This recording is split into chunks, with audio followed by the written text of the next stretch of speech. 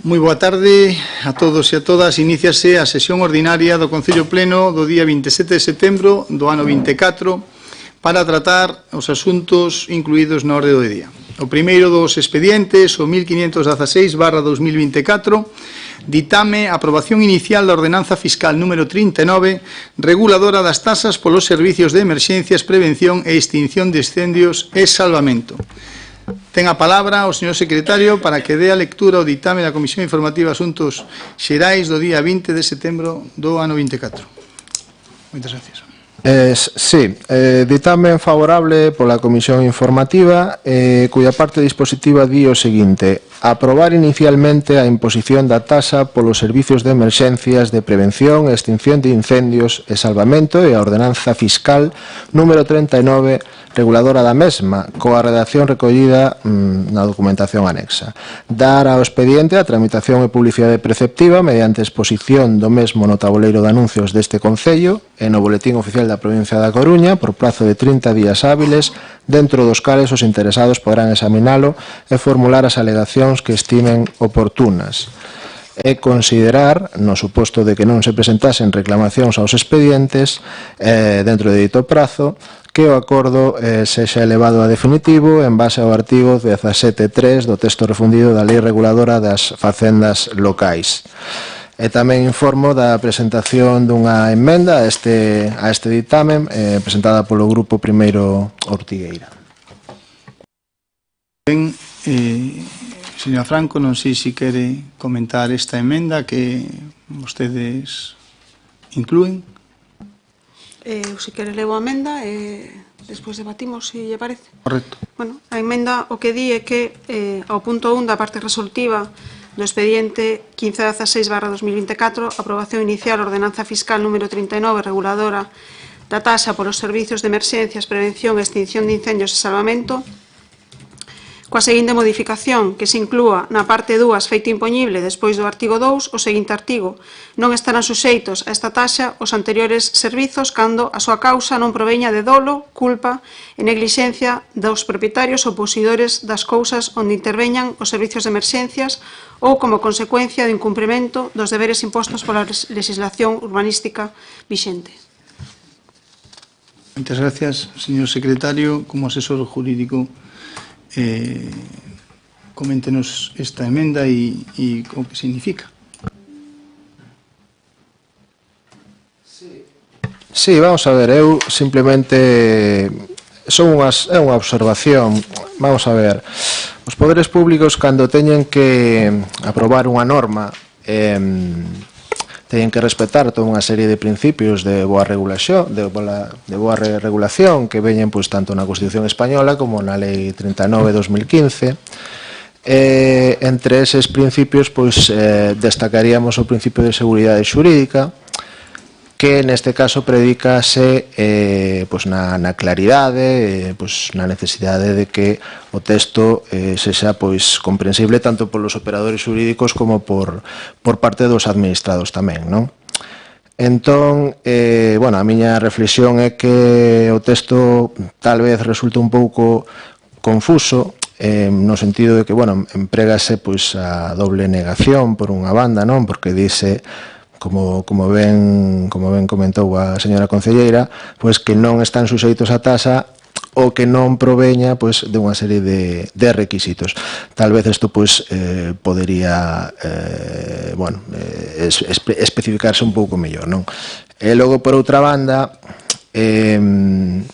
hai algunhas cuestións que tal vez poidan dar lugar a problemas. Eu explico isto porque a miña labor non soamente é verificar a legalidade ou ilegalidade, senón tamén pois a necesidade de que os textos normativos axústense pois a unha técnica normativa óptima para evitar a unha eventual litixiosidade neste tema, non? Especialmente tendo en conta pois que os suxeitos pasivos, concretamente os sustitutos dos contribuintes, pois van a ser aseguradoras que van a ter equipos xurídicos pois bastante complejos, o sea, bastante completos, non? Entón, eu, por unha banda, trataría de tratar de aclarar que o que preténdese deixar fora da taxa, en lugar de... Porque ao final estáse remitíndose a un concepto, o que chamamos en dereito un concepto xurídico indeterminado. É dicir, que a súa determinación require unha labor de interpretación. Cando se di non proveña de dolo, culpa ou negligencia, van a ter que ser os servizos administrativos, e máis especificamente a Tesorería Municipal, a que diga que é iso. Eu non sei, supongo que poderase aclarar neste pleno se isto refírese á forza maior ou exactamente que casuística podería ser, non? Pero eu creo que convén que se teña en conta por parte do pleno que cando regulanse este tipo de cuestións un pouco ambiguas, é moi probable que por parte dos servizos administrativos acádense interpretacións que non sempre van a ser coincidentes coa vontade do pleno. Hai moitos exemplos tamén en administracións, nas cámaras legislativas, nas que, desgraciadamente, os temas acaban nos tribunais e resulta que os xuíces conclúen que o texto non era exactamente o que querías dicir ou tal. Entón, simplemente o que quero dicir é eso, que tal vez debería un pouco concretarse que é o que se quere dicir por outro tema tamén, temos máis asuntos. Por un lado está o que é a imprecisión en canto a... Vamos a ver, cando se di aquí propietarios ou poseedores das cousas, a mí resultame extraño porque no artigo... Vamos a ver... O que regula os suxeitos pasivos, que é o 9, refírese a outros colectivos, refírese aos solicitantes do servicio que sexan posuidores, alugueiros, ocupantes dos lugares, os suxeitos pasivos son máis amplios. Entón aquí quizá non sei se o obxectivo é concretamente estas persoas, es decir, os propietarios ou posuidores das cousas, ou o obxectivo é que sexan todos estes colectivos que fícanse no suxeito pasivo. Xa sei que o texto di isto, pero hai que telo en conta. E logo, por outra parte, no texto, cando se di ou como consecuencia do incumprimento dos deberes impostos pola legislación urbanística, isto pode dar lugar tamén un pouco a confusión, porque claro, aquí dice, aquí non emplegase a negación, e polo tanto, eu non digo que sexa o que se quera dicir, pero pode ser que alguén interprete que o que se quere dicir é que é justo o contrario, non? É dicir, que non están suxeitos aos que incumpran a normativa. Pero o que sí que resulta especialmente resaltable é que estes incumprimentos deben ser obxecto de acreditación mediante un expediente de disciplina urbanística. E, polo tanto, por todo isto en virtude do principio de presunción de inocencia, non? Entón, polo tanto, o que quero decir é que todo isto pode dar lugar a unha serie de litigiosidade bastante importante. Eu creo que a solución sería tratar de redactalo dunha maneira máis sinxela, tal vez simplemente dicindo o que dixen ao principio, é dicir, non están suxeitos a esta taxa os supostos que se encontren en forza maior ou, en definitiva, que se aclare exactamente que é o que se quere, non? Porque eu xa digo, eu creo que é un pouco confuso. Simplemente son observacións, sin maior consecuencia. Moitas gracias. Ábrese un turno de palabra. Señora Rego. Eu sí que coincidía. Claro, cando lin a emenda, na entendín. Non entendín porque non sei a que non se lle quere ter que cobrar. Eu creo que esta ordenanza o que prima é que xa que non se cobrou ningún tipo de servicios nin de intervención pola extinción dos incendios e de salvamento é precisamente para, polo menos, cobrarlle as compañías aseguradoras. Ainda no caso que haxa dolo, as compañías aseguradoras en primeira instancia van cubrir esa intervención, ainda que despois ya recobren a persona que cometa o delito, e iso é así en seguros de todo o ámbito. Xente que comete un delito por ir nunhas condicións nun vehículo e ten un accidente e hai indemnizacións e o seguro en primeira instancia despois o recobrará. Por iso eu non sei a quen pretende vostede extinguir. Eu entendo que serán persoas que ao mellor que cometeron un error ou que teñen un siniestro por calquera causa e que non se lles queira cobrar. Normalmente todas as actuacións están en vivendas que están aseguradas, ou seja, serían propias, e eu, sí, serían propias para eses termos. E despois, creo recordar que tamén hai na coletilla hai unha ordenanza que para persoas que están en situación de risga e en condicións desfavorables que tamén se poden exonerar desta tasa. Hombre, dado que o Concello de Ortigueira é o único que non cobra, o único que está facendo intervencións en Mañón, en Cariño, en Cedeira, en Cerdido, en Valdoviño, hombre, e que soportamos un peso económico para este Concello e que os demais non cobran, eu creo que é de recibo que podemos empezar a cobrar polo menos algo para recuperar un pouco ese custo económico que estamos a soportar desde hai moitísimos anos. Eu creo que tampouco é unha idea moi descabellada, pero sí que é verdad que eu tampouco entendín a emenda porque non sei a que se refire o que non quere usted que se lles cobre. Simplemente iso. Moitas gracias, señor Rego. Ten a palabra o señor Marcos Xal. Grazas, señor alcalde. Boa tarde a todos e a todas.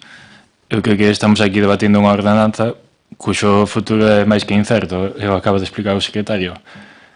Ademais, se lemos o informe que temos na documentación, xa pon que antes de nada e antes de aprobarse calquer tipo de taxa é necesario regularizar o servizo do GES, algo que sigue sin facerse desde 2013. Isto significa que estamos falando dun servizo que a día de hoxe non ten a cobertura legal necesaria. Por lo tanto, unha pregunta que nos facemos e que lles facemos a vostedes tamén é como pensa o goberno local resolver esta situación. Ademais, a señora Rego acaba de dicilo moi ben, o GES actúa fora do noso concello e fora do noso concello, o Concello de Ortigueira non ten ningún tipo de competencia. Entón, que llimos pisar as competencias o Concello de Cervido, de Mañón, das Somozas, de Moeche, etc. Que acordo teñen cos concellos da nosa comarca para que estes contribúan ao pago do GES? Fixeron algún trámite? Falaron cos alcaldes e as alcaldes dos concellos para isto? Pregunto, Entón, nós sabemos que é unha tarefa moi difícil facer esta ordenanza e moito máis regularizar o servizo do GES. Hai un montón de competencias que están fora do alcance do Concello de Ortigueira porque actuamos noutros municipios e requiere de acordos de planificación e a implicación de outras administracións, incluso da Deputación e da Xunta de Galiza. Sabemos que non se pode facer de hoxe a mañá e sen unha base legal sólida. E o risco que temos agora mesmo é que esta ordenanza se aprobe e non teña ningún tipo de efecto real. O que dixo o señor secretario, que nos metamos en litixios e en diferentes xuizos, non? Para resolver quen ten que pagar ou quen non ten que pagar. Entón, a pregunta que outra que lanzamos é que se pretende aprobar exactamente hoxe. Porque se non temos unha base real, se non hai esa regularización do GES, que facemos aquí? Debatindo esta ordenanza que xa desde un principio está mal redactada, está mal feita. E non o dicimos nós, vendo os informes. Entón, outra cousa que tamén me gustaría comentar é que nos documentos que incluíron dentro deste pleno é que na comisión informativa se recolle que esta ordenanza foi aprobada por unanimidade, algo que non é certo. O BNG votou a abstención e ata onde eu sei e teño apuntado, primeiro Ortigueira e PSOE tamén votou a abstención. Entón, habería que corrixir iso tamén, porque nós, ante estas dúbidas e ante estes informes de Secretaría, temos as nosas dúbidas legais e non podemos aprobar ou non podemos contribuir a aprobar unha ordenanza que non sabemos se vai poder aplicarse. Moitas grazas. Moitas gracias, señor Marcoxal. Ten a palabra a señora Franco. Moitas gracias, señor alcalde.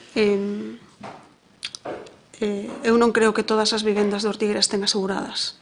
Seguramente, se facemos un estudio, máis da mitad non van a estar aseguradas. Nós o que pretendemos con esta emenda, que, por certo, eu non me inventei, eu de lei sei moi pouco, ou nada.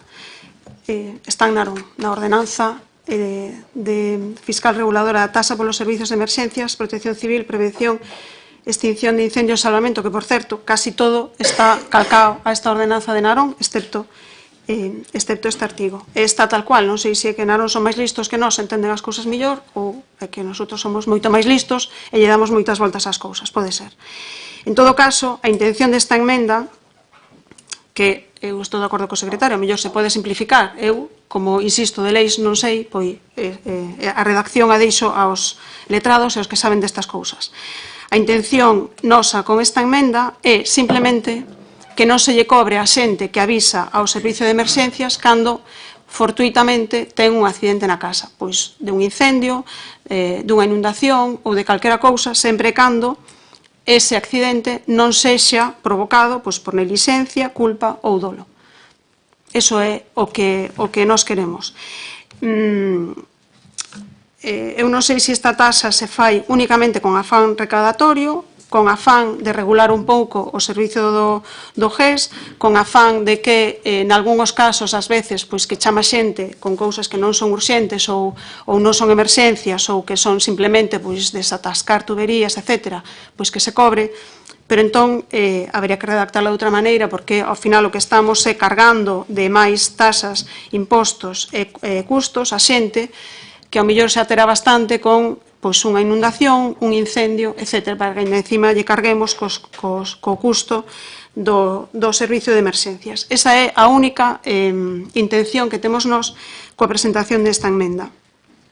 Pero tamén nos surde a mesma dúbida que lle surde ao concelleiro do BNG, porque no informe o que se di é que non é posible aprobar ordenanzas fiscais neste ámbito sen que previamente se regularice a situación xurídica. Entón, bueno, pois eu entendo que ao mellor sí que vamos ter problemas de litixios e de outras cousas, porque efectivamente nós non temos competencias fora do Concello de Ortigueira, co cual, ao final, que vai a pasar? Que esta tasa só la van a pagar os veciños de Ortigueira, que cando os servizos de emerxencia tengan que salir coas motobombas ou cos camións ou co resto a outros concellos, eles non van a pagar nada e só o vamos a pagar os veciños de Ortigueira, que cando teñamos un accidente na nosa casa e non teñamos o seguro, pois resulta que, aparte de que se nos incendia a cociña, pois vamos a ter que pagar, pois non sei, 200, 300, 500, 1000 euros ao servicio de emerxencias. Pois, home, eu penso que debemos mirar un pouco mellor o que vamos a aprobar hoxe ou o que queren aprobar hoxe, porque tal e como está redactado, se encima pois non queren admitir esta emenda, pois penso que o único que estamos facendo é cargando de máis impostos e tasas aos veciños que creo que xa están bastante saturados con este tipo de cousas. Eu penso que isto non vai a solucionar absolutamente nada, ou lle damos unha volta e a redactamos de outra maneira e miramos para que poida ser efectiva e que regule efectivamente o servicio do GES, ou se non penso que estamos perdendo o tempo. Moitas gracias, señor Franco. Señor Cao. Boas tardes, moitas gracias, señor alcalde. Estamos de acordo, en principio estamos de acordo con esta ordenanza, porque claro que soporta o Concello de Ortigueira o gasto de todas as intervencións que o GES ten que realizar tanto no Concello como fora do noso Concello, pero agora nos xurden as dudas, despois de escoitar o secretario, de que esta ordenanza poida chegar a bon porto, que non seña máis problemática que beneficiosa para o Concello, porque si vamos a ter que empezar a estar en litixios todos os días, que teñamos unha intervención do noso grupo do GES en todos os concellos, pois vamos a ter un problema grande. Entonces, eu penso que é mellor darlle unha volta ao texto, darlle unha pensada e facer que a ordenanza salga adiante como ten que salir. Nada máis. Moitas gracias, señor. Señor, antes de eso, estamos falando sobre a emenda. Claro. Entón, en primeira instancia, antes de pasar ao fondo do que sería o expediente número 1, que sería o de aprobación inicial do que sería esta ordenanza fiscal, vamos a falar da emenda que presenta o Grupo Primeiro Ortigueira e si hai que votala, si sale adiante ou a retira a señora Franco e modificamos o texto, ou non sei, si non hai que votala tal cual está e temos que decir si nos parece adecuada ou non esa emenda. Non? É así, señor secretario. Correcto, es así. Se me permite, nosotros digamos que retiramos a emenda se vostedes se comprometen a retirar o punto e miralo entre todos para que isto poida salir de outra maneira. Se non retiramos a emenda, evidentemente. Pero penso que, pois, o dixemos todos aquí, hai que darle unha volta a isto. Penso que vostede tamén é consciente de que, tal e como está redactada, co informe do secretario, pois posiblemente nos atopemos con máis problemas que ventaxas con esta ordenanza. Entonces, pois, o mellor que podemos facer é pois, deixala sobre a mesa, revisala, mirar outros concellos como fan, outras mancomunidades, que é o que comenta o secretario, e ver como se pode facer para que isto nos poida servir para algo, porque aprobala para que non nos sirva para nada, máis que enchernos de litixios coas compañías aseguradoras, como dixo a señora Rego, pois penso que estamos perdendo tempo. Ben, o que vamos a facer é votar este punto e despois no seguinte, se queredes, vemos o segundo punto. A emenda, sí, perdón. Un momentiño, porque eu creo que estamos falando de temas distintos. O que produce os litixios e os que pode producir unha mala interpretación pode ser a inclusión de esta emenda, ou entendín eu ao revés. Secretario. Lo que es la enmienda, sí, como he explicado, da lugar a confusión, pero bueno, también es cierto, y también lo explico en el informe, que hay algunos problemas que hay que resolver previamente, que, bueno, en definitiva, estamos ante un servicio de carácter supramunicipal, y que por lo tanto lo correcto sería que fuese prestado por una entidad supramunicipal, como fuese la Diputación o una mancomunidad. Moitas gracias. Vamos logo a votar logo a emenda, tal como ven ahora, que non, bueno, parece que non, sí. Bueno, votos a favor desta emenda, votos en contra desta emenda, abstencións. Non me quedó claro. ¿Cuál es el voto del concejal del bloque? Sí, é que, a ver, estamos dicindo que a ordenanza está máis redactada, entón votar unha emenda ou votar esta ordenanza é que realmente, sinto moito, é absurdo. Se a emenda dá lugar a problemas e a ordenanza dá lugar a problemas, é absurdo aprobar unha emenda ou non aprobala, igual que aprobar a ordenanza como non aprobala. Está mal redactada, está mal feita, entón o mellor que podría facer o goberno local é admitir o erro e retirar o punto. Moitas grazas. E senón, pois, eu abstéñome porque non vou ser cómplice de aprobar algo que está mal feito.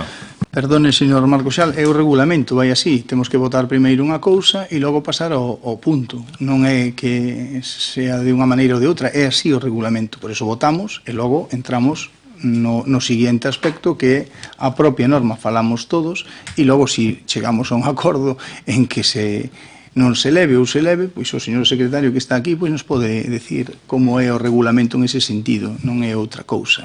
Por eso se ten que votar. Votos a favor desta emenda? Votos a favor? Sí, porque o señor secretario quere... 5 a favor. 5 en contra.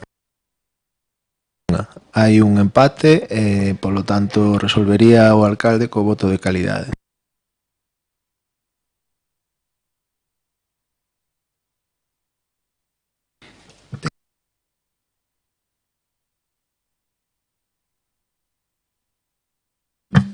Bueno, eu creo que xo expuxen xa anteriormente.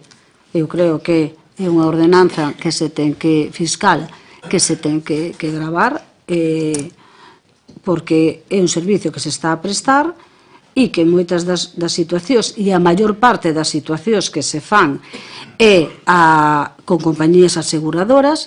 E, por outro lado, vostede, señora Franco, daba un dato de unhas casas que non tiñan seguro. Eu podo lle garantizar, iso é unha opinión súa, pero podo lle garantizar que a maior parte de todas as vivendas do Concello de Ortigueira están aseguradas, porque, por desgracia, a maior parte das vivendas que temos no Concello están todas hipotecadas e é unha garantía de ter o seguro comunitario, o seguro nos seus fogares.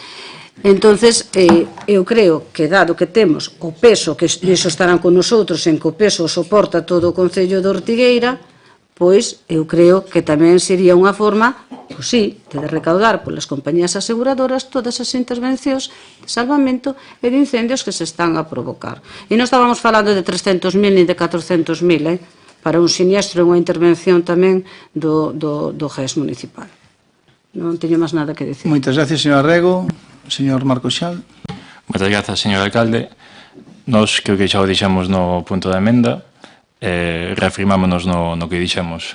Está sin regularizar o GES, hai un informe que di, do secretario que di o que di, e nos cinguímonos o que diga o secretario. Non podemos aprobar unha ordenanza que está mal redactada. Moitas grazas. Moitas gracias, señor Marcos Xal. Ten palabra a señora Franco. Moitas gracias, señor alcalde. Bueno, señora Rego, eu penso que non me escoita cando fala. Dicen 300, 400 ou 1000.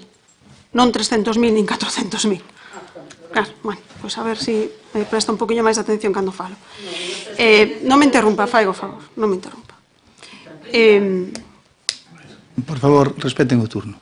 Gracias, señor alcalde. Eu non teño dato de cantas vivendas hai aseguradas en Ortigueira ou non. O que si estou segura de que hai moitas que non están. E que, tal e como vostedes queren, porque xa que votaron en contra da emenda que supón pois non cobrarlle a xente en caso de accidente provocado por que non sexa provocado por unha negligencia, pois dados todos os problemas que estamos vendo aquí hoxe con esta ordenanza, eu penso que o máis sensato é deixala sobre a mesa, volverlle a dar unha volta cando presentemos, que estemos todos convencidos de que esta ordenanza vai a ser o millor tanto para o servicio de emerxencias como para o Concello, como para os veciños do Concello, porque, tal e como di o informe do secretario, ao final non se lle vai a cobrar nada aos concellos de fora, nin aos veciños de fora, e todo vai a recaer de novo nos veciños de Ortigueira. Por lo tanto, nosotros propoñemos deixar este tema sobre a mesa, cando vostedes teñan a ben, nos chaman, o miramos e o analizamos entre todos para poder aprobalo, pois si pode ser por unanimidade. Moitas gracias. Moitas gracias, señor Franco. Señor Cao. Moitas gracias, señor alcalde. Bueno, eu creo que todos estamos de acordo en que esta ordenanza é necesaria no Concello de Ortigueira, pero tamén vemos que necesitamos darlle unha volta e poñer en valor o traballo do noso equipo. Porque se ao final, como di a señora Ana, vemos todos que só vamos a pagar os veciños de Ortigueira, o resto dos veciños da comarca non vamos a poder recaudar nada nin soportar o gasto, que ainda encima é o maior gasto, porque os desplazamentos son maiores. Entón, eu penso que é mellor deixar sobre a mesa, falar, redactar unha nova ordenanza co que haxa que cambiar, traela e aprobala por unanimidade todos, que no fondo estamos todos de acordo en que esta ordenanza saia adiante. Moitas gracias. Moitas gracias, señor Cao. Estaba enseñando aquí o señor secretario unhas cuestións. A ver, o que temos que ter claro é, primeiro, o GES é o grupo extramunicipal de emerxencias de aquí, o supramunicipal de Ortigueira. Nace no ano 14, antes había Grumir e demais. Durante moitísimos anos nosotros vimos prestando servicios de todo tipo en todos estes concellos que están limítrofes a nosotros. É o propio GES o que me dice, cando eu chego, que cumpre o tema de facer unha ordenanza. Son eles e non eu, nin o goberno, os que, falando cos outros GES que teñen ordenanzas en esta línea, como saleu aquí, os que deciden que puntos meter en base á súa experiencia.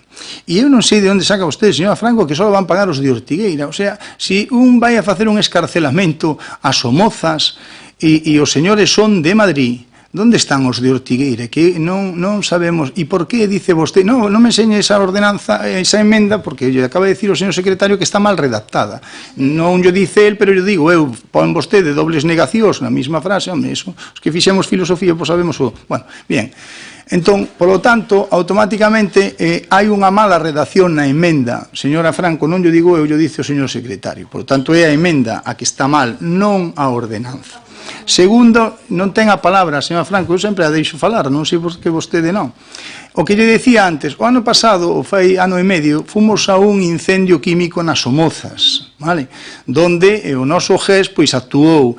Non cobramos nunca ningún peso. Cando facemos algún tipo de intervención en incendios, tampouco o facemos. Deste xeito, con esta ordenanza que tamén ten Mugardos, que tamén teñen outros sitios que teñen GES como a nós, pois vamos a cobrar eses servicios que veñen a mitigar todo o esforzo e o sacrificio que precisamente fai a xente de Ortigueira, porque, como vostede tería que saber, non sei se o sabe, é que o GES se sufraga con un 40 e tantos % da Diputación da Coruña, un 50 e tantos % da Xunta de Galicia e o resto, un porcentaje pequeno, como antes falaba, non o falaba en términos de porcentaje, pero si o decía o señor Cao, o fai o Concello de Ortigueira. Polo tanto, nosotros xa estamos sufrindo este asunto.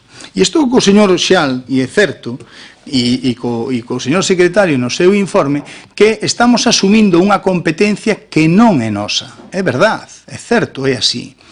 Pero eso non significa que non sea un feito. É un feito de que é así. Por tanto, nosotros o que temos que ter claro é que somos o único GES que non estamos cobrando nada.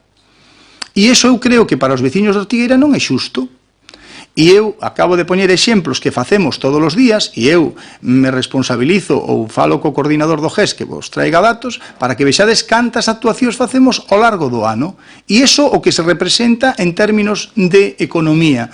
Máis de, ao mellor, 50.000 euros ao ano, solo as salidas que fan a escarcelacións de coches, viviendas, etc., etc. Que no 90 e tantos % dos casos, que tamén lles presentarei datos, son sufragados polas compañías de seguros. Polo tanto, a quen lles estamos facilitando o tema non é aos veciños, é ás compañías de seguros que non lle cobramos nada.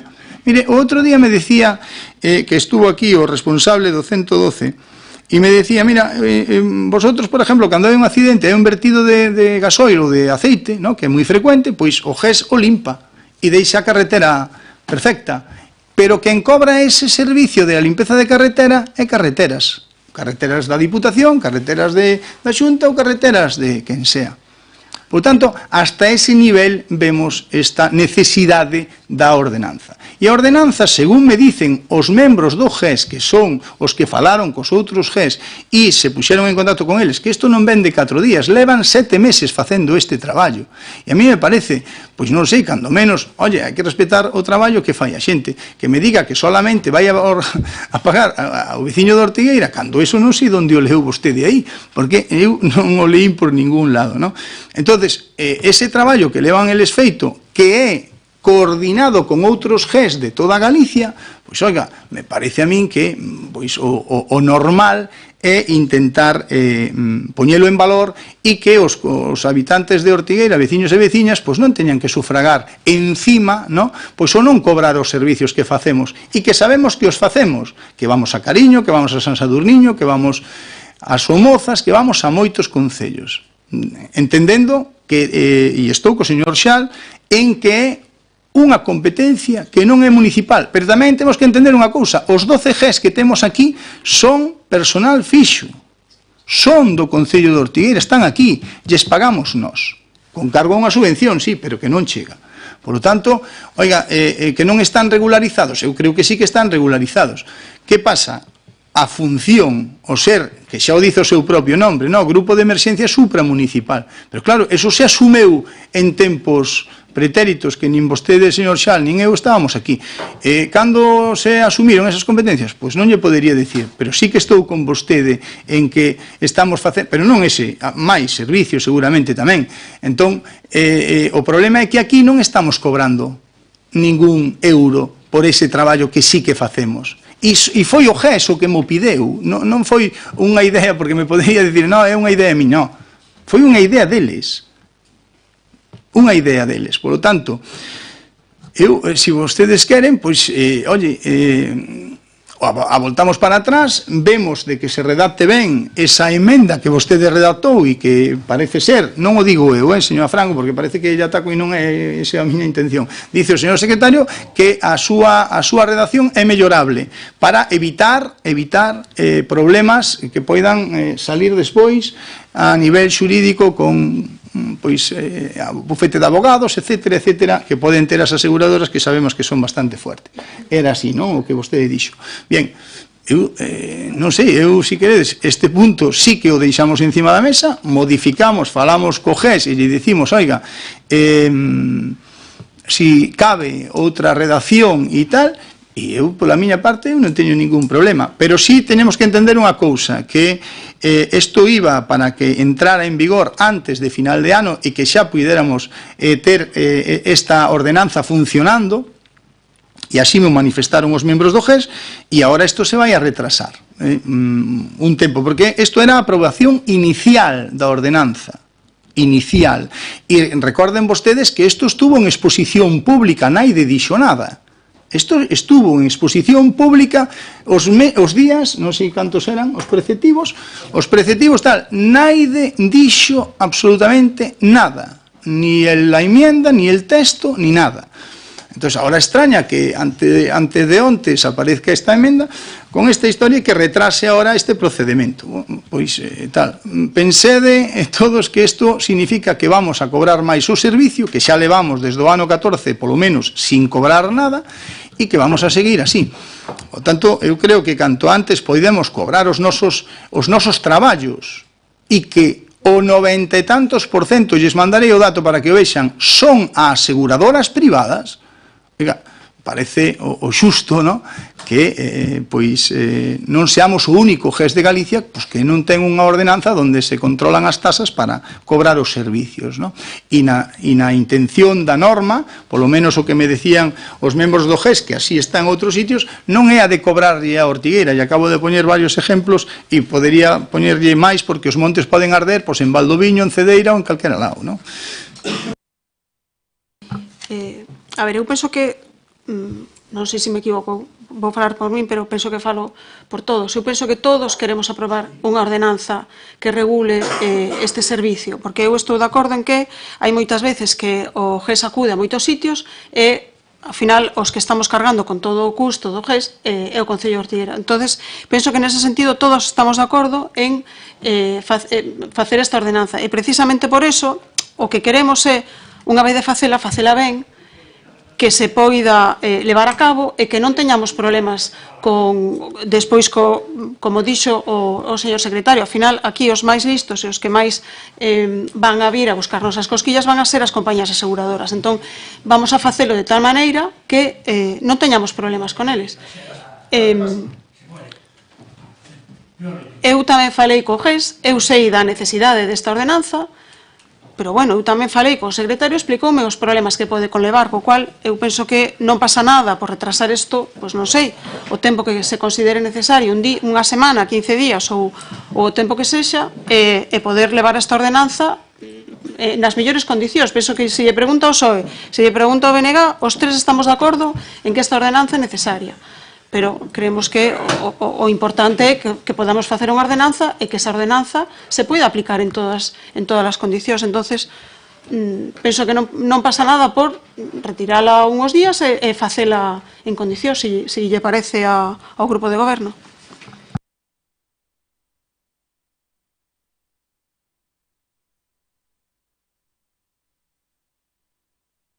Esta ordenanza e mirar esa emenda redactada correctamente e que non haxa engaño. Me gustaría facer unha pregunta ao secretario.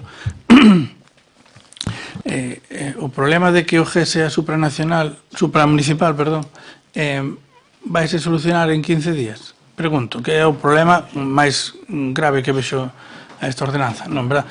Cando estima vostede que se pode solucionar ese... Pois, como xa dixen, habería o ben que devolver a competencia á Deputación ou constituir unha mancomunidade de municipios cos 13 concellos cos que se presta servizo. Vale. E vamos a facer isto? Pregunto. Tamén me surge unha pregunta, entón, según o secretario, esta ordenanza se pode aplicar a un veciño do Concello de Moeche? Estou lle preguntando ao secretario, se non lle importa, señora Rego. Tal e como está redactada é o que pon, pero bueno, eu xa lle digo, o tema é que, o problema é anterior. O problema non é tanto cobrar ou non cobrar, senón prestar o servicio fora do Concello. El servicio que estamos prestando. Polo tanto, disculpen. O servicio lo estamos prestando e agora é o servicio que estamos facendo por fora, cal é o problema, porque eu non me estou enterando. O veciño de Cariño vai protestar porque lle vayamos a pagar o lume, porque vai non facer persoal do Ortigueira que está fora do municipio. Pregunto. Situación de dolo. Quen vai facer os informes necesarios para confirmar que esa situación fora de dolo, que fora unha neglixencia ou que fora algo diso? Pregunto tamén. A emenda que veña aquí. A ver, si o problema é sobre o tema de que o GES é un grupo supramunicipal, non se vai a solucionar nin hoxe nin dentro de 15 días. Por lo tanto, eu digo que vayamos aprobando esta que estuvo a exposición pública, xa digo que moitos días. Que vayamos aprobando esta ordenanza de maneira inicial, como pon o texto, que ten aínda para emendas e demais, así non perdemos o que é este tempo e tal, poderemos modificar, me imagino, ¿no? Algún, vale? E vamos avanzando, si lles parece adecuado. ¿Sí? Entón, eu o que lles pido tamén é que lle demos unha volta a esa redacción da emenda que non lles gusta. Repito que non é miña, pódeme decir vostede que a redactei eu, pero non a redactei eu. Non digo que a redactaros esta é copiada literalmente da ordenanza do Concello de Narón. Pero penso que sería xusto pois evitar ese custo á xente que, por desgracia, pode ter un accidente na súa casa, na súa finca ou o que sea, que non sexa culpa del, evitar ese custo. Eu penso que tampouco non vai a supoñer ningunha cousa extraordinaria ás arcas municipais, sin embargo, os veciños, pois seguramente, pois estaremos botando unha man. Entón, eu podo estar de acordo en tirar pa diante coa ordenanza, pero sí que me gustaría que se tuvese en conta pois este artigo redactado como vostedes consideren oportuno, pero que pois eso, que lle quitemos ese custo aos veciños que, pois, encima de ter o accidente, pois que teñan que pagar coas tasas das emerxencias. Este punto pon aprobación inicial, como dicía eu antes. Por lo tanto, é a aprobación inicial e logo pode e é susceptible de ter cambios no seu texto e demais, e reformular e ver cousas de añadir ou cousas de non añadir. Por lo tanto, eu creo que levamos moito tempo sin cobrar este servicio. O GES é o que fai a ordenanza e o que falando con outros GES de maneira coordinada sacan este texto, son eles os que son especialistas na materia, saben perfectamente cando van a unha emerxencia e cando fan o servicio pois a un vehículo ou que sea, quen é ou quen vai a ser o que vai a ter que pagar ese custo, e en ningún sitio pon nesa ordenanza pois que seña o de Ortigueira ou de Mañón ou de Cariño. É dicir, ao final o servicio se vai a prestar en calquera dos municipios, aínda que, repito, o GES é personal indefinido de aquí de Ortigueira. Conseguiron a fixeza, por lo tanto, están totalmente regulados. E iso non nos pode deixar de que olvidemos este asunto, que non é menor. Por lo tanto, Vamos a votar logo esta aprobación inicial da ordenanza fiscal número 39. Votos a favor? 5. 5, 6, con el del socialista. No, pero vamos a votarla. Venga, pues vamos a... ¿Es así, señor secretario?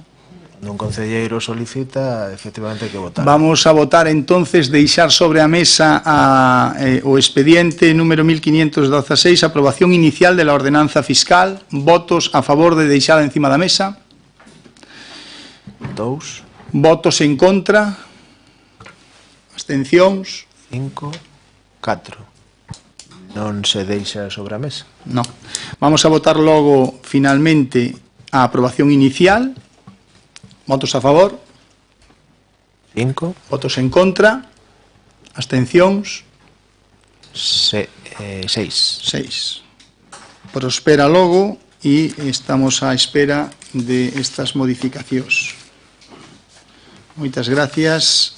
Pasamos logo ao segundo expediente, modificación orzamentaria mediante crédito extraordinario 42-2024. Ten a palabra o señor secretario para que dé a lectura ao dictamen da Comisión Informativa do día 20 de setembro 24. Moitas gracias. Este asunto,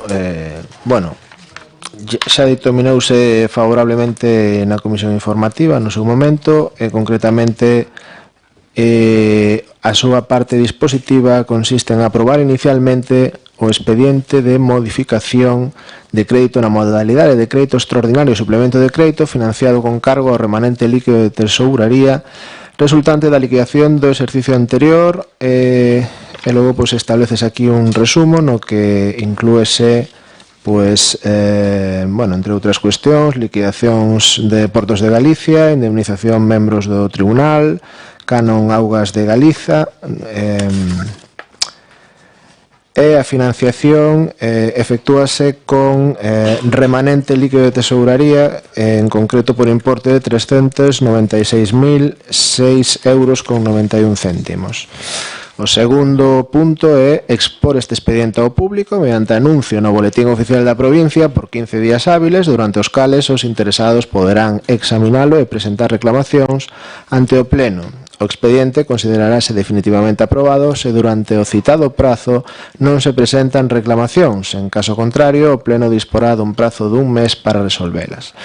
E, finalmente, unha vez sexa aprobado, publicarase no Boletín Oficial da Provincia para a súa entrada en vigor e aplicación aos correspondentes créditos con cargo ás aplicacións de Estado de Gastos do Orzamento Municipal de 2024. Moitas gracias, señor secretario. Ten a palabra a señora Rego. Bueno, como se expuxo xa no pleno do anterior do 6 de setembro, era dotar a facer a modificación orzamentaria para dar pago ás facturas e ás tamén as tasas de portos, indemnizacións dos tribunais, dos procesos selectivos e os canos de agua.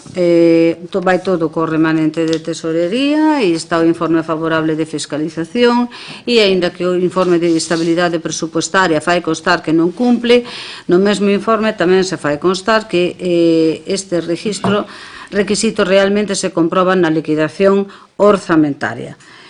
Polo tanto, temos a sorte de que temos remanente de tesorería, cousa que hai anos non había ese remanente de tesorería que se pode utilizar mentras que non cambie a normativa, que seguramente nos próximos meses cambiará de poder utilizar este remanente de tesorería. Quere dicir que o Concello de Ortigueira ten liquidez e que, polo tanto, podemos sacar os cartos do remanente de tesorería que para iso están.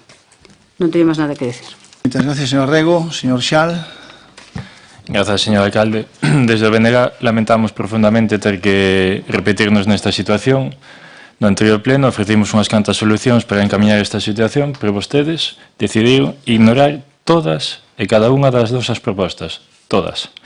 Propuxemos dividir as facturas en lotes para facilitar unha revisión e garantir así que as empresas e proveedores pudesen cobrar o que lles corresponde o tempo que se controla o gasto. Non nos fixeron caso, non quixeron facelo. Tamén solicitamos unha maior transparencia e control financeiro, coa creación dunha comisión de seguimento e que supervisase cada gasto. Tampouco se fixo. Solicitamos un plan de gasto de aquí a final de ano. Tampouco se fixo. Solicitamos tamén un borrador dos orzamentos, pero, bueno, ese xa o coñecemos como os orzamentos de Schrödinger. Así como están, non están ao mesmo tempo. E a nosa intención sempre foi colaborar, sempre. E xa dixemos que, non lle dei a cabeza ao señor alcalde, que desde aquí sempre intentamos colaborar. Sí, que lle deu. E aí están as propostas que lle poñemos. Tampouco lle imos pedir que cumprisen todas, pero polo menos mostrar a intención. Xa non digo de levar unha ou de traer unha, polo menos mostrar a intención, pero non teñen nin sequera a intención. Pero non, aquí os que están bloqueando o pago das facturas son vostedes. E por qué? Porque temos os mesmos documentos, sen modificación ninguna. Non hai ningunha medida nova para resolver os problemas de xestión que levamos meses denunciando. Nin tampouco hai un compromiso real para rectificar. Tampouco hai ningún tipo de diálogo. Aquí, onte, creo que se nos mandou tamén unha mensaxe de que íbamos recibir un audio, ainda estou esperando por ele. Os problemas financeiros do Concello son graves, pero a súa solución é seguir prestando facturas e gastando sen ningún tipo de control. Da igual como yo digamos, pero se non nos fai caso a nós, polo menos faga yo a interventora e o secretario, porque a situación empeorará e poñerá en risco a estabilidade do noso Concello, que é de todas e de todos, non seu.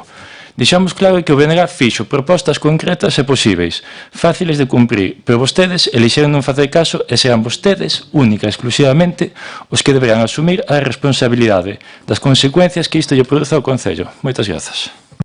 Moitas gracias, señor Xal. Me dice a interventora que o de separar por lotes non se pode facer. Creo que xa yo comentaron. Señora Franco, cando que... Gracias, señor alcalde. Ben, pois, efectivamente, a mesma modificación que trouxeron hai uns días, na que nós pedimos deixala sobre a mesa e que a mandasen un expediente ao Consello Consultivo da Xunta. Non fixeron nada. Iso é o que a vostedes lles importan os proveedores. Nada.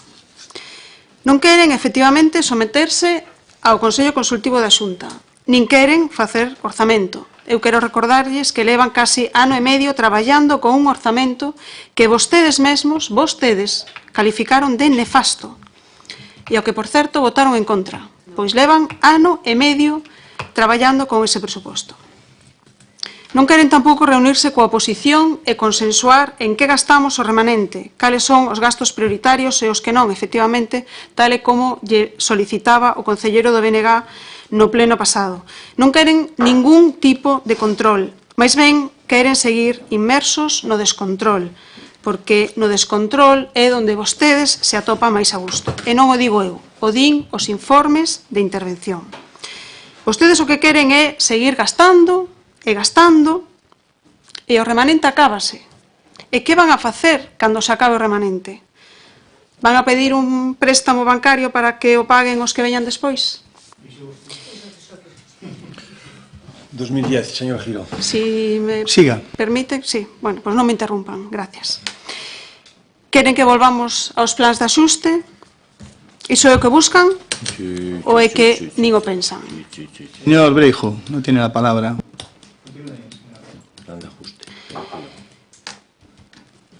Canto teñen de facturas conformadas?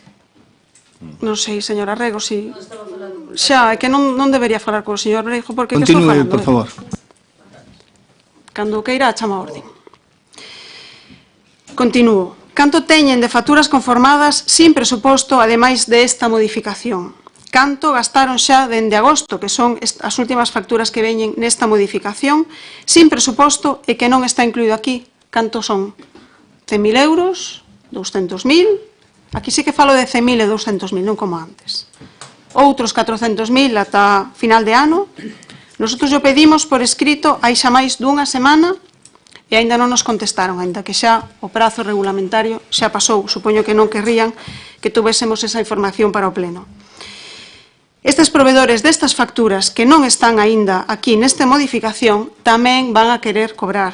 E como van a cobrar cando se acabe o remanente? Son vostedes non só uns xestores nefastos, senón uns inconscientes.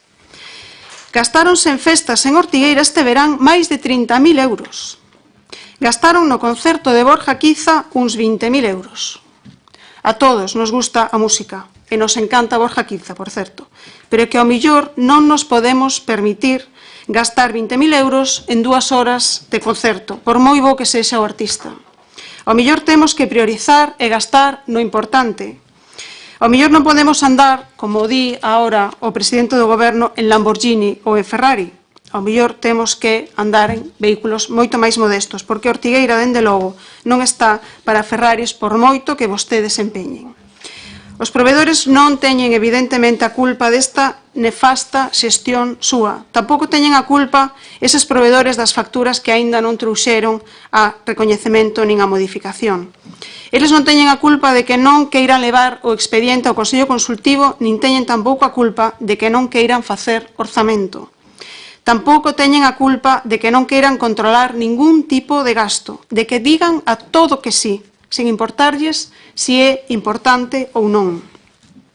Non teñen a culpa de ter que esperar meses por cobrar.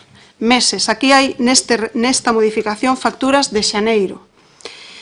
Ni siquiera teñen eles a culpa de que, efectivamente, por esa desastrosa xestión súa, os precios se incrementen seguramente en máis dun 25 ou dun 50% porque os provedores non saben cando van a cobrar. A culpa de todo isto é exclusivamente súa, do seu goberno, señor Calvín e señora Rego. E que facemos? Vanse comprometer aquí a facer un orzamento dunha vez? Porque, se é así, se vostedes se comprometen a facer ese orzamento, poden contar con nós, como xa lles dixemos en moitas ocasións. Vanse comprometer a reducir e a controlar o gasto, porque tamén, neste caso, se se comprometen a facer isto, poden contar coa nosa man tendida para facer unha política económica equilibrada e unha xestión eficiente. Que van a facer? A que se queren comprometer para poder sair deste embrollo?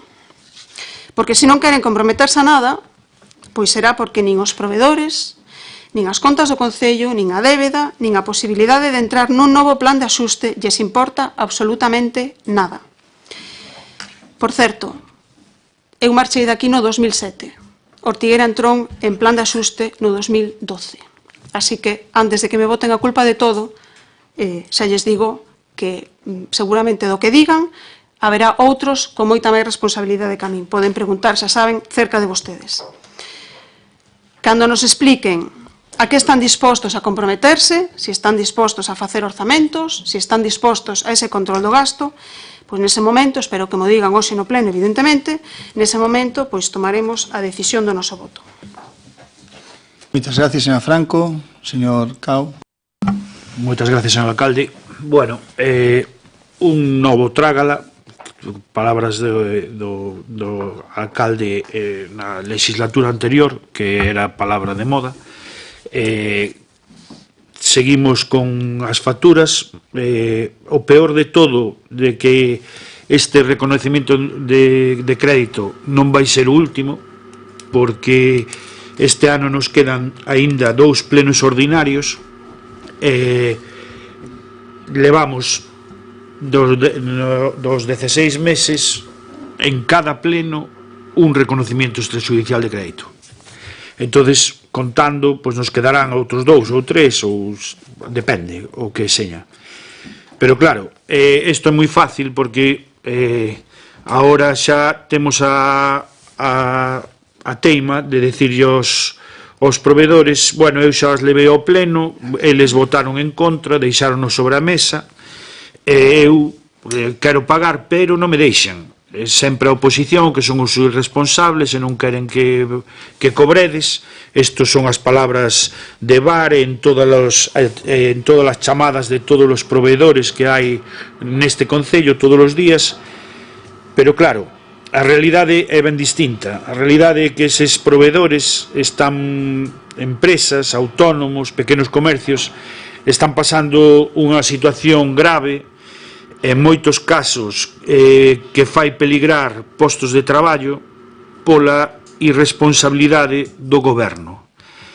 de encargar traballos, facer traballos e non poder pagalos porque non teñen crédito suficiente as partidas. Pero bueno, seguimos todos os servicios en deficitario porque hai servicios básicos que están sufrindo ou van a sufrir pola irresponsabilidade do goberno de non pagar as facturas e os provedores van a parar de servir e son servicios básicos que os veciños van a deixar de percibir porque as facturas despois de un ano, casi, non é un ano, pero son 10 meses sin cobrar, non o poden soportar. Vamos a pasar de na legislatura anterior de pagar, ter un período medio de pago de 23 días, tal e como marca a lei, a, pois, calculen vostedes con facturas de xaneiro a que período medio de pago vamos a subir.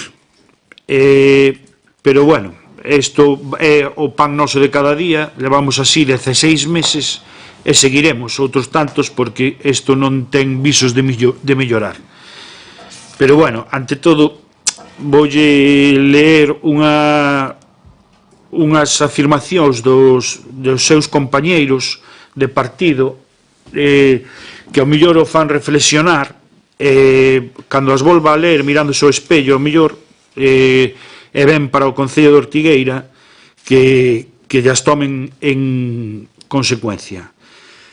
Os últimos 16 meses de mandato nos que o alcalde se negou a dialogar coa oposición, caracterizándose pola ausencia de orzamentos actualizados, abuso na utilización e esgotamento do remanente, extralimitacións na contratación menor, pago de facturas e contratación sen partida presupostaria, incumplimento dos acordos plenarios, xestión ineficiente dos servicios municipais, incapacidade de diálogo político e ataques de carácter personal e menosprecio ao labor da oposición.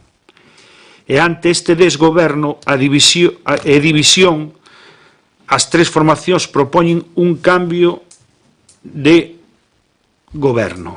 Isto o di o PP de Muxía, no cal presentaron unha moción de censura en estes días. O sea, eu penso que debe usted ler estas afirmacións dos seus compañeiros mirándose ao espello e xa verá como se parece moitísimo a outro Concello de Ortigueira, ao Concello de Ortigueira, perdón. Pero, bueno, en definitiva, os que non teñen culpa de nada de isto son os proveedores que fixeron o seu traballo e necesitan cobrar. Non nada máis, non teño nada máis que decir. Moitas gracias, señor Cao. Eu simplemente comentar sobre este asunto que xa o debatimos o outro día. Bueno, o que están vostedes describindo é unha situación pois casi, non sei, prebélica ou demais. Eu o que lle vexo a xente para nada é o que vostedes están dicindo. O que si ven é que cada vez que vimos aquí dicen vostedes que colaboran, bueno, pues colaboran a isto, a que aumente o período medio de... Claro que sí, porque cada vez que traemos algo que queremos pagar, porque as cousas tamén nos las piden. Eu vexo, despois falaremos de alguna pregunta, hai que pintar isto, hai que facer o outro, pero claro, eso, e que o faigamos co comercio local. Claro, eso significa que o vamos a facer, pero hai que pagar. Claro, a xente cando fai un traballo ten o que cobrar e hai cartos para pagar, que na súa legislatura, señora Franco, no. Home, que me diga vostede que trouxo a Julio Iglesias, a Café Quijano e a todo isto, que me fale a min de que gastamos 30.000 euros en todo o Brao. Hombre, si eso lo llevó Julio Iglesias seguramente por bajar la maleta. A ver, que me diga vostede todas esas cosas, pois a veces entra en tema de risa. E recorde que eu xa lle dixen que fixeran vostedes un tema aí abaixo para pagar despois de 2 anos, a xente de Ortigueira, por tanto, e era vostede concelleira de Facenda, por tanto, que me dé vostede lecciones de pagar a la gente. Aquí en el pueblo todos nos conocemos, por lo tanto, non ten vostede a palabra señor Breijo, non ten. Primeira chamada a orden ao señor Breijo. Por lo tanto, o que si ven aquí é un tema de que os traballos hai que pagalos, e os traballos se requiren e os veciños queren que lles faigamos cousas. Non queren que por aforrar cartos ou por tal que non se faigan as cousas, porque de nada vale que teñamos moitos cartos no banco se logo as pistas non están ben ou se os servicios non se prestan con calidade. Nosotros somos unha administración pública e estamos para emplear os cartos nos veciños, para mellorarlles a vida. Xa sei que vostedes son oposición e teñen que vir aquí a decir que todo vai mal, pero eu podo decir moitos dos servicios que en un ano e 3 meses que levamos, pois xa existen e antes non. Podería falarlle dos rayos X, aqueles que vostede pois decía que non iban vir nunca máis, ou de outros moitos, o SETA e demais. Por lo tanto, vostedes están nun ambiente, pois xa digo, pois de moita confrontación e demais, pois que a nosotros non nos vai a evitar de que sigamos traballando. O que traemos aquí son unha serie de facturas para pagar. Como dixo antes o señor secretario, tasas, tribunales de procesos selectivos que estamos facendo e demais cuestións que hai que pagar, porque nosotros somos un concello que quere pagar. A propósito do Consello Consultivo, señor secretario, si pode vostede decirle, porque falou do Consello Consultivo, de por que non se leva aquí ou tal, si quere vostede comentar algunha cuestión sobre o Consello Consultivo, non é que nosotros non queramos leválo ao Consello Consultivo, para nada. Sobre este particular, señor secretario. Pero que é o que se quere levar exactamente?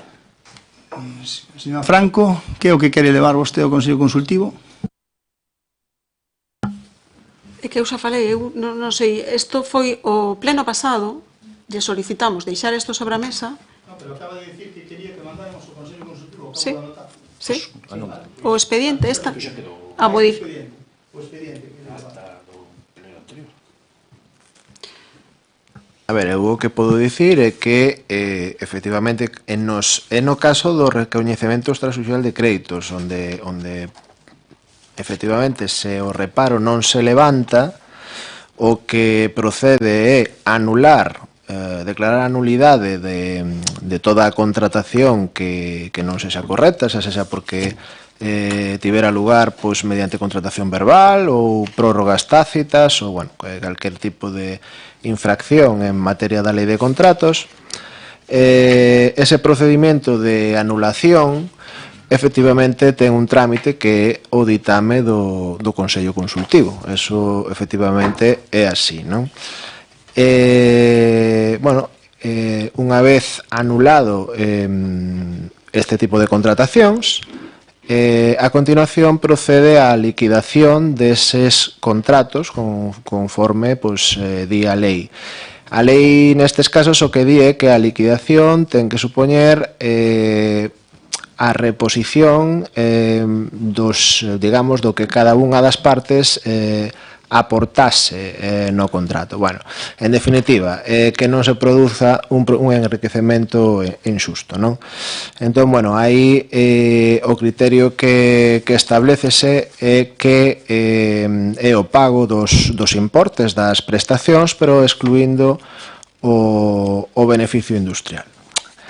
Eso é no caso no que non se levante o reparo da intervención.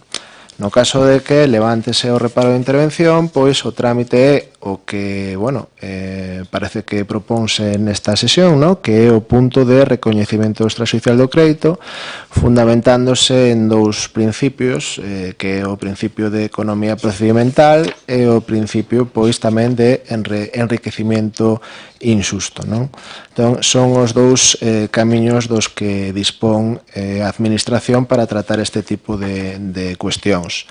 A min, bueno, se me permiten, constame que é o Concello de Cambre o único que efectivamente leva a cabo as anulacións das contratacións verbais, non? Xa digo, pódese consultar no listado de ditames que é público, pero eu xa digo, Solamente coñezo ese caso. Os demais pois, van polo camiño do recoñecemento extrajudicial, pero é certo que supón o levantamento dun reparo da intervención, que evidentemente tamén ten a súa dificultade, vamos a dicir. Moitas gracias, señor secretario. Por lo tanto, o que ven aquí é unhas facturas que unhas persoas, a maior parte deles, tasas e demais, tamén son do Concello de Ortigueira, que fixeron uns traballos e que os queren cobrar, como ben decía o señor Cao. E iso é o que vimos e o que traemos aquí. Entón, vamos a votar o punto. Votos a favor, votos en contra, abstencións. 6.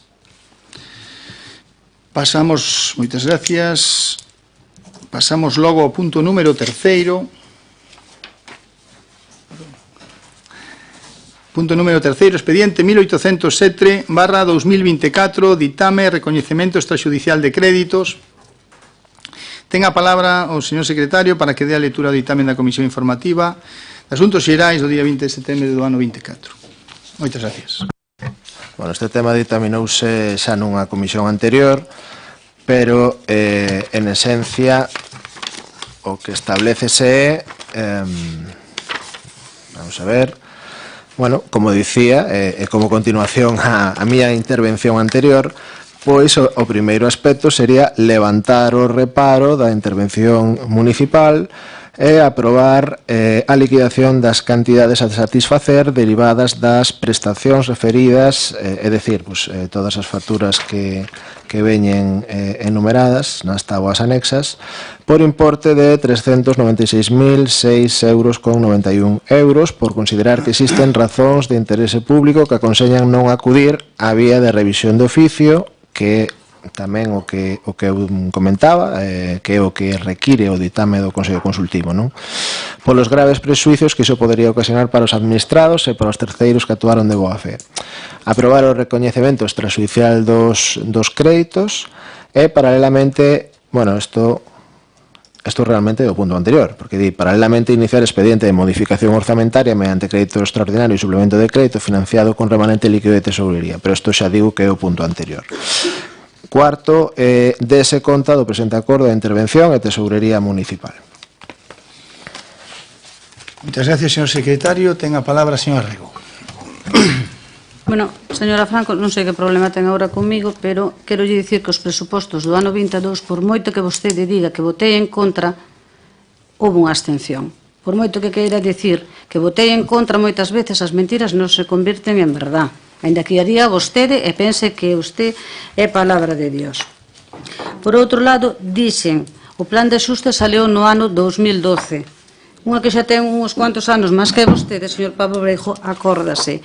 Estou falando eu, se lle perdona, o mismo que me piden respeto a min, tamén lles gustaría que me tuvera vostede a min.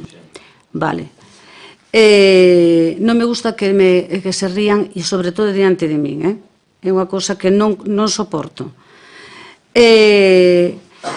Despois, por outro lado, non estamos na mesma situación. No ano 2007 e no ano 2006 non había liquidez, e usted está comigo en que estou dicindo a verdad. Por eso se creou o plan, o crédito de pago de proveedores por 1,5 millón de euros, que aínda se empezou a pagar no 2015 porque non tiñan vostedes liquidez, cousa que agora é completamente distinta porque agora hai liquidez. E por que non había esa liquidez? Señora Franco, porque o primeiro que fixeron vostedes aquí foi cambiar todas estas instalacións, porque había un remanente de 300, aquel momento 300 millóns de pesetas, empezaron a cambiar todo, veu Julio Iglesias, empezaron a querer achar os cotos e de aquellos barros estos lodos e moitas outras máis cousas.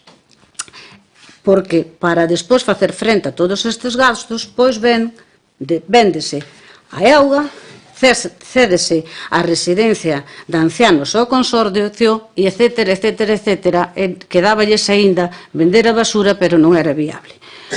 Todo iso, díganme, cando vostedes están gobernando, cometeron o mismo, e eu entendo que agora que vostedes están en oposición, pois é a labor de fiscalizar. E eu fun da oposición e esa é a labor da oposición. Mire, dividir as facturas como vostedes pretenden e consultello a interventora é inviable. É inviable. A nosa interventora dinos que é inviable. Eu non sei quen yo comentou a vostede que é inviable. Despois, dividir por lotes. Despois, un borrador de presupostos. Pois, estáse niso e tan pronto sea.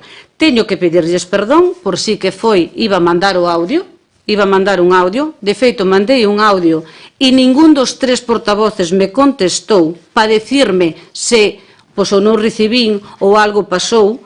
Eu puxen buenas tardes, vamos vos mandar un audio explicando os últimos puntos que van a entrar. E Naida absolutamente, e dixen gracias, Naida absolutamente me contestou, ni me dixo que non mandara, se habría algún tipo de problema, así que iso tamén é o que lles interesa á oposición, ese diálogo que ten co grupo de goberno.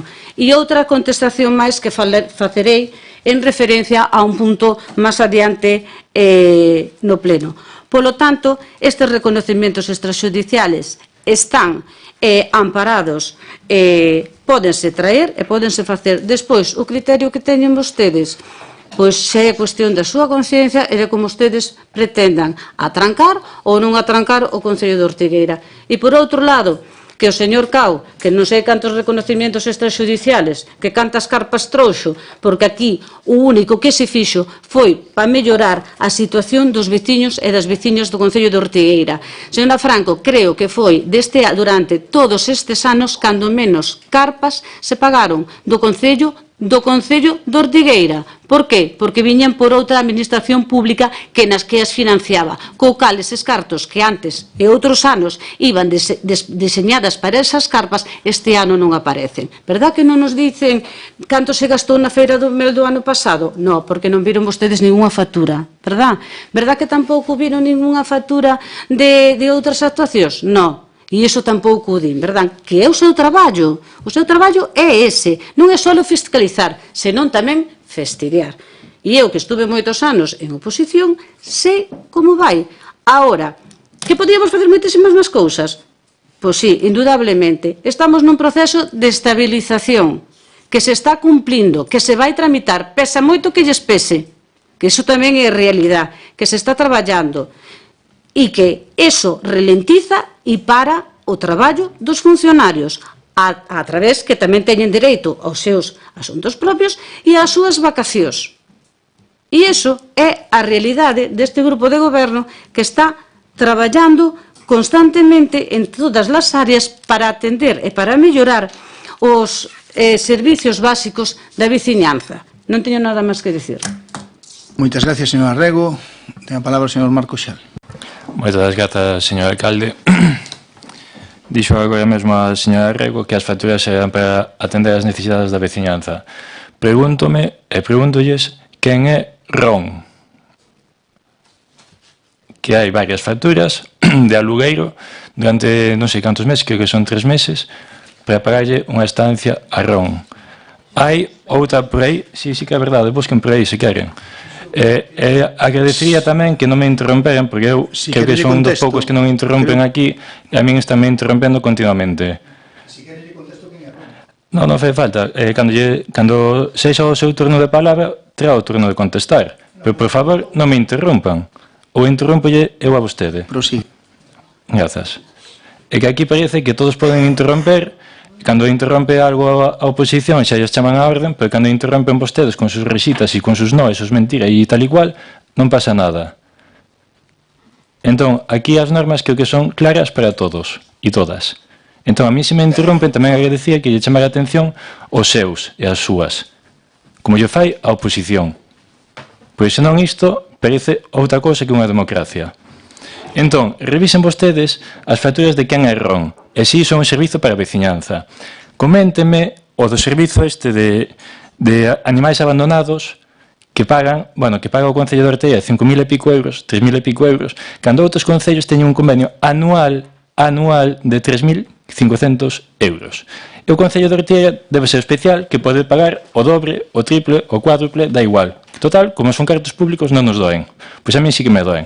E por iso tamén nos poñemos tan rabudos cos dos orzamentos e as modificacións. Pero despois podemos seguir profundizando nas facturas, porque nós sí que as analizamos todas, 64 páxinas, casi 400.000 euros. E aí hai unha cantidade inxente de guantes, unha cantidade inxente de bombillas, unha cantidade inxente de rollos de papel higiénico. Inxente, non poña cara de sorpresa, porque entón está demostrando vostede que non sabe ni sequera as facturas que pagan. E hai facturas de 1.400 euros que pon bombillas, guantes e papel higiénico, 1.400 euros. 2 días despois, outra vez, o mesmo, guantes, papel higiénico, bombillas, 3.000 euros. E así unha pila de veces, un montón. E despois veñan aquí con servizos para a veciñanza. A mí que me expliquen. Iba a dicir unha cousa, pero vai quedar mal. Quero saber quen é a persoa ou as persoas que tanto van ao baño que necesitan 5.000 rollos de papel higiénico. Hai unha factura que pon aí 4.800 rollos de papel higiénico. Impresionante. Unha factura. Pero é que hai máis de rollos de papel higiénico. Non sei, debe de haber un brote impresionante de diarrea en Ortigueira. Pois senón eu non me explico. Despois podemos seguir moitísimo máis con estas facturas. E nós temos que aceptar todo. Tragalo. De dicir, bueno, o Concello de Ortigueira, como é rico, ten cartos de sobra, pode coller e pagar, pois eu que sei, 10.000 euros en papel higiénico, 15.000 euros en guantes, 20.000 euros en bombillas. E nós temos que aceptalo. E entender que é un servizo para a veciñanza. Pois moi ben. Se queren facer iso, pois fágano, pero non terán o noso voto a favor. Terán o noso voto en contra. E sí que entendemos que hai moitísimas empresas locais e comarcais que dependen de que estes orzamentos, estas facturas se paguen. Hai empresas locais ás que se debe 15.000, 20.000 e 25.000 euros. É unha cantidade impresionante. Tamén habría que controlar un pouquiño o gasto de en que e como se gastan estes cartos, porque son os cartos de todos e de todas. Moitas grazas. Moitas gracias, señor Marcos Xal. Ten a palabra a señora Ana Franco. Moitas gracias, señor alcalde. Bueno, eu entendo que non queiran falar da súa propia xestión e necesiten sempre remitirse ao que pasaba hai 20 anos. Ademais, non fan coa verdade, senón que están xa tan acostumbrados á mentira que a repiten pleno tras pleno, como decía antes a señora Rego. Eu penso que xa lle deixou claro o señor alcalde a propia señora Rego que estuvo buscando a factura de Julio Iglesias non sei canto tempo e non a atopou. Pois debe ser que non está, debe ser que o Concello non a pagou.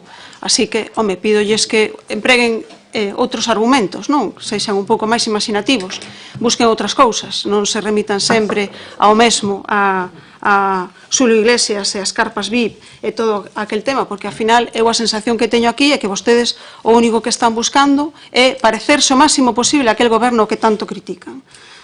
Ao final é o que están facendo, é, bueno, pois endebedarse,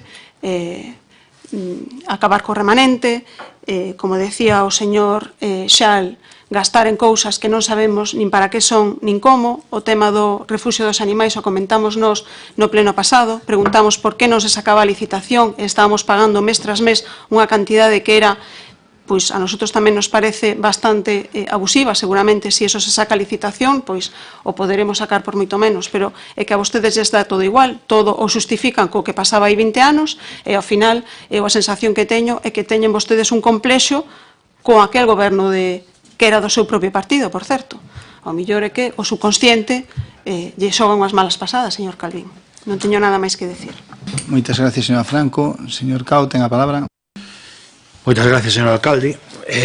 Bueno, é unha continuación do punto anterior. Este punto, como ben dixemos antes, o desgoberno é total, é absoluto, a xestión económica está fatal.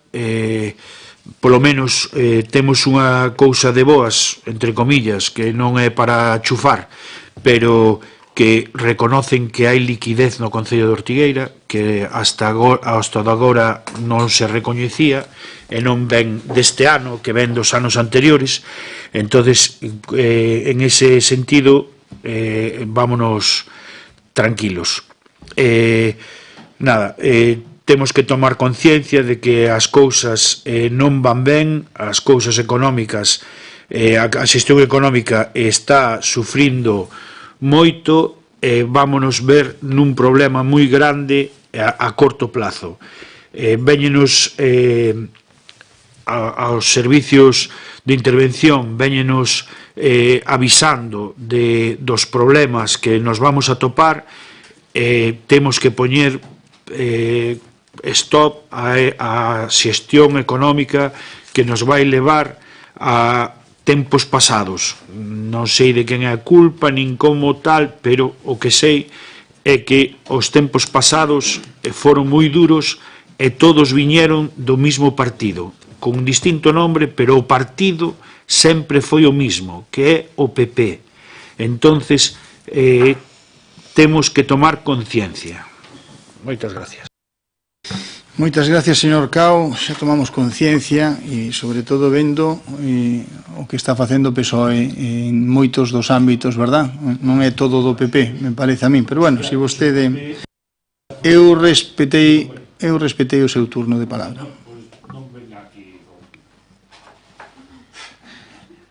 Por favor. Neste punto, o que vimos é a recoñecer extrajudicialmente estes créditos, comentarlle, señor Xal, que Ron é un can. E como sabe vostede, ou debería saber, o Concello de Ortigueira, como todos os concellos, temos as competencias que nos transferiu precisamente o PSOE en materia de colonias felinas e tamén todos os cans que haxa polo Ortigueira. E isto que dicen vostedes de o que gastamos en Perrera, si é certo, porque sabe vostede que ven un problema, e senón tamén yo digo eu, de que temos a un veciño que ten 50 cas en mal estado e que nosotros nos tivemos que facer cargo de esas cousas e seguimos facéndonos cargo, porque como temos competencia non nos podemos inhibir. Temos que facernos cargo. E iso pode ser que nos coincida en que vamos a gastar moitos máis cartos, porque se pasa o que está pasando en Ortigueira con este veciño ou veciña, pois sucederá isto. E tamén lle dou a razón, como antes no GES, que tampouco sería unha competencia do Concello, pero sí que nos la han transferido. E a partir de aí, os gastos, se temos suerte e non temos ningún, pois non vamos a gastar nada. Pero se non temos suerte e temos estas cuestións, pois vamos a ter que gastar e moito. E non nos podemos inhibir de ninguna maneira. Por lo tanto, quero dicir isto, que as facturas se pagan non porque queiramos pagarlle a Ron ou non a Ron, sino que temos que facernos cargo dese animal que está na rúa. Ou que querería vostede que o deixáramos? Ao mellor quere vostede que non faigamos nada cas colonias felinas e que non faigamos nada cos cas. Pero iso tamén o ten que explicar vostede, porque eu creo que a nosa responsabilidade cando pasa isto, pois facernos cargo dos cans, aínda que sabemos que é un custo que non nos competería a nosotros. Vamos a pasar logo á votación deste punto. Sí, dígame. Xa que me pide explicacións, podillas dar? Eu xa comentei, outros concellos daqui da zona teñen convenio con refuxios animais. Son 3.500 euros. Ortigueira paga o doble ou o triple. Entón, grazas por aceptar que fai unha mala xestión do Concello. Grazas. Non lle acepto iso, porque non é así. Nosotros falamos con moitas protectoras, nosotros temos un volumen de animales que ahora mismo xa lle digo que é un problema que non foi co meu goberno, que ven de atrás, de moitos anos atrás, pero que non se fixo nada, como con outras moitas cousas. Agora temos nosotros que xestionar todo isto. Falei xa co Concello de Mañón, co Concello de Somozas, para intentar facer e mancomunar nosotros unha perrera. E tamén falei co Concello de Ferrol, que teñen, ou Narón, que teñen tal, pero que pasa? Que teñen tal volumen eles tamén de cans que tampouco están para estas cuestións. Por lo tanto, nosotros nos tivemos que buscar a vida nun momento determinado e agora. Por lo tanto, non puidemos facer a xestión esa que dice vostede. Claro, se estuéramos sentados tranquilamente e puidéramos analizar, pero é que tiñamos o problema encima xa. 50 cas.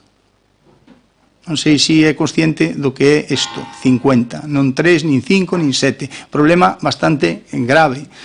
e intentamos xestionalo, xa lle digo, igual é mellorable a xestión, non lle digo que non, pero o que intentei é solucionar un problema que había e grave xa de salud pública e a todos os niveles, non? De feito, non o actuamos só nosotros, veu Seprona e viñeron axentes da Xunta e veio moita xente aí a esa casa, Por lo tanto, a xestión eu creo que se fixo é un problema que xa está máis ou menos encamiñado, pero que non foi fácil, xa lle digo que non foi fácil, e de aquí en un tempo intentaremos mancomunar cos concellos limítrofes pois este problema que non é só noso, porque pode aparecer mañá Somozas 5 casas abandonados, mañá aquí, pois despois do festival 7 ou 10 ou 16, e te tes que facer cargo. Non vale decir non, porque non vas a deixar o animal abandonado, verdad que non? Pois iso é o que pasa. Vamos a votar logo este punto. Votos a favor do expediente número 3.807/2024, recoñecemento extrajudicial de crédito. Votos a favor? Votos en contra? 5. Abstencións? Perdón? Abstención 6, ¿no?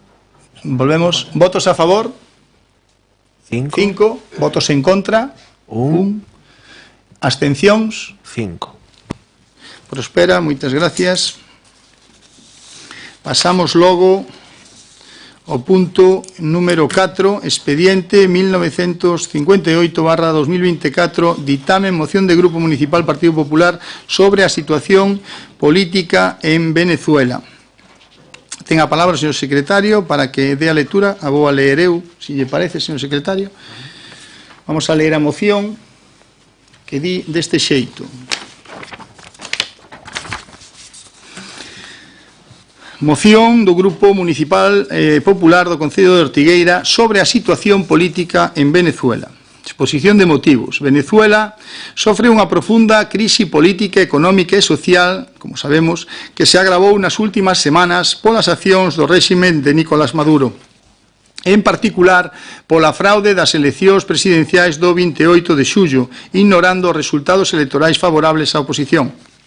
A tiranía non tivo vontade de garantir a celebración dunhas eleccións libres e transparentes, segundo conclúen todos os observadores e organismos internacionais, e perpetra agora unha fraude sobre os seus resultados que priva a oposición da súa victoria nas urnas e do recoñecemento de Edmundo González como lexítimo presidente electo. Desde a falta de transparencia nas eleccións ata a posterior intensificación da represión violenta contra a disidencia, incluída e sistemática violación dos dereitos humanos, o réximen de Maduro está a aferrarse ao poder en contra da vontade do pobo venezolano. Isto, entre outras moitas razóns, evidencian a total falta de legitimidade democrática dun réximen que segue sen recoñecer a súa derrota e sen favorecer o inicio dunha transición cara á democracia e dun plan de recoñecemento e respeto aos resultados electorais.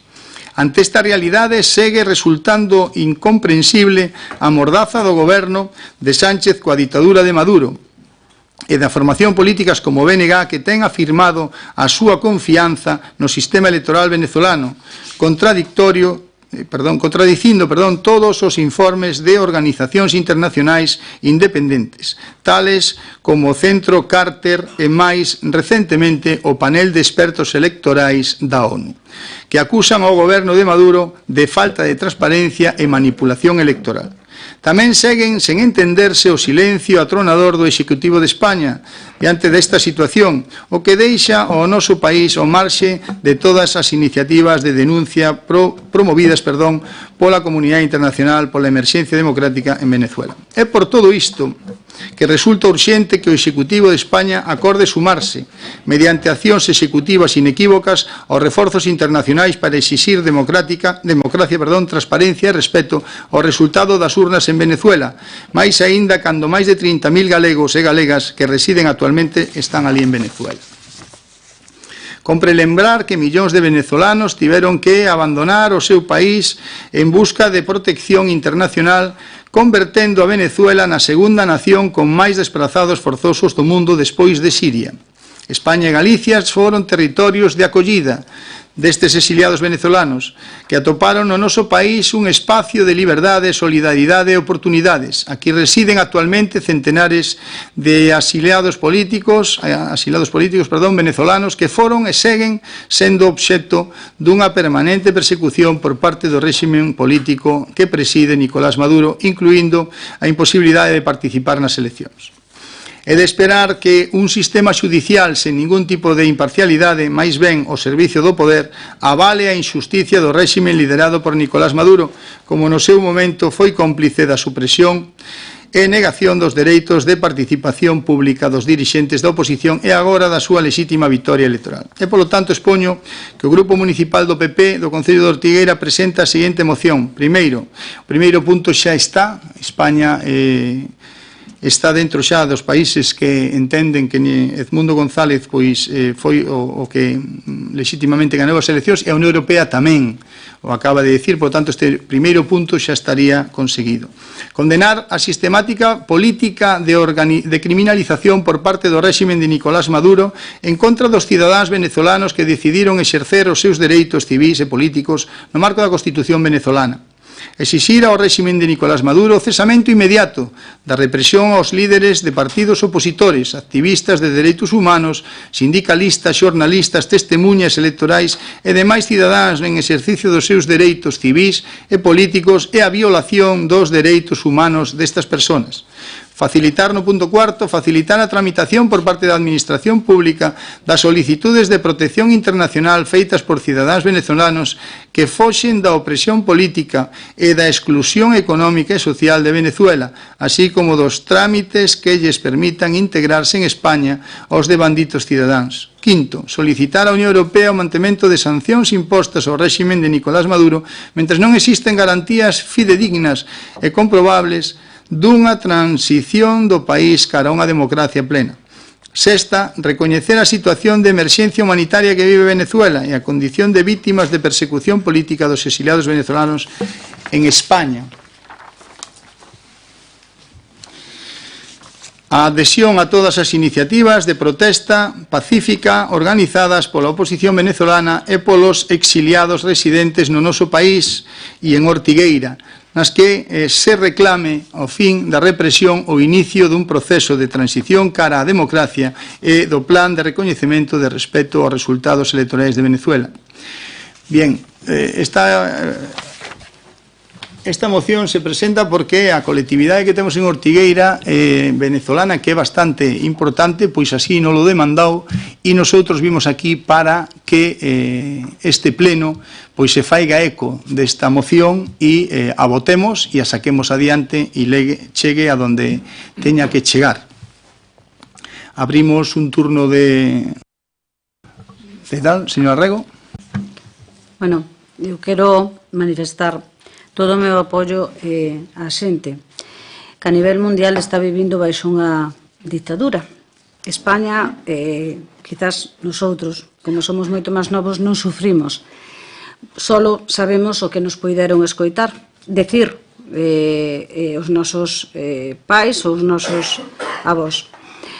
Pero aparte diso, eu creo que está claro que aquí a dictadura é tanto de dereitas como de izquierdas. É unha dictadura. É vivir, ter o dereito, non se ten dereito a unha liberdade das ideas políticas. E iso é o que temos que cambiar todos os grupos políticos, independentemente da ideoloxía política. Facendo unha estadística, dice que máis do 28% sigue baixo un réxime dictatorial. Solo un 57% da poboación vive en réxime democrático e despois temos en torno a un 15% que está a medio camiño entre o pluralismo e o autoritarismo. Eu quero poñer de manifesto que sí que é certo que agora, debido ás eleccións municipais de Venezuela, pero eu tamén faigo un chamamento a todos eses países que están en dictaduras como Cuba, China, Somalia, Siria, Azerbaiyán, Egipto e todas esas que tamén están sufrindo esas dictaduras. E eu facería un chamamento en que todas, independentemente que agora sí que é o caso de que Venezuela é a que está a sufrir porque non puido exercer libremente o dereito ao voto, o que nosotros xa temos a sorte de hai moitísimos anos que o podemos facer, pois que tamén se unan todas eses gobernantes para poñer fin a todas esas dictaduras que todavía siguen vixentes no ano 2024 no que estamos. Moitas gracias, señor Arrego. Ten a palabra o señor Marco Xal. Grazas, señor alcalde. Hoxe o Partido Popular dalle por presentar unha moción sobre a situación en Venezuela. Un asunto que, como sabemos, é de grande complexidade e de importancia a nivel internacional. Con todo, consideramos que este pleno municipal debería centrarse nas necesidades e problemas de Ortigueira e da Galiza. Recoñecemos a situación en Venezuela que é preocupante e que apoiamos que se busquen solucións a través de vías diplomáticas e de resolución pacífica dos conflitos. Pero a moción que presentan non achega solucións concretas, nin útiles para mellorar a situación no país, e, en cambio, desvía a atención dos problemas que afectan directamente aos veciños e as veciñas de Ortigueira. En lugar de centrarnos en cuestións sobre as cales este pleno ten competencias, vostedes prefiren falar sobre as que non temos competencias. O obxectivo que perseguen é claro: tapar a súa falta de iniciativas municipais para Ortigueira e desviar a atención da súa mala xestión.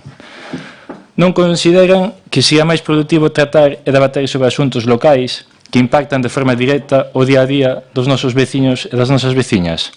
Sanidade local, como o peche de centros médicos en Espasante e Mera durante o verán, que está a deixar a nosa poboación sen un servizo sanitario esencial, medio ambiente e enerxía, a preocupación pola utilización de 3 macroparques eólicos en Ortigueira, que traen un impacto significativo na paisaxe ou na biodiversidade, atención aos maiores, a calidade da comida na residencia de maiores de Ortigueira, que afectan a un sector especialmente vulnerable da nosa poboación, a calidade da auga, os continuos vertidos recorrentes no río Mera, que se producen cada poucos meses, supoñendo un grave risco ambiental e de saúde pública, infraestructuras, a necesidade de mellorar moitas das pistas e accesos que están en mal estado, dificultan o tránsito diario da veciñanza ou solicitar dunha vez a construción da BAC Costa Norte, que nos una con Viveiro e Ferrol, unha verdadeira demanda histórica de toda a comarca.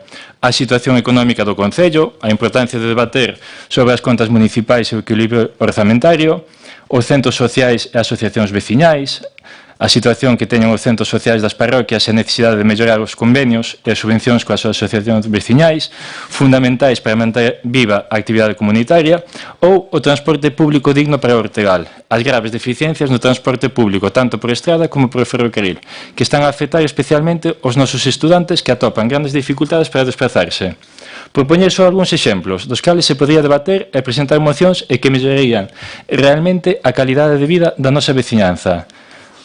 Pouco máis que comentar, máis que dicirlles que desde o BNG sempre apostamos pola resolución pacífica dos conflitos, pero sí que lle recomendaríamos que o Concello de Ortigueira debe centrarse en resolver os problemas que afectan a nosa veciñanza e mellorar a calidade da vida de aquí, na nosa terra, en Ortigueira e na Galiza. Moitas grazas.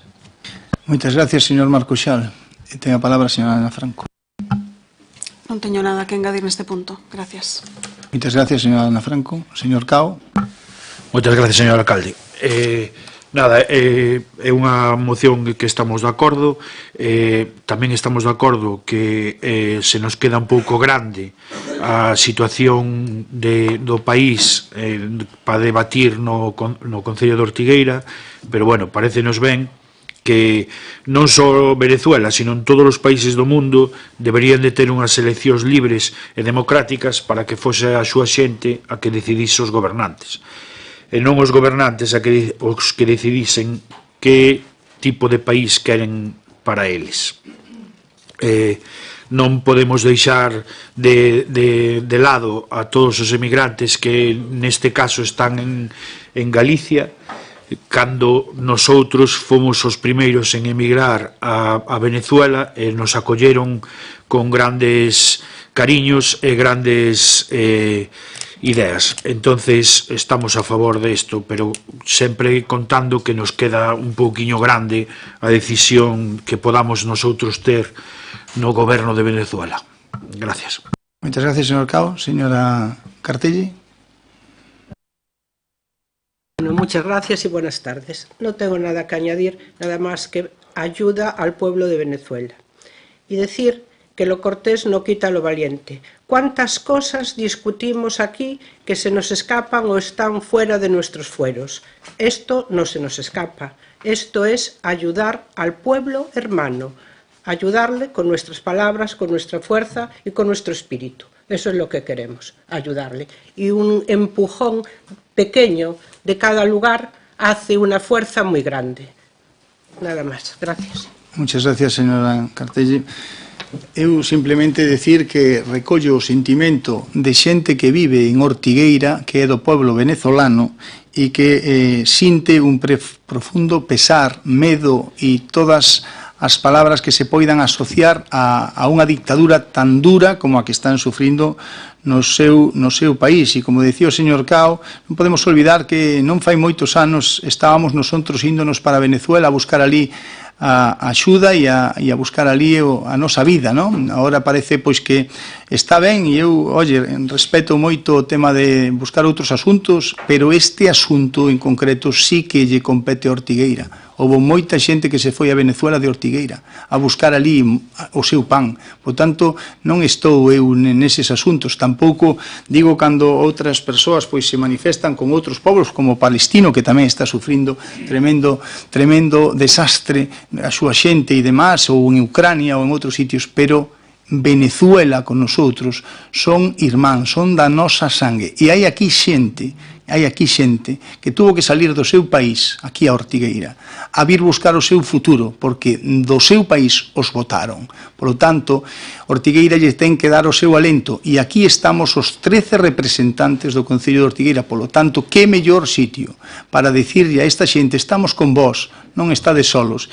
E hoxe nos necesitades vós, e outra vez, en outro tempo, fomos nós os que vos necesitamos. Por lo tanto, eu non teño nada máis que añadir, máis que solidarizarme con toda esta xente que me veu e me falou sobre este asunto, e eu o traigo aquí porque creo que é de suma importancia. Vamos a votar logo a moción.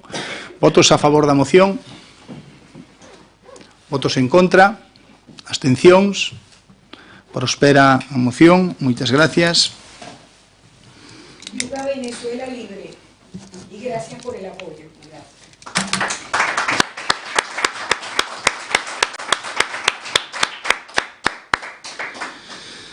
Vamos logo ao punto número 5, expediente 1957/24, ditame moción do Grupo Municipal Primeiro Ortigueira relativa ás queixas pola calidade da comida na residencia de anciáns. Ten a palabra o señor secretario para que dé a lectura a ditamen da Comisión Informativa de Asuntos Xerais do día 20 de setembro do ano 24.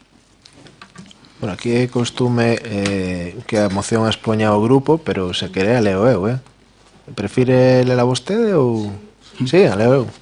A leo vostede. Perfecto. Non ten a palabra, señor Manuel. Ao final do pleno, si quere, terán o seu... Moitas gracias. Moi ben. Dende hai varios meses son moitos os usuarios e familiares de usuarios da residencia do Dolores Díaz Dávila que se queixan da calidade da comida que reciben. Recentemente, nunha publicación no xornal La Voz de Ortigueira, un usuario facía pública esta queixa solicitando ás autoridades que solucionasen un problema que para eles é moi grave. Falaban nesa queixa que levaban 2 anos facendo distintas queixas aos responsables municipais para a súa remisión ao Consorcio Galego de Servizos de Igualdade e Benestar, queixas que, según eles, nunca chegaron ao seu destino. É a nosa responsabilidade como representantes públicos que os nosos maiores poidan vivir nas mellores condicións. En este caso, faise necesario un cambio na forma na que se trata a alimentación dos usuarios da residencia Dolores Díaz Dávila. Esta residencia ten nas súas instalacións unha cociña equipada para poder facer a comida diariamente aos seus usuarios, polo que se podería cambiar o catering que agora mesmo serve a comida na residencia pola contratación de cociñeiros para que se prepare a comida diariamente, o que melloraría, sen dúbida, a calidade de vida e saúde de todos os usuarios da residencia. Por todo isto, solicitamos a adopción dos seguintes acordos. Primeiro, comunicar ao Consorcio Galego de Servizos de Igualdade e Benestar e ao seu presidente as queixas sobre a calidade da comida dos usuarios da residencia Dolores Díaz Dávila, incluso remitirlle copia da carta aberta publicada no xornal La Voz de Ortigueira de data 13 de setembro de 2024. Segundo, instar ao Consorcio Galego de Servizos de Igualdade e Benestar a cambiar a forma de alimentación dos usuarios da residencia Dolores Díaz Dávila e a utilización das instalacións da cociña para preparar na propia residencia a comida diariamente aos usuarios. Terceiro, comunicar ao presidente do Consorcio Galego de Servizos de Igualdade, así como a Conselleira de Política Social e Igualdade, os presentes acordos. Moitas gracias, señora Franco. Ten a palabra a señora Rego. Bueno, xa no pleno de xulio no pleno anterior ordinario se preguntou por este tema. Como membro do grupo de goberno poido dicir, e se algo tivo claro este grupo desde goberno desde que entrou a gobernar aquí, foi mellorar a calidade da vida dos nosos maiores. E iso gustaralles, seremos moi malos gestores, seremos uns derrochadores, pero sí que desde o minuto 1 nos preocupamos porque os nosos maiores tuveran as necesidades básicas. Xa antes de que vostedes seguramente escribiran a primeira letra da moción que acaban de presentar, tanto o alcalde como a concelleira de Sanidade, que o explicará moitísimo mellor que min, pero a min constame por pertenecer ao grupo de goberno, estuveron desde o minuto 1 en continua comunicación ca situación. Non olvidemos que esa residencia de ancianos está xestionada baixo unha dirección e un equipo médico. Creo que todo o que vostedes propoñen xa hai meses que está en conocemento do consorcio, porque así o fixo chegar o señor alcalde e concelleira de Sanidade. Tamén me causa extrañeza, sabendo que desde o ano 2007, usted non lle gusta que eu fale do pasado, pero o pasado é moi ben recordarlo para non cometer os mesmos erros nun futuro. No 2007 aprobábase en pleno a cesión ao Consorcio Galego de Servicios despois de 18 meses de continuo traballo para chegar a esa cesión da residencia de ancianos. Cousa que vimos que xa pasou en outras cousas, como no colexio, que sempre que se cociñou nas cociñas cas empleadas da cociña se comía moito mellor. Era previsible que ca cesión da residencia a un consorcio se iban a empezar a ir a menos o que era a calidade da comida. Pero agora mesmo, e dado, despois de falar co equipo directivo, hai outras, digamos que hai outras cuestións que, como xa dixen, se explicará a conselleira de Sanidade. Recordemos que esta cese de gestión da residencia do consorcio foi naquel momento feita polo alcalde Antonio Campo e pola vicepresidente da Xunta naquel momento do bipartito Anxo Quintana, e que tamén era para liberar unha partida económica para que liberar de carga para ter máis liquidez novamente de esa xestión que se fixo durante eses anos. E volvo a dicir que daqueles barros estes lodos. Non nada máis que decir. Moitas gracias, señora Rego. Ten a palabra o señor Marco Xal. Moitas grazas, señor alcalde. A mí impedironme os residentes falar, non sei se lle concede a palabra ou non, agora mesmo no turno de palabra. Eu cedo e encantado. Non sei se protocolariamente non se pode. Me comenta o señor secretario que teñen que esperar ao final para poder falar e eu lles darei a palabra ao final sin ningún tipo de problema. Perfecto. Bueno, a mí gustaríame aclarar unha cousa, porque dixo vostede que o Consorcio Galego, cando lle preguntou a señora Ana Franco, lle dixo a Ana Franco que falase co seu partido, vostede dixo, iso é cousas do BNG. Certo, como dixo agora mesmo a señora Rego, o Consorcio Galego creou no o BNG cando estivo no bipartito. Pero que o bipartito acabou polo menos fai 15 anos, e se tanto din que o Consorcio Galego é tan malo, tiveron 15 anos para, non sei, quitalo, non? Pero, curiosamente, o Consorcio Galego está, ou é un organismo que actualmente está dentro da Xunta de Galiza, dentro da Consellería de Política Social. E o director do Consorcio Galego, curiosamente, é unha persoa do Partido Popular. Entón, claro, a mí me gusta que as cousas queden claras. Vostede dixo que é cousas do BNG, sí, cando se creou, pero actualmente é unha cousa da Xunta de Galiza dentro da Consellería de Política Social e que está presidida por unha persoa do Partido Popular. A min non me gusta que boten balóns fora e que por riba conten mentiras. Entón, eu xa lles trasladei o meu apoio ás persoas residentes, estou de acordo nas súas reivindicacións de que hai que mellorar esa comida. Considero, como traballador tamén da Xunta de Galiza, que os servizos de comedor de catering non teñen unha calidade suficiente para as persoas usuarias, nin sequera nos colexios e moito menos nas residencias. Nos apostamos por unha comida feita nas cociñas, ademais a nosa residencia ten unha cociña na cal se fixo unha obra que ten un forno prácticamente novo e que se podía utilizar. Ademais, contratar a persoas que sexan daqui de Ortigueira ou da comarca axudaría a crear postos de traballo e tamén a favorecer unha economía circular, contratando pois alimentos frescos, por exemplo, verduras ou peixe ou carnes de produtos locais, porque temos persoas que traballan na gandaría, na agricultura ou que se dedican a vender verduras. Moitas grazas e que teñan moita sorte na reivindicación para conseguir unha melloría na comida. Moitas grazas. Moitas gracias, señor Marcuxal. Ten a palabra a señora Ana, ten a palabra o señor Cao. Moitas gracias, señor alcalde. No, estamos de acordo totalmente con esta moción, porque entre todos debemos de deixar a un lado os partidos políticos e poñernos de frente as queixas dos veciños, calquera dos usuarios dos nosos centros, e, como non, menos, e sobre todo da xente maior e da xente que está reivindicando que a comida non é de calidade. Lembrade que estamos no século XXI e que unha persoa reivindique que non lle dan a comida de calidade, ou polo menos que a calidade sexa perfecta, deixa moito que desexar da nosa sociedade. Moitas gracias. Moitas gracias, señor Cao. Ten a palabra a señora Ana Cartelli.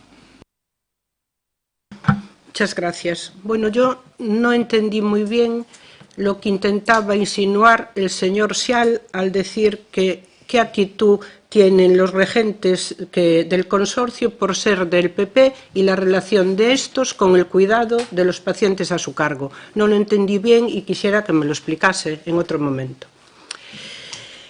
Puedo responder a esta inquietud y a esta pregunta que supongo que todos ustedes hacen, pero con conocimiento de causa, que no hablan por boca de ganso.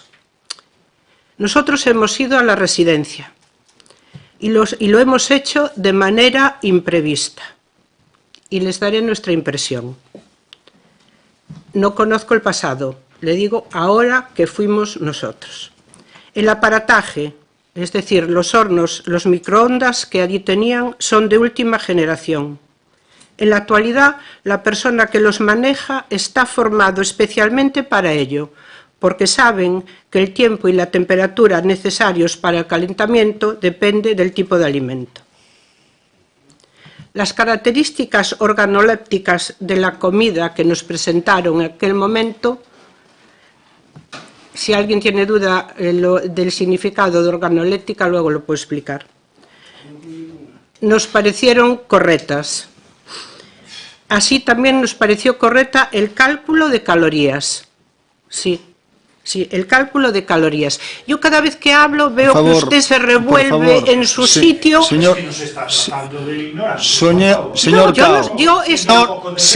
Cao. Oiga, Usted no me puede decir eso. No le han a usted dicho nada en su turno de palabra, por favor. Continúe. Siempre que hablo, usted se revuelve en su sillón. Y aquí, no, aquí a mí me gusta venir a escuchar para aprender algo. Y a lo mejor viene bien que digamos algo. El santiguarse le hace a usted un gran favor.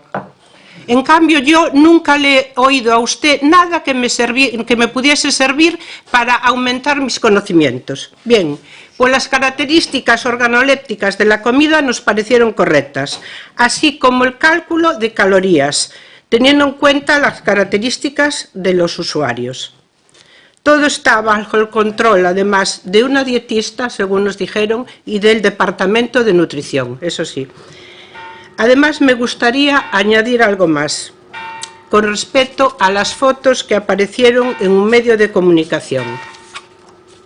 La persona que nos recibió, que es la encargada de repartir los menús, que es una persona que vive aquí en el concello, nos dijo que de las 4 o 5 fotografías solo reconocía a una como servida en la residencia. El resto de las fotografías no la reconocía como menú servido. Gracias. Muchas gracias, señora Cartelle. Perdón. Ten a palabra, señora Franco. Moitas gracias, señor alcalde. Bueno, eu négome neste punto a facer unha contienda política. Nós presentamos esta moción, en primeiro lugar, porque creemos que é importante que a xente sepa as condicións de alimentación que teñen os nosos maiores na residencia. En segundo lugar, porque creemos que é necesario que dende o consorcio teñan coñecemento do descontento xeral con esta alimentación tanto dos usuarios como dos representantes públicos que somos nós. Sería importante, por eso, que esta moción se aprobase co apoio de todos os partidos, porque estou convencida, e iso sí que estou convencida, de que todos queremos que esas condicións de alimentación dos usuarios sexan as mellores posibles. Gustaríame explicarlle un pouco a xente de onde ven este problema. O descontento co catering da residencia non ven desde que se comeza a dar este servicio, senón que a baixa na calidade deste catering ven dende hai aproximadamente uns 7 anos. Dende o ano 2016 ou 2017, aproximadamente, a calidade, como decimos, do servicio de catering das comidas da residencia comeza a baixar, de tal maneira que a propia dirección e traballadores da residencia deciden facer un amplio informe evaluando durante todo un mes a calidade da comida. Este informe se traslada á dirección do consorcio e, a partir de aí, aínda que parece haber algunha lixeira melloría, quedan pendentes de facer unha nova avaliación que xa nunca se fai porque coincide coa pandemia.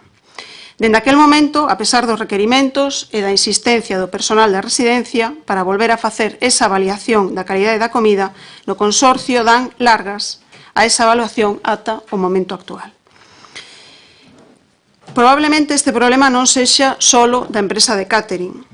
Eu estou segura de que o señor alcalde, que ademais traballa nestes asuntos, sei ademais que foi, como efectivamente o comentaron aquí, en varias ocasións persoalmente a residencia para preocuparse deste problema, me consta.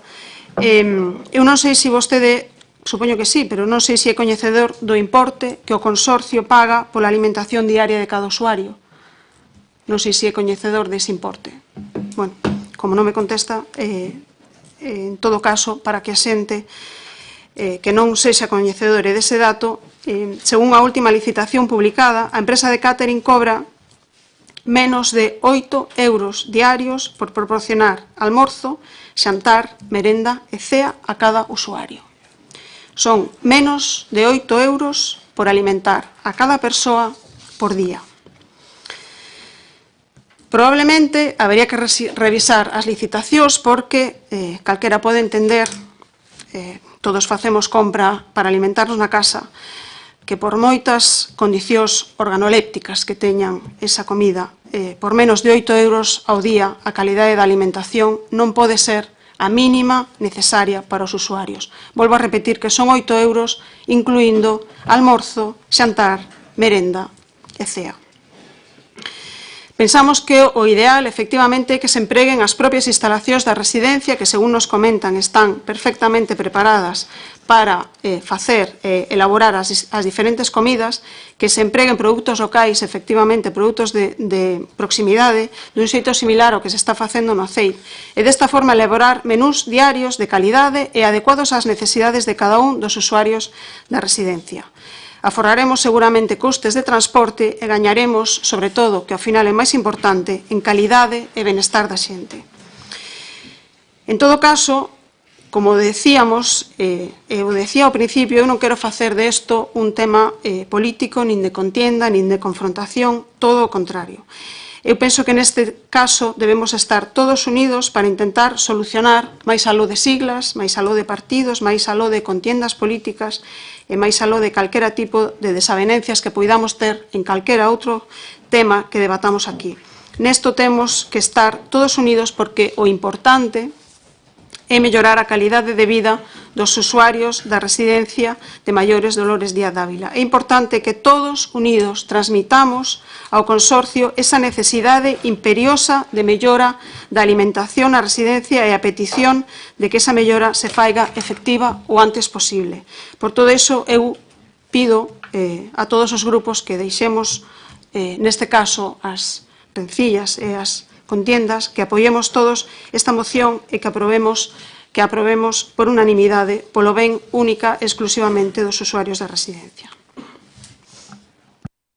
Moitas gracias, señora Franco. Bueno, eu comentarlles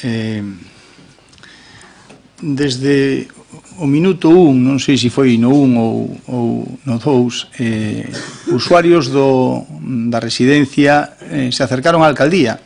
E como ben saben, e eles tamén o saben, a miña porta está aberta e entraron e me comentaron este asunto. Eu desde o primeiro momento falei cos representantes que viñan en aquela ocasión de todos estes problemas e outros máis que traían para solucionar a súa vida na residencia Dolores Dávila.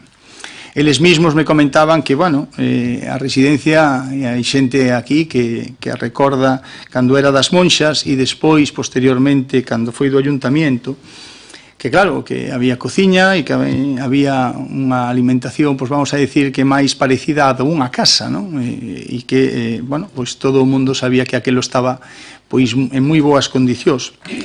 Políticamente naquel momento, máis adiante, pois se decideu polo que fora, pois, bueno, e ao mellor con bon criterio no sentido económico, pois de deixar que un ente superior, non un ente como é a Xunta de Galicia, o Consorcio Galego naquel momento e demais, pois claro, adquirirá aquel custo, non?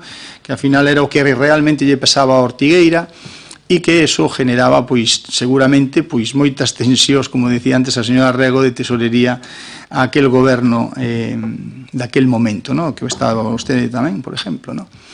Entón, na actualidade hoxe, o que sí está claro é que esas persoas viñeron a min, me trasladaron estas queixas e eu automáticamente fixen o que ten que facer un alcalde, que é chamar aos responsables. En primeiro lugar, que non se nos ten que olvidar, e como decía a señora Franco, e ten razón, eu me dedico a isto e son director de centros, o director, claro, a dirección do centro. A dirección do centro é a que ten que garantir moitas cousas dentro dun centro, porque é a que regula un pouco o que é a atención directa, o que é a atención especializada, o que son as terapias, o que é a comida, os servicios, verdad, que no seu centro se dispensan e que eses sean de calidad, ¿no? Porque non é solamente a comida, teñen outras deficiencias que tamén me comentaron nese momento. A comida sería, pois, a que máis nos preocupa, verdad? Eu, e o saben eles tamén, eu o que fixen foi enviar pois unha petición ao Consorcio Galego e que viñeran aquí a Ortigueira e que se reuniran cos usuarios e tamén pedín que coméramos ali, ¿no? Para ver de primeira man pois estas cuestións que teñen que ver con isto.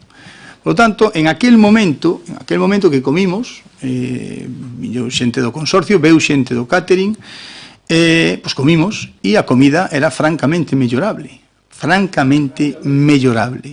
e o saben eles, que comín con eles, e ali logo teñen un espacio que vamos a decir que de confrontación de ideas, ¿no? Un espacio donde eles pois habitualmente pois poden falar, discutir, especie de asamblea, e ali fomos, falamos, comentamos e se sacaron unhas conclusións e se levaron unhas tareas, unhos deberes, tanto os do catering como os do consorcio e unhos compromisos para mellorar aquela comida. Estamos falando, pois seguramente do mes de abril ou por aí maio deste mismo ano.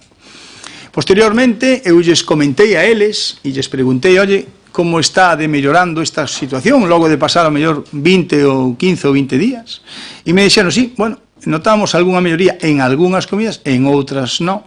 Eu tamén lles comentaba, e eles tamén me dicían que, claro, non podemos pensar que é a comida da casa, que non o é, non? Claro que non o é, porque estamos falando de 50 usuarios, estamos falando de cociñas tal, e claro, non é o que facíamos nas nosas casas, pero eles tampouco esperaban eso, esperaban pois unha comida que, aparte de organolépticamente, o sea, que teña as propiedades necesarias, e que sí é certo, como dicía antes a concelleira, que están visadas por un dietista e tamén están controladas para que todo este no seu xusto punto, porque teñen que darse conta vostedes tamén, e eles tamén o saben, que hai usuarios que teñen distintas patoloxías e iso tamén fai que os seus menús pois sean hiposódicos, o sea, que non teñan sal, e iso fai que sea sosa a comida, ou que non leven grasa porque teñen colesterol alto, ou porque teñen tensión arterial ou outras patoloxías que poidan ter, que sabemos que estamos a falar de población maior e que teñen os seus achaques de saúde, non? Por lo tanto, se miran a nivel médico, se miran a nivel dietético e tal, pero o sabor, que é o que eles se queixan, non é, eles non falan de que a calidade é o mellor ou non a calidade, sino o sabor da comida, que non sabe, que non ten ese sabor que les botan de menos e que queren que esa comida pues teña ese sabor que lles gustaría que tuvera, non? Me dixeron que sí, que mellorara algunha, pero non o suficiente. Eu o que fixe naquel momento foi volver a chamar ao consorcio, decirlle outra vez, e están aí, eles o saben, decirlle ao consorcio que seguíamos insuficientemente nos cambios que se facían e que había que falar co catering para que seguira mellorando tal. Melloraron, como decía a concelleira, no ámbito do homenaje do que son os fornos e demais, melloraron en algunhas cuestións porque falaban de que a cadena de quentes e de tal, pois que eso tamén iba a facer que o gusto da comida, non, pois que mellorara. O certo e verdad é que non melloraba o suficiente, non? Últimamente viñeron ao meu despacho e me dixeron que querían poñer por registro outro escrito ao consorcio dicíndolle, oiga, necesitamos que eses cambios sean con máis intensidade, necesitamos que isto mellore máis. Fixemos o registro, mandeille eu a copia e o que sí, non me gustou tanto foi o asunto dos traballadores da propia residencia, que saben os usuarios e sabemos todos que son xente que traballa de forma profesional, que leva moitísimos anos na residencia e que de ningún modo, e eu eso sí que non me gusta escoitalo, que consinten que se lle dé en mal estado a xente que ao mellor ten un deterioro cognitivo, que se lle dé comida pois que non está en bon estado ou que se, como poñía aquelo entrecomillado, pois que era como engordar a un pavo, non? A ver, a xente que traballa ali son profesionais, todos, que o que queren é os seus usuarios, me consta que os usuarios tamén lle queren a esas persoas e eu creo que aquelo foi desafortunado e a mí me doeu. Sei que se falou coa xente que puido escribir este tema e que sí que a título personal creo, non sei se rectificación pública ou o que sea, pero que sí que quero deixar claro é que a residencia ten unhos profesionales que a maior parte deles son de Ortigueira, son xente que leva moitísimos anos traballando ali e que lle quere a aquela población. Eu o que me comprometín con eles, e eles o saben, están aquí, é en que iba a deixarme o meu empeño total en solucionar o problema. E iso é o que sigo facendo, e eles tamén o saben, que sigo chamando, sigo dicíndolles que veñan aquí, ahora, seguramente a semana que ven, virán outra vez e tal, e se tomarán as medidas que faiga falla para mellorar o que é o sabor de esa comida. Aquí non estamos poñendo en tela de xuicio que a comida este en mal estado, porque iso tamén hai que deixalo claro. O problema que dicen estes usuarios é que a comida non ten o sabor adecuado. E deso se queixan. E o fan dunha forma tremendamente educada e eu que me reunín con eles moitas veces e que saben que lles teño cariño personal, sempre o dixeron en un tono de conciliación e de querer solucionar. E tampouco se poñían en máximos. É dicir, no, que vai ser unha comida como un restaurante que me decía un deles, non, sabemos que eso non vai suceder, pero o que sí queremos é ter unha comida que cando a comas, pois sepas pois que estás comendo pois unhos callos ou o que sea, non? E que non pois teñas esa sensación de que pois está moi ahogado ou estas cousas que era o que me decía este representante tal. Estou seguro de que os 13 que estamos aquí, segurísimo que queremos solucionar o asunto. Estou tamén tremendamente seguro de que se vai a solucionar, que esta moción xa está recollida, quero dicir, todo o que ven aí, por eso seguramente pois o que estaban pedindo a palabra pois irá en esa línea, xa se fixo, é dicir, eso xa se mandou e son conocedores de todas estas cuestións e as solucións que se plantexan os usuarios son conocedores tamén porque mandaron distintas cartas e eu tuve acceso a elas e mas enseñaron e as compartiron comigo en moitas ocasións e eu o que podo dicirles é que o alcalde está con eles, está coa solución deste problema e que o único é o pesar de que aínda non este solucionado, non? E que levamos pois igual desde abril, polo menos desde que eu tuvera coñecemento, dende abril con este asunto. As mellorías que houve foron mínimas, non suficientes para o seu uso. Eu fun a comer ali varias veces e é certo que algunhas das comidas, por exemplo, as que me tocaron a min, algunha delas é moi mellorable, hai outras pois que depende de se a un lle gusta máis o peixe ou a carne ou tal, pois que lle gusten máis unhas cousas que outras, pero si é certo e eu estou con eles en que temos que mirar por este asunto e que en ningún caso estamos falando de temas que teñan que ver co compromiso da saúde, nin que se lles este dando comida en mal estado, nin que as de atención directa pois estén facendo algo a conciencia mal. Eso non o vou a tolerar de ninguna maneira e eso pois foi algo que saleu en medios e creo que foi desafortunado porque nin o que o escribeu pensou que iba a salir dese xeito, non? Polo tanto, esta moción eu non faigo máis que poñela a votación. O noso voto vai a ser de abstención porque sei que todo isto xa está feito, xa está pedido e está ben que a señora Franco o faiga. A parte deso, despois ten vostede a palabra e xa o comentará e vamos a votar esta moción. E votos a favor desta moción, votos en contra e abstencións.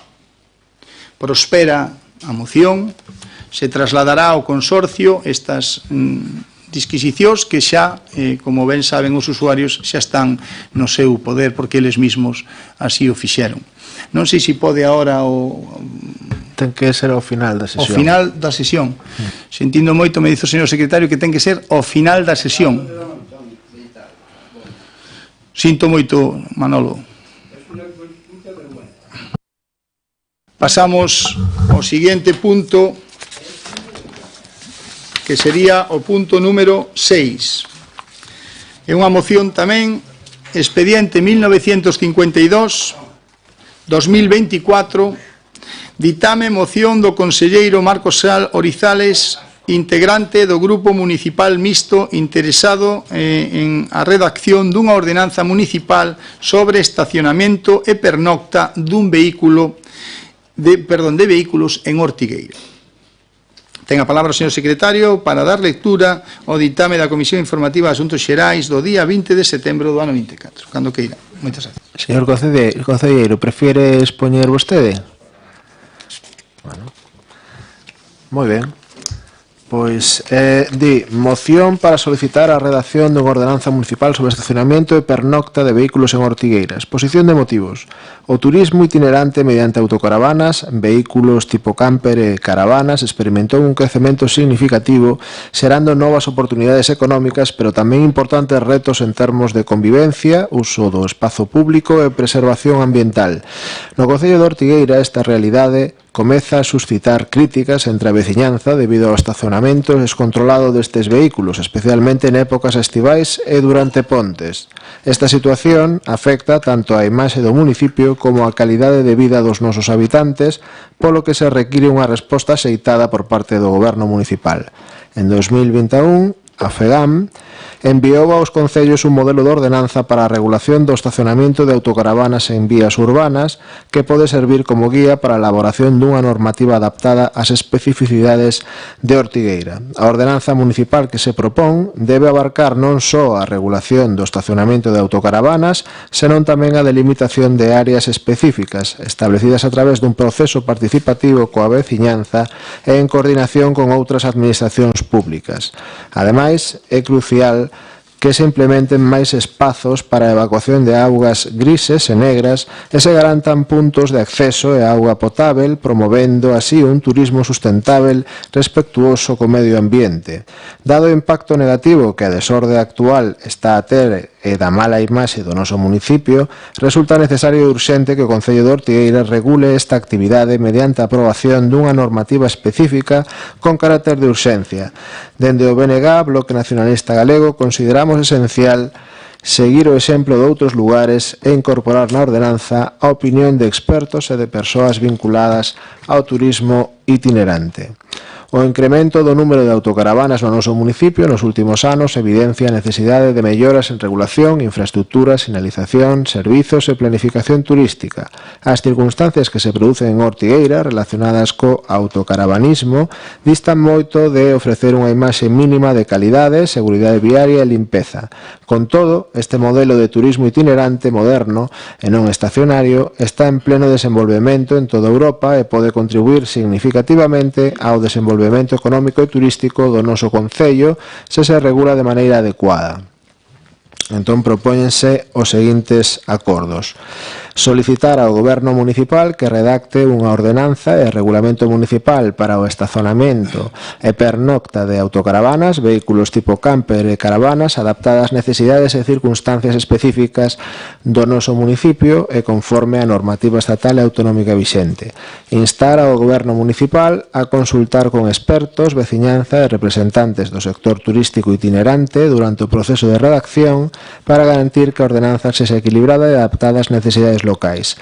E terceiro, requirir ao Goberno municipal que presente o proxecto de ordenanza para a súa aprobación no pleno nun prazo non superior a 6 meses dende a aprobación desta moción, coa finalidade de que a normativa estea en vigor para a época estival de 2025. Moitas gracias, señor secretario. Ten a palabra a señora Rego. Bueno, era un tema que xa na época estival estivemos valorando xunto a Policía Local. Nos próximos días constituirás un equipo de traballo que xo tiñamos pensado a par de que estamos tramitando dándolle o encaixe xurídico a ampliación da zona de aparcamento para os próximo verán desde xunio hasta setembro. E facerás un equipo de traballo no que esteña a Policía Local, Urbanismo e o Departamento Xurídico de Secretaría. Evidentemente, faceránse como a todas as ordenanzas a consulta pública, exposición e presentación de alegacións.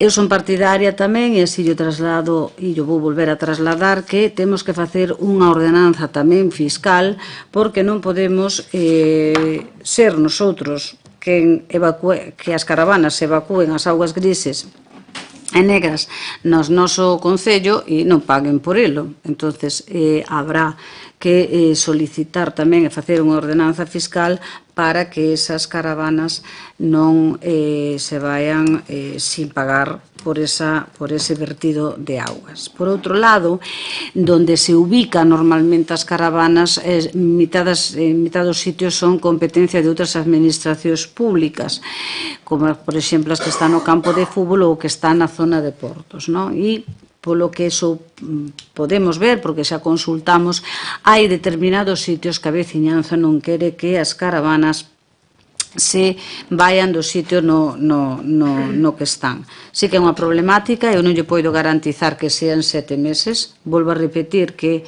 este Concello está nun proceso de estabilización, está tamén o personal está en vacacións e se tuviéramos cada concellería un secretario ou unha interventora, seguramente xa en 7 meses podría ser en 3, pero non é o caso.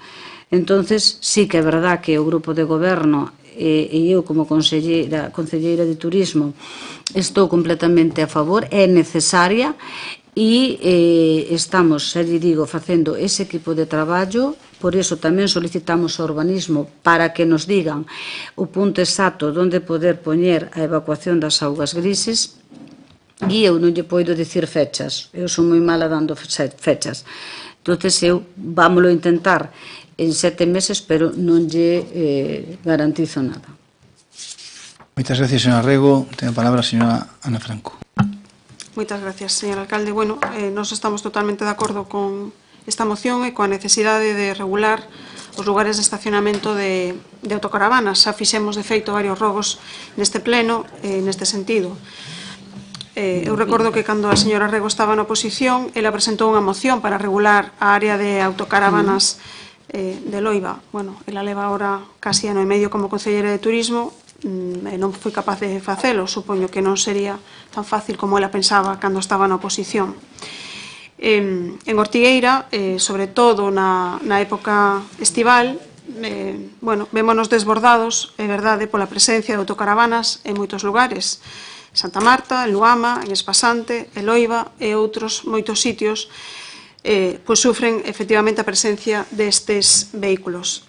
E aínda que tamén pensamos que é unha forma de turismo que debemos tamén saber aproveitar, hai que regulala para que non nos complique a vida aos que vivimos aquí todos os días durante verán e inverno. E ademais estou de acordo coa señora Rego en que creo que deberíamos non só regular isto, sino tamén mirar a posibilidade de cobrar esas taxas polo uso dos servicios de auga potable e da evacuación de augas grises, porque igual que os pagamos os veciños de Ortigueira, pois os que veñen de fora, pois tamén entendo que os terán que pagar. O sea que, bueno, estamos de acordo con eso e tamén coa posibilidade de facer esa ordenanza fiscal e cobrar por esas taxas. Moitas gracias, señora Franco. Ten a palabra o señor Cao. Moitas gracias, señor alcalde. Nada, nós totalmente de acordo con esta moción. Sabemos que o turismo de caravanas está en alza. Temos que atraer ese tipo de turismo a unhas zonas reguladas, unhas zonas nas que lle podamos dar servicio ás súas necesidades para que seña agradable a súa estancia no Concello e así tamén fomentar que eles mesmos xa teñan xa se dispoñan a ir a eses sitios sin ter que multalos ou obligalos a realizar ese tipo de pernoctas neses espacios habilitados para eso. Moitas gracias, señor Cao. Ten a palabra a señora Ana Cartelli. Moitas gracias, señor Xal. Vale, moitas grazas, señor alcalde. Bueno, eu, señor Rego, xa o poxe na moción. Hai un modelo da FEGAM de 2021. Non fai falta ter un secretario persoal nin unha secretaria persoal para a redacción. Poden coller ese modelo e adaptalo ás características de Ortigueira. Sí, mira o que pasou ca de Narón da ordenanza da base reguladora 39. Respeten o turno, por favor, continúe. Bueno, eu traigo unha moción para que entre todos a podamos debater, que a podamos aprobar. Por favor, señor Rego, eu cando fala continúe, por respeto. favor, sí. Entón, cando fale eu, por favor, respete tamén. e non me faga porque é bastante molesto cando se fala, cando, sí, oh Dios mío, señor alcalde, creo que leva todo o pleno molestando, todo. Cada vez que falo, risitas, palabritas e etcétera. Ni unha orden de chamada. Por favor, continúe. Bueno, entón,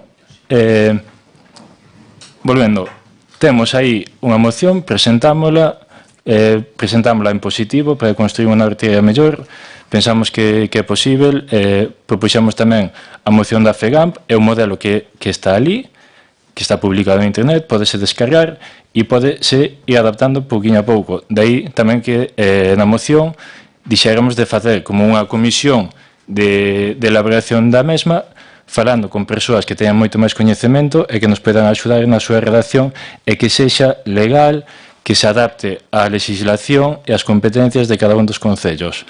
Creo que poñemos as mocións, poñemos as ideas, incluso dicimosles onde teñen modelos nos cales fixarse para a súa elaboración. Creo que os prazos de 6 meses, non de 7, de 6, son posíveis se hai ganas de traballar. Pero para iso hai que ter ganas de traballar. E despois, bueno, que vostedes se mala dando datas, sí.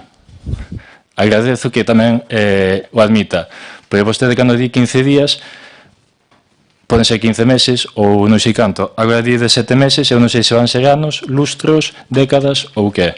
Entón, bueno, agradecer aos demais partidos que acepten esta moción, que podamos sacar adiante esta proposta de regulación de ordenanza municipal sobre o estacionamento de vehículos camper ou autocaravanas e caravanas, que para o verán 2025 ou 2026 pois que teñamos unha ordenanza e que podamos regular isto de maneira eficaz e solucionarlle un problema á veciñanza. Moitas grazas. Moitas gracias, señor Xial. Bueno, pois este é un problema que Ortigueira, e non solamente Ortigueira, outros concellos tamén teñen, e que temos que corrixir, e todo o mundo pois está neste asunto. Decir que hai moitas zonas, e a policía local pois sabe o ben, non temos nosotros a competencia, ¿no? Si os veciños ven aparcados, por exemplo, diante dun bar conocido ali no muelle, pois 7 ou 8 caravanas, e dice que por ali non lles dice, é que ali a competencia é de outra administración, é de Portos de Galicia, ou igual que en Espasante, que tamén é de Portos de Galicia, eles se poñen pois nos sitios onde é máis turístico e onde están máis en contacto co mar e ca naturaleza e tal. Aí as competencias pois non as temos nós, pero sí, o que é certo é que temos que ter esa ordenanza, temos que cobrar, como non pode ser de outra maneira, os servicios que esta xente utiliza, ademais de unha maneira, pois, oye, sin ningún tipo de custo e demás, non é xusto, e como decía a señora Rego, e é certo, se está mirando, estamos co tema da policía local, que é a que máis sabe de todo isto, porque é a que coñece onde se poñen todas estas persoas, incluso que hai xente que ven ano tras ano ao mismo espacio. Por lo tanto, urge facelo. Eu teñolle que decir, señor Xial, que claro, ojalá fora en 5 meses ou en 3 meses e que estuvera preparada para xa para a Semana Santa, xa non digo para ahora, non? Pero ten que entender vostede que estamos nun municipio pequeno de 5.400, 5.500 habitantes e que os funcionarios que temos pois son os que son. Non lle quepa ninguna dúbida, señor Marcos Xial, de que na nosa idea sería sacar as cousas moitísimo máis rápidas, si pudera ser, pero fágame caso que eles fan o que está na súa man, é humanamente posible. É certo, e o repiteu varias veces a señora Rego, estamos sometidos, e preguntan vostedes por isto despois, nun plan de axuste que nos ten a espada de Damocles o 31 de decembro e nos ten pois as oficinas administrativas pois completamente colapsadas con estes asuntos, non? Pero intentaremos tela o antes posible e intentaremos facelo pois, con este modelo ou con outros que poidan servirnos e que ao final den cobertura ao que precisamos. Vamos a votar a moción. Votos a favor desta moción? Unanimidade. Prospera a moción do expediente 1952/24. Pasamos logo ao punto número 7, expediente 1996, 2024, proposición modificación orzamentaria mediante crédito extraordinario 52/2024. Ten a palabra o señor secretario para que dé a lectura ao ditamen da Comisión Informativa de Asuntos Xerais do día 20 de setembro do ano 24. Cando queira.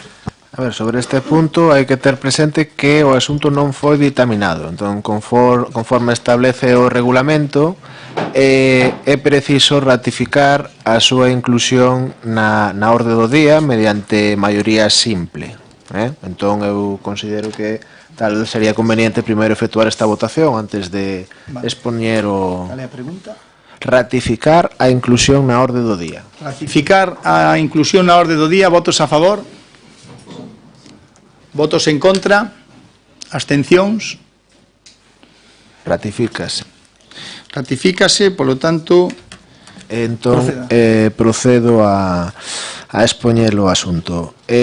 Concretamente, a parte dispositiva da proposta di o seguinte: aprobar inicialmente o expediente de modificación de crédito na modalidade de crédito extraordinario, suplemento de crédito, financiado con cargo ao remanente líquido de tesouraría resultante da liquidación do exercicio anterior, de acordo co seguinte resumo.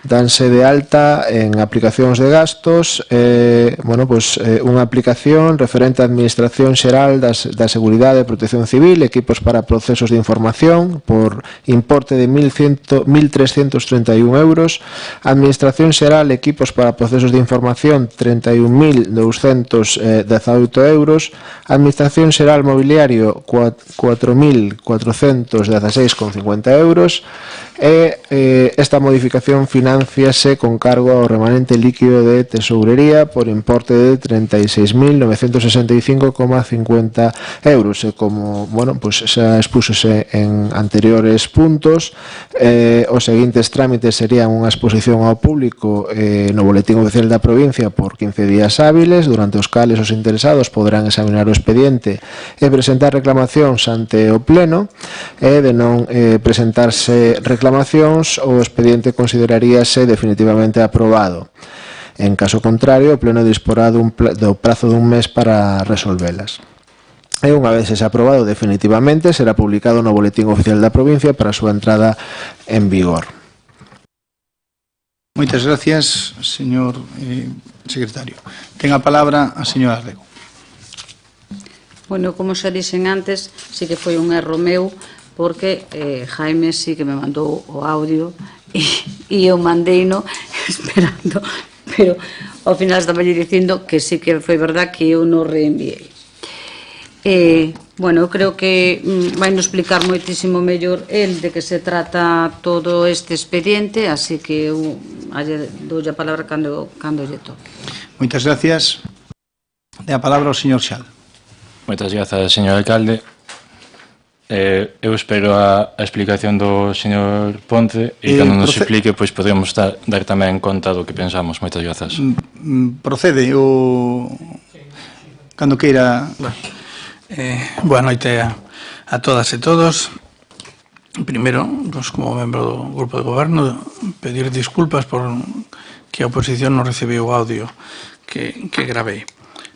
Ben, nese audio explicaría que queremos invertir 36.965,50 céntimos no seguinte: mercar un servidor de datos de sistema de seguridade. O servidor actual que ten o Concello ten máis de 7 anos, o sistema operativo xa non dá cobertura a Microsoft, non ten actualizacións, vale, entonces corre bastante presa sustituílo. Tamén queremos mercar os equipos informáticos, así como software que Adobe Acrobat. Ben, actualmente estamos pagando 1.600 euros de alquiler de equipos informáticos, e o que decidimos é mercalos, son uns 7.000 euros aproximadamente, para aforrarnos os 19.200 euros que pagamos polo alquiler dos mesmos. Estimamos unha vida útil dos equipos de 5 anos, o que suporía ao Concello un aforro de 96.000 euros.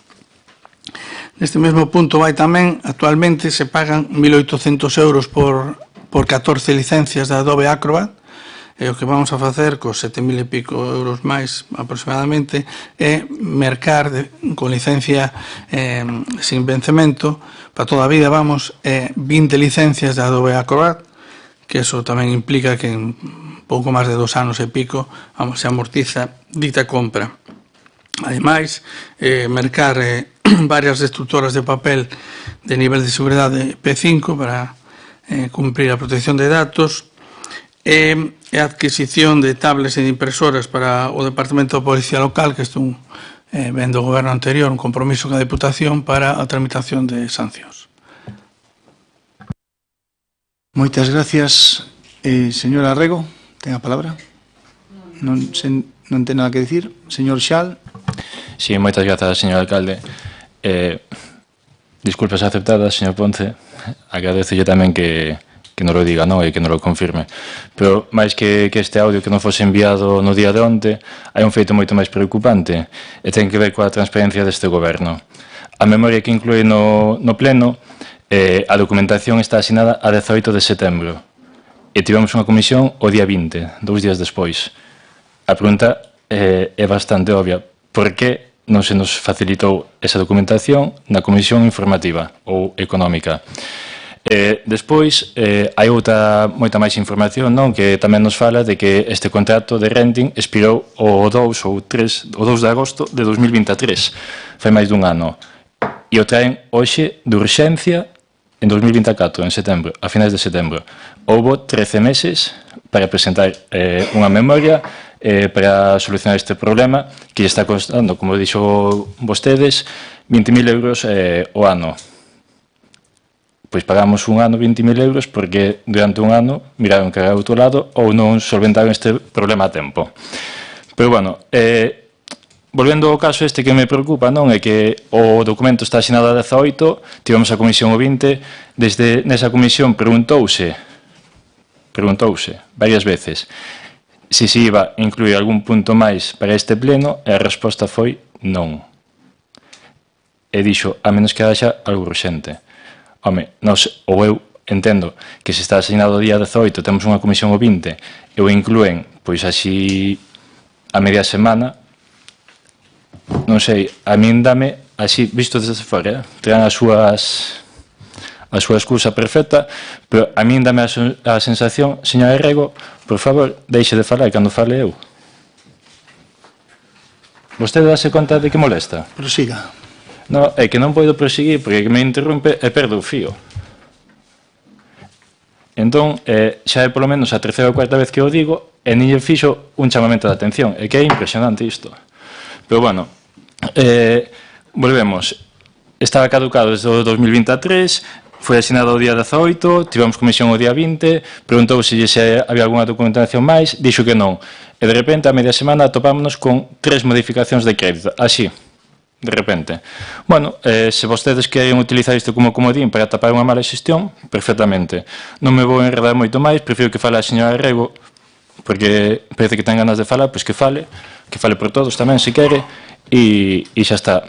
Tampouco estamos en conta de que se actualicen os equipos que fan falta, moito menos para a Policía Local, para o servizo do GES e a documentación para, bueno, a equipación para os funcionarios.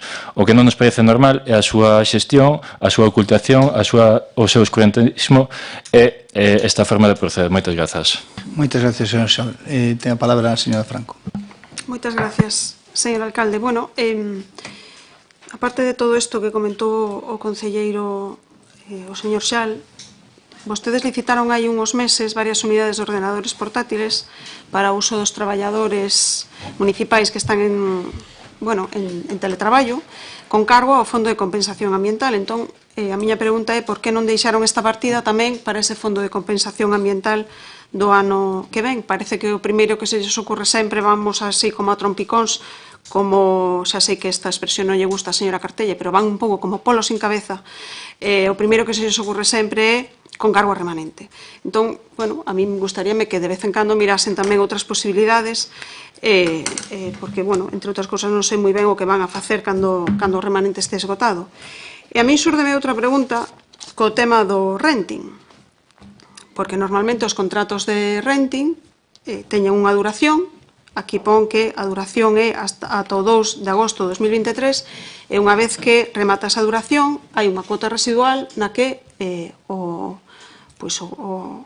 a persona que contrata ese renting pode facerse co ben ou deixalo. Entón, eu non entendo se acaba o renting o 2 de 8 de 2023, por que non se renova un renting con ordenadores novos e se sigue pagando a mesma cantidade por unhos ordenadores que xa están vellos e que xa teñen o renting rematado, ou por que non se paga a cuota residual e nos quedamos coa propiedade dos bens.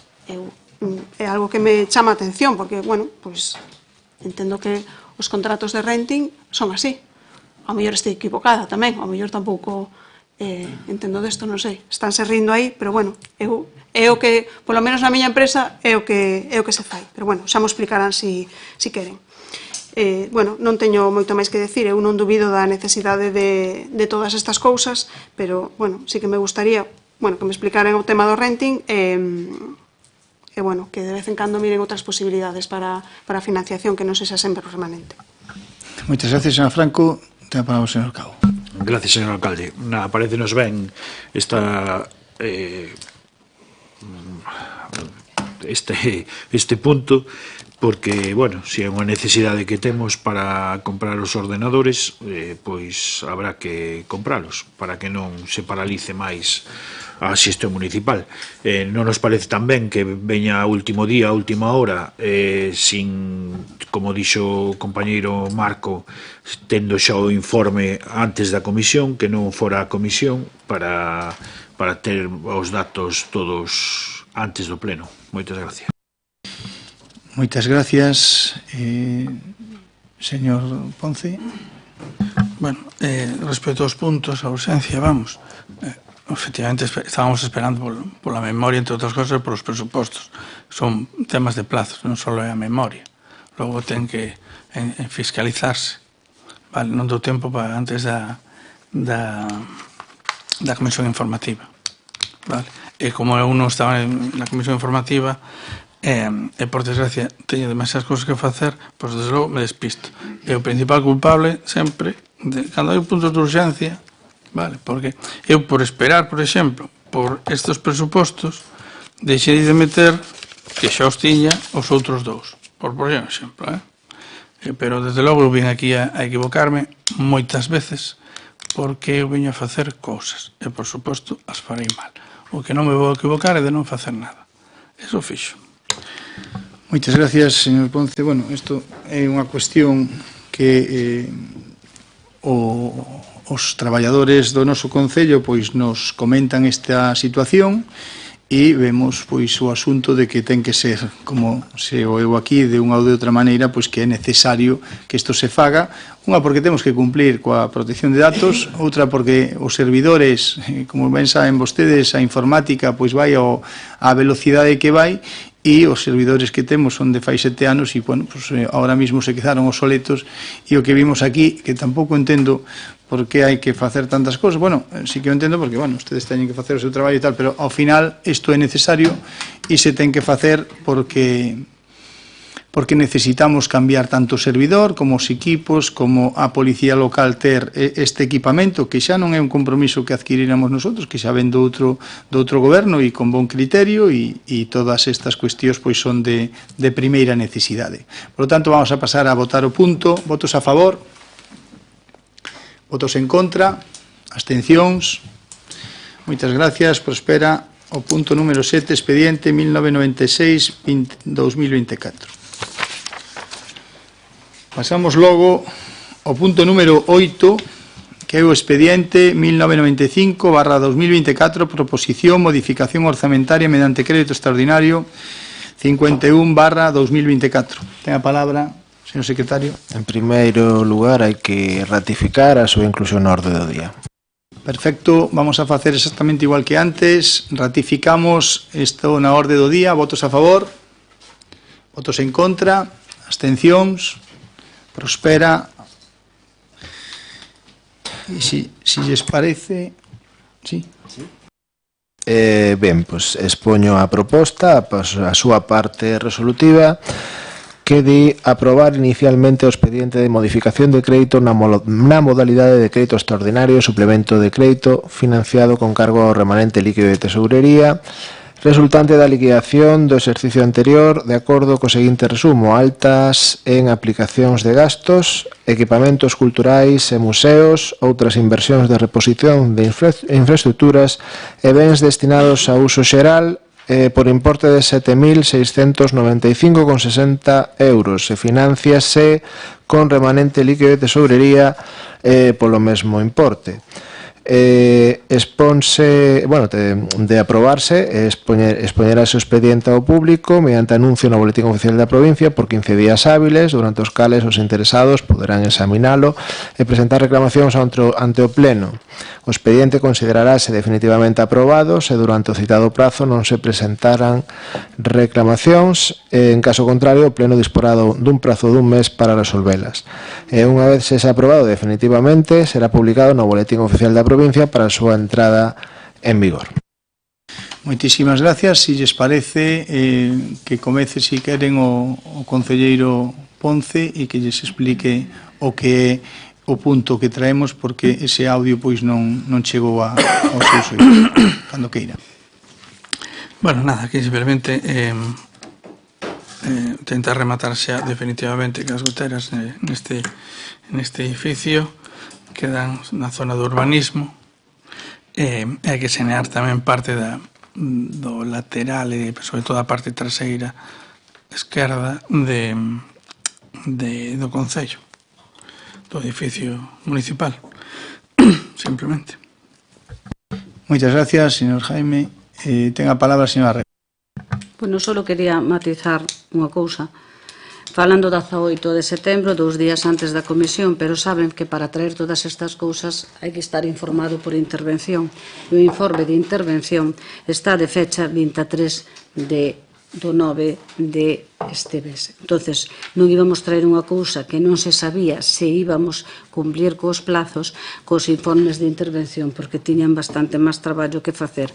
Por iso, o 18 era a proposta de traer esa cousa, pero para traer todas esas cousas hai que facer os movimentos e as modificacións presupuestarias con cargo ao remanente de tesorería e, como poden comprobar, o informe de intervención é do 23 do 9 do 2024. Non teño máis nada que dicir.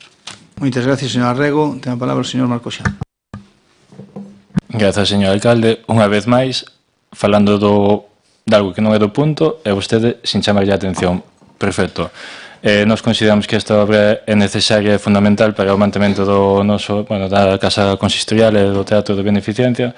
Non temos problema ningún, pero sí que agradeceríamos que liderara un pouquiño esta sesión. Moitas grazas. Moitas gracias. A señora Rego estaba informando de por que chegamos tarde, non? Sí. Señora Franco, ten a palabra. Moitas gracias, señor alcalde. Bueno, se teñen a dúbida de que van a presentar algo ou non, nos poden informar en comisión. Para eso era a pregunta, de se van a levar máis puntos ou non. Vostedes dixeron que non, sabendo que sí que estaban preparando máis puntos, pero bueno, da igual. Neste caso, por exemplo, teñen o presuposto dende o 14 de maio. Tamén o traen aquí por urxencia, tampouco pasou por comisión.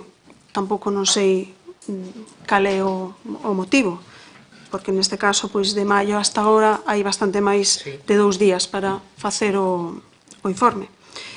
A mí me gustaría saber se hai máis presupostos desta obra.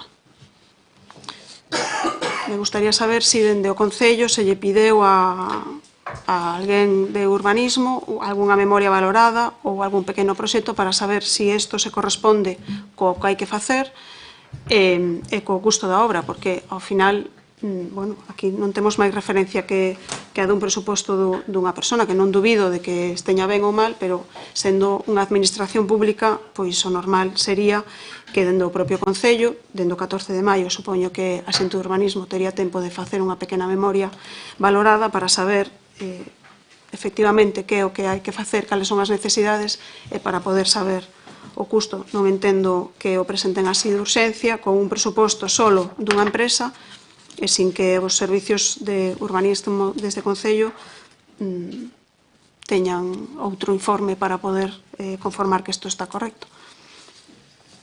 Moitas gracias, señora Franco. Ten a palabra o señor Cao. Moitas gracias, señor alcalde. Seguimos igual, vamos igual que a señora Ana Franco. Vemos que unha obra necesaria, pero non vai a comisión, un único presuposto, non temos informe de urbanismo da necesidade desta obra, que entendemos que sí, pero necesitaría dun informe de urbanismo, sobre todo varios presupostos, 3 como mínimo, como marca a lei. Entonces non sabemos a urxencia desta obra. Moitas gracias. Señor Cao, ten a palabra o señor Jaime Ponce. Bueno, primeiro quería saber, como sempre votades, non sei, a veces votades a favor de certas cousas e a veces a mañar outros centros sociais votades en contra, pois primeiro quería saber se podría facelo. Ora que sei que podo facelo, pois aí digo que vai a facer unha memoria moi valorada porque lle chove a ela. A persoa que ten que facer o informe ten as goteiras, seguramente vai a facer a memoria sin problema ningún. Vale, o único que a diferencia de outros anos que se gastaron preto de 100.000 euros no tellado deste edificio, cando collemos o goberno, aquí había un funcionario que tiña que vir polas tardes a vaciar os cubos e a nadie lle importaba. Parecía, supoño que sí que lle importaba, pero bueno, o disimulaban. Entón, vamos facendo o que podemos, que é solucionar problemas. Cando podemos, seguramente faremos mal, pero faremos mal cousas por facer. Vale? De logo, eu con 100.000 euros o ver amañado todo o tellado, xa yo digo eu. Pero bueno, agora que xa sei que podo amañar, porque xa vos digo, como depende do pleno que sexa, a veces votades a favor de amañar os centros sociais, instancias municipais, a veces sí, a veces non. Un non sabe moi ben o criterio que escolle a oposición para, por exemplo, votar en contra de amañar o centro social de Besana ou de Couzadoiro, pois primeiro lanzo a proposta e agora que xa sei que vou facer, pois non se preocupen, que xa faremos todo para evitar as goteiras neste centro. Moitas gracias. Isto pois é unha situación que, como ben decía o concelleiro, pois nos encontramos aquí en todo este edificio, como dice, con caldeiros cheos de auga, porque había, cada vez que chovía, pois nos pasillos e demais, pois viña o funcionario municipal, pois iba colocando os caldeiros e demais. Aquí se une que, como estamos arreglando na primeira fase o teatro municipal, pois parece lóxico tamén entender que se estamos arreglando a nivel de pintura e a nivel de barnizado e a nivel de moitas cuestións que se están facendo ahora mismo no noso teatro da beneficencia, pois o lóxico e o normal, porque naquela zona, é que quitemos as goteiras, porque senón dentro de 4 días pois estará a pintura nova pois feita un desastre. Por lo tanto, nosotros o que vamos a facer sempre, e que naide lle quepa dúbida, que vamos a intentar facer mantemento das estruturas municipais, sea o teatro, sea o propio concello, e sean os distintos centros sociais que temos en todas as parroquias do noso concello. Por lo tanto, en eso está Jaime, e agora pois nos toca a todos votar a favor de obras que son, como ben dixeron todos, necesarias. Vamos a pasar a votar o punto. Votos a favor? Votos en contra? Abstencións? Prospera o expediente 1995/2024. E pasamos ao punto número 9, que sería o expediente 1994/2024, proposición modificación orzamentaria mediante crédito extraordinario 50/2024. Señor secretario, procedemos a votar, ¿no? Como dixo Correcto, ratificación da inclusión da orde do día. a ratificación na orde do día. Votos a favor, votos en contra, abstencións. Prospera esa ratificación. E se les parece que o señor concelleiro pois, nos explique en que consiste esta modificación e para que a necesita. Moitas gracias. Bueno, cando chegamos ao goberno, en julio recibimos unha notificación da Diputación que di que xa non nos prorroga máis certas propostas dun posto 18. Entre eles era o abastecemento de cuiña. Ben, en canto sabemos deste problema, intentamos buscar solucións. Entre elas, saber canto costaba ou costaría amañar a facer este abastecemento no 2023, non? Pois xa nos din que dos 400.000 euros que costaba no 18, pois pasa a preto de o doble. Vale, en canto sabemos o importe de 800.000 euros para facer o abastecemento de cuiña, pois vamos a Xunta a solicitar que non fagan eles ou que nos boten unha mão, non? Ali é onde nos enteramos que como iría por unha carretera da Xunta, ten que levar un tipo de acera especial ou unha senda, non? Así que solicitamos a empresa que fixo o proxecto unha memoria valorada destas modificacións que nos solicita a Xunta, non? Pasamos entón xa a 1.400.000 e volvemos a ir a Xunta a pedir que nos lo fagan. Nos din que sí, vale. E agora, cando hai preto de, que sei, 20 días, 15 días, máis ou menos, a Xunta nos solicita o proxecto para telo en conta para o ano que ven, non? Como non sabíamos cando nos iban a solicitar ou se nos iban a... Nos creíamos que sí, evidentemente, pero non tíamos a confirmación de que nos lo foran a facer, pois simplemente tíamos unha memoria valorada.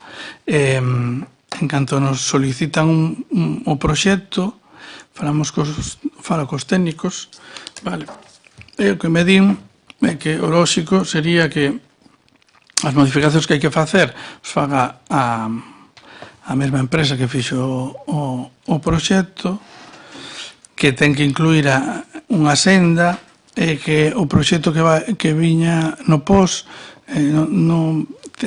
a Xunta solicita máis anexos, polo que nos explicaron, de 6 que tiña o proxecto pasaría a preto de 20, con o cual me veñen a explicar que pouco máis que hai que volver a facer un proxecto novo. Entonces entenden que o importe dentro dice do lóxico, bueno, no normal nestes casos, non? E eles consideran que esta mesma empresa é a que máis rápido nos pode facer o proxecto, pois xa ten moito andado. Así que pois solicitamos os cartos para facer dito proxecto e mandarlo a Xunta en canto antes.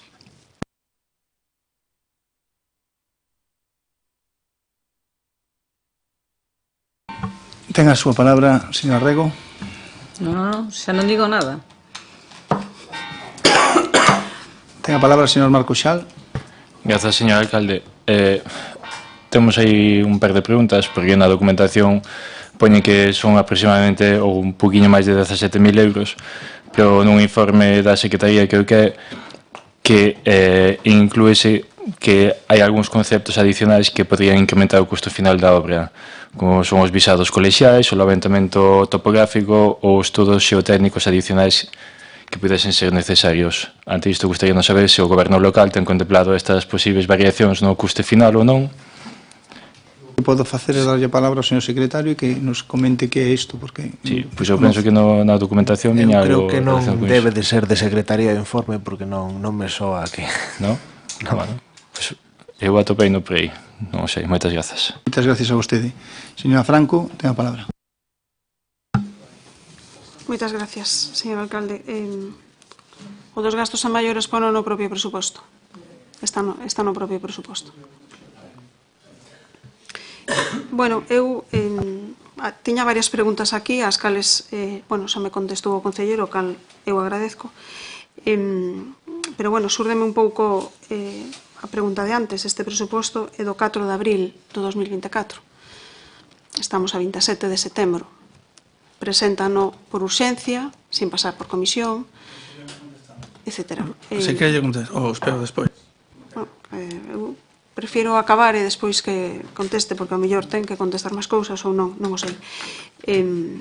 Entendo polo que comentou que é unha obra de saneamento, non de abastecemento, non? Porque falou todo o tempo de abastecemento, pero entendo que un proxecto sobre o saneamento en Cuíña, polo que eu entendo, me gustaría que mo confirmase, entendo que un proxecto dun importe total de 1.400.000 euros aproximadamente, e que o vai a financiar ao 100% a Xunta de Galicia.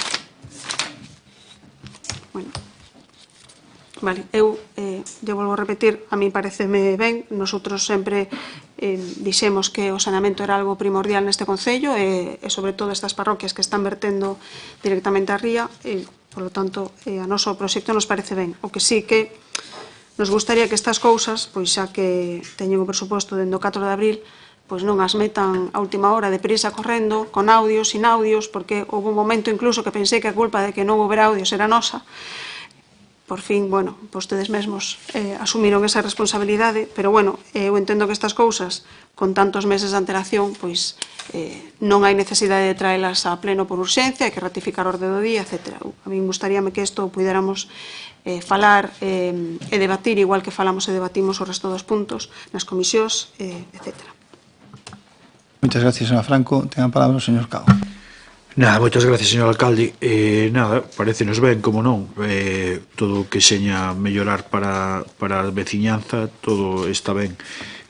Nada, seguimos estando de acordo con a nosa compañeira Ana en que debemos de meter as cousas nas ordes do día, sobre todo nas comisións, para que teñamos tempo para debatir estes puntos tan importantes. Moitas gracias.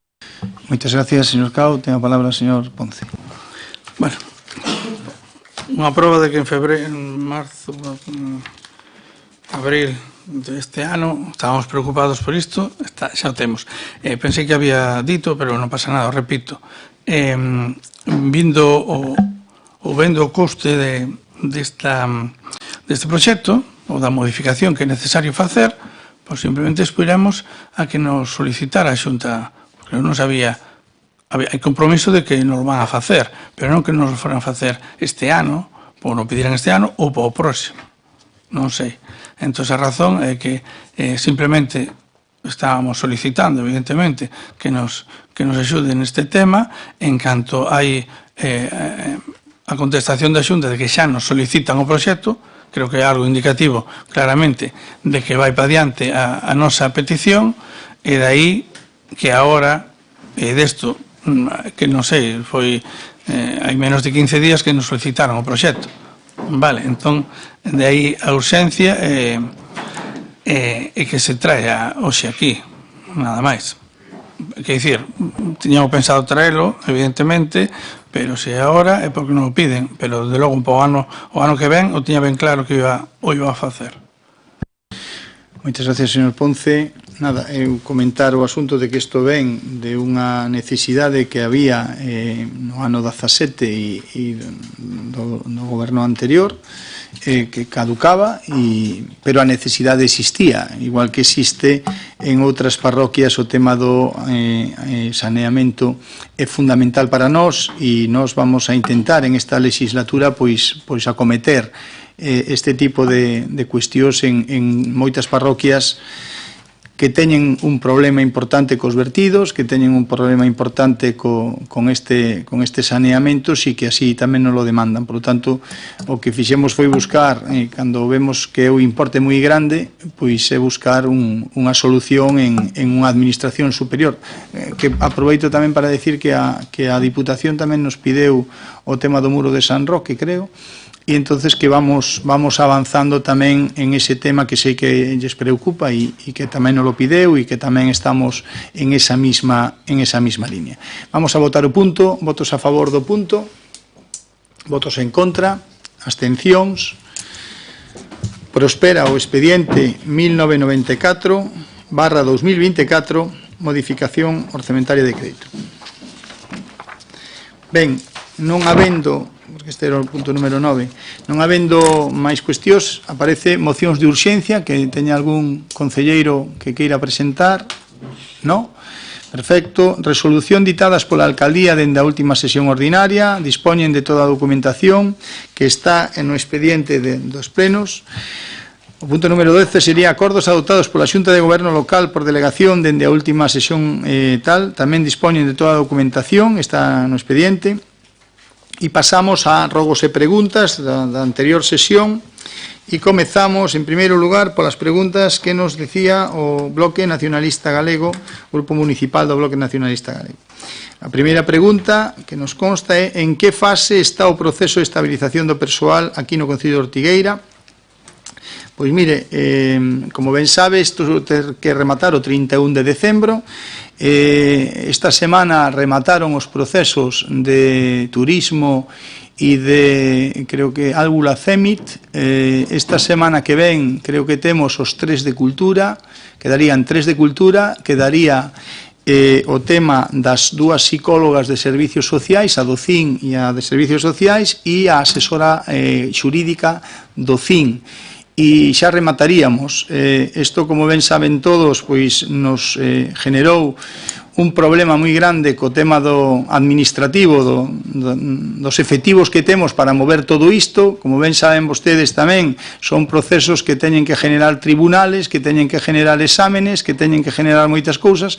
Levamos no proceso de estabilización estabilizado a xa moita xente das que estaban nos procesos selectivos. Vamos con un ritmo adecuado e o señor secretario e o equipo administrativo eu felicito porque fixeron un gran traballo e están pois para cumplir os plazos e non hai ningún tipo de problemática. Polo tanto, estamos, vamos a decir, que na fase última, porque o 31 de decembro ten que estar todo solucionado, pero vamos en bon camiño e nos quedan poucos xa por facer estas probas.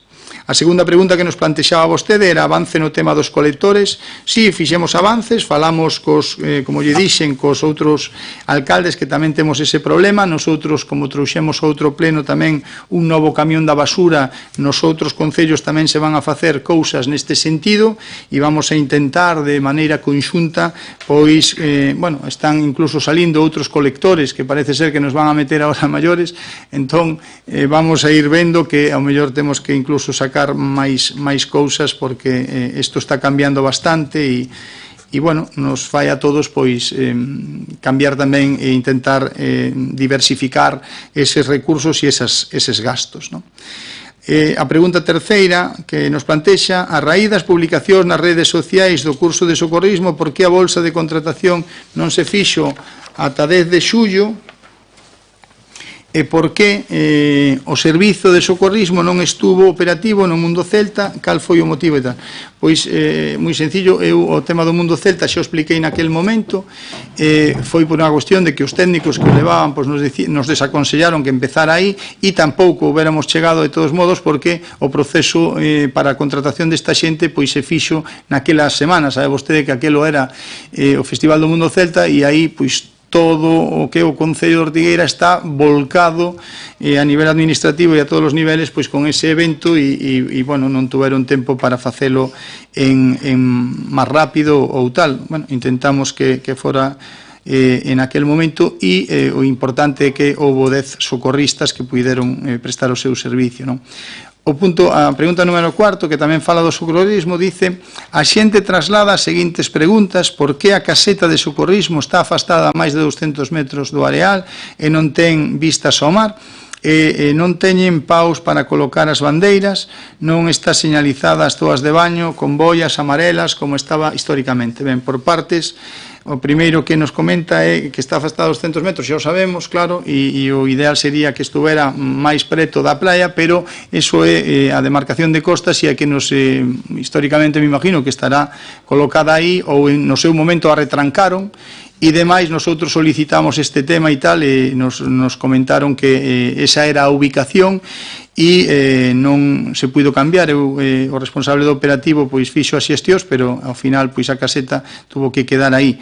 Despois fala do tema de colocar as bandeiras. Había un mástil que estaba roto, que se lle contratou a unha persoa para que nos fixera un mástil, o outro estaba ben, e en canto tuvemos pois xa puidemos poñer no mástil adecuado pois as bandeiras e demás, non? E non está sinalizada zonas de baño coas bolas amarillas. Claro, aquí hai un tema que os que salimos ao mar nesta ría e salimos fora a barra, todo o que o cano cambiou.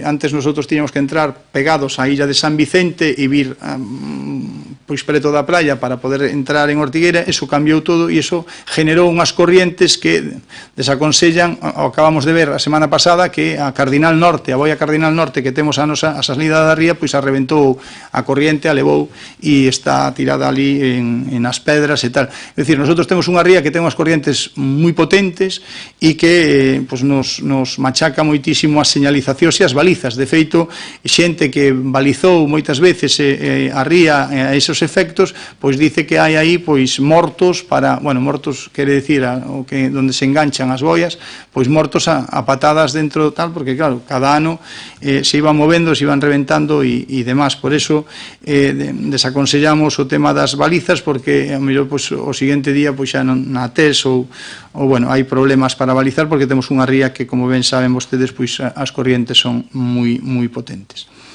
A pregunta quinta que nos pon vostede, o 29 de maio, anunciábase unha inversión de 50.000 euros para a mellora da residencia de maiores con contratación das obras a cargo do Concello. Pregúntase, vai facer algo o Goberno municipal para arrancar os problemas estruturais nos dormitorios, baños e illamento? Como vai a contratación das obras para a residencia? Esa ya vai a contestar ao concelleiro.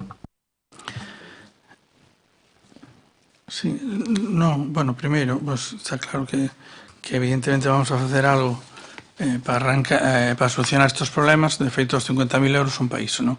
Nada, simplemente dicir que a primeira licitación de contratación quedou deserta, tuvemos que volver a licitar e agora xa por lo menos hai dúas empresas que malo sea que algunha das dúas non rematemos a contratación por fin. Señor Ponce, a seguinte, queixa dos usuarios da comida, creo que queda contestada coa moción de antes, ou a pregunta eu a digo, é unha queixa dos usuarios pola comida. Fixeron unha comida cos representantes políticos da Xunta, poden dar unha opinión sincera de como estaba a comida, pode facer algo o Goberno municipal, empregar, por exemplo, cociña tal. Pois o Goberno municipal non é competente, xa o saben, e eu xa manifestei antes que a comida era francamente mellorable, e xa o dixen a eles tamén no seu momento, non? A sétima é como lle consta o Concello de Ortigueira, a canto lle costa ao Concello de Ortigueira cada kilómetro de roza de pistas, concelleiro? O custe real ao Concello de Ortigueira é entre 120 e 150 euros por kilómetro. Moitas gracias. Nos pregunta tamén destrozos Festival Celta, algún tipo de actuación para limpeza, conservación e mantemento de espazos públicos. Onte tuvemos unha reunión de Comité de Seguridade, eu comentei esta pregunta por si lle constaba a Guardia Civil ou tal, o equipo de limpeza ou tal. Eles me dicen que son os propios dun festival, claro, onde acollemos a 100.000 persoas e que se intentan solucionar váteres que deixan rotos ou bueno, cousas que suceden cando, claro, te visita tanta xente e tal, pero bueno, que en todo caso eles me manifestan que están facendo todo o que poden para volver a colocar as cousas que estuveran mal, que tampouco lles costa que haya muchos destrozos por el festival, a mellor, pois, incluso fora do festival, non a veces. A pregunta número 9, publicaron que saíron esta semana sobre os parques, publicacións que saíron esta semana sobre os parques eólicos Badulaque e Barqueiro. Teñen pensado presentar o recurso de alzada ou ir ao contencioso administrativo como dixeron nos plenos pasados, ou só ten pensado encadenarse os eucaliptos? Señor concelleira.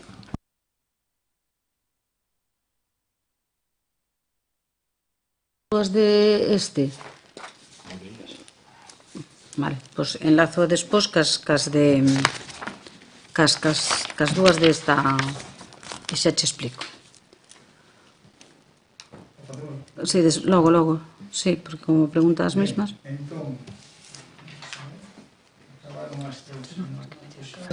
En segundo lugar, vamos a contestar as preguntas realizadas por o Grupo Municipal do PSOE.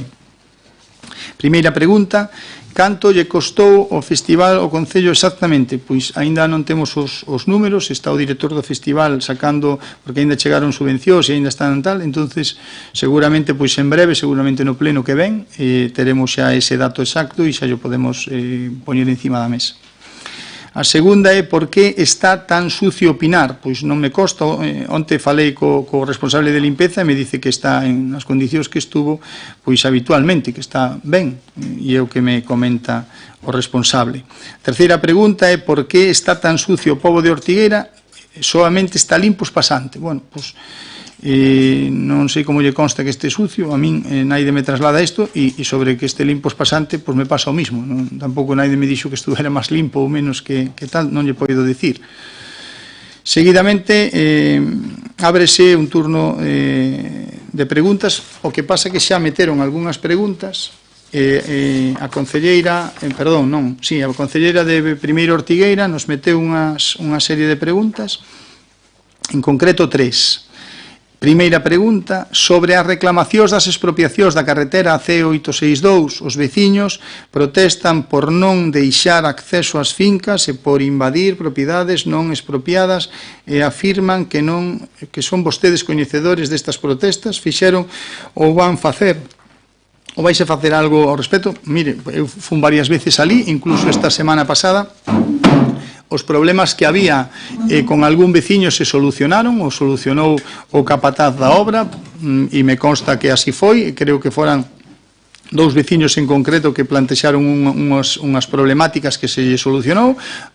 Antonte, ou fai 3 días, estuven con outro veciño sobre outro particular, non desto de finca, sino que ten aí un problemiña a hora da súa vivienda e tal e cual, e se está solucionando, non me consta ninguna cousa máis.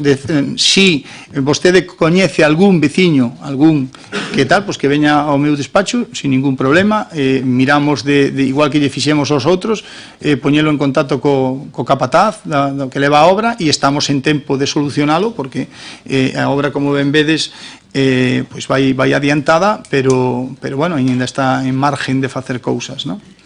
A segunda pregunta que nos plantexa a concelleira é cando aportou, perdón que xa non vexo ben, o Concello canto aportou o Concello a carreira popular de agosto organizada pola Peña Ciclista Santa Marta, e canto ás Olimpiadas Rurais organizadas pola Asociación de Veciños de Couzadoiro, importe de cada unha delas. Mire, pois aquí o que fixemos foi aportamos sempre o que son medios materiales e humanos, puxemos zahorra, porque así nos lo dixo a Asociación de Veciños de Couzadoiro, para que non se quedaran os coches ali enganchados e tal, e logo pois protección civil e todas estas cuestións, seguramente conos e puntos de luz, cousas destas que nos piden habitualmente. E a maiores, o que fixemos foi un convenio coa Xunta de Galicia, donde recollimos estas cuestións, e agora o que estamos é para justificar todo iso. O Concello, gran parte destes temas, nosotros fixemos un convenio de 50.000 euros coa Xunta de Galicia, e intentaremos que eso vaya con ese cargo e demás. Non hai maior problema nese sentido, non? Aparte, tanto a Peña Ciclista como as Olimpiadas Rurais sempre piden a colaboración do Concello, e eu creo que sempre se lle prestou e demás, non vexo ningún problema nisto. A pregunta 3 me dice cando recibiron a notificación dos análisis das augas de baño feitos na praia da Concha do día 11 de setembro, porque non publicitaron e avisaron das causas da prohibición do baño na praia. Señora concelleira, cando queira. La contaminación de la playa, se colocaron ya los carteles de prohibido el baño. ¿Cuál es la causa o cuál fue la causa de esta contaminación? Pues fue el aumento del número de bacterias en una determinada cantidad de agua. Pero esta bacteria que contaminaba el agua estaba en una cantidad excesiva, pero no es, no es tóxica. forma parte de nuestra microbiota intestinal. Es una bacteria inofensiva, excepto en determinadas cepas. Entonces, en este caso, lo que hay que hacer es prohibir el baño, luego esperar un segundo análisis donde nos especifican ya el tipo de cepa a que pertenece o bien si ya ha desaparecido la contaminación. Entonces nosotros tendremos que actuar en consecuencia, ¿no? Probablemente lo que ha sucedido es que hemos padecido en un denominado proceso de contaminación de corta duración, que tiene varias causas, que se da cuando hay periodos de lluvias muy fuertes, que estas arrastran los residuos que hay en la tierra, y residuos también de aguas residuales, de restos de animales, de heces de animales. Entonces estas van a los riachuelos, al río, allí hay un riachuelo y va a desembocar al mar y contamina probablemente el agua de la ría. Pero esto, bueno, también hay otro punto que puede alterar la calidad del agua, que es la presencia de veleros. Y efectivamente allí en La Concha yo veo muchos veleros que posiblemente a lo mejor vacíen las aguas residuales en el mar. Esto altera también la calidad del agua, que retorna a sus condiciones normales al cabo de 1 o 4 días. También se ve alterada la calidad del agua cuando hay mareas muy grandes, como hubo en esta época. Eso es lo que... Moitas gracias. E agora pasamos ás preguntas que meteu por rexistro o representante do Bloque Nacionalista Galego de Ortigueira. A primeira delas é en recurso de alzada polo Parque Eólico Penas Longas. A pregunta é: interpuxo o Concello de Ortigueira un recurso de alzada ante a Consellería de Medio Ambiente e Cambio Climático pola autorización do Parque Eólico Penas Longas? Vou facer as dúas nunha e vou explicar xunto ca 9. Pero se lle parece, lle leo a segunda para que tamén sepa cal. A segunda pregunta que plantexa nesta mesma línea é recurso de alzada polos parques eólicos Barqueiro e Badulaque. Entonces aquí o que pregunta é: interpuxo o Concello de Ortigueira recurso de alzada ou recurso contencioso administrativo pola autorización dos parques eólicos Barqueiro e Badulaque? Desde que nosotros chegamos ao goberno temos contratado un despacho de abogados que é o mesmo que representa a un gran colectivo de veciños afectados para esa instalación dese parque. Como saben vostedes, a comunicación saleu o 8 de agosto. Iso é unha práctica habitual que solen facer para que, como o mes de agosto é inhábil en cuestión de abogados, de despachos de abogados e judiciales, para así ter menos tempo, ¿no? Nosotros, eses abogados estaban de vacacións, como o resto da maioría dos abogados en esta época, porque é inhábil, pero a primeira semana do mes de setembro nos conectamos con eles para comentarles cal iba a ser a forma de proceder do Concello de Ortigueira. Creo recordar que foi o 2 de setembro e o día 6 de setembro, cando aquí fixose o pleno extraordinario, eu comentei ao señor Xal, por iso me extraña un pouco a súa pregunta, que xa nos comunicáramos vía telemática co despacho de abogados e que non veían, non cabían entre administracións públicas facer un recurso de alzada.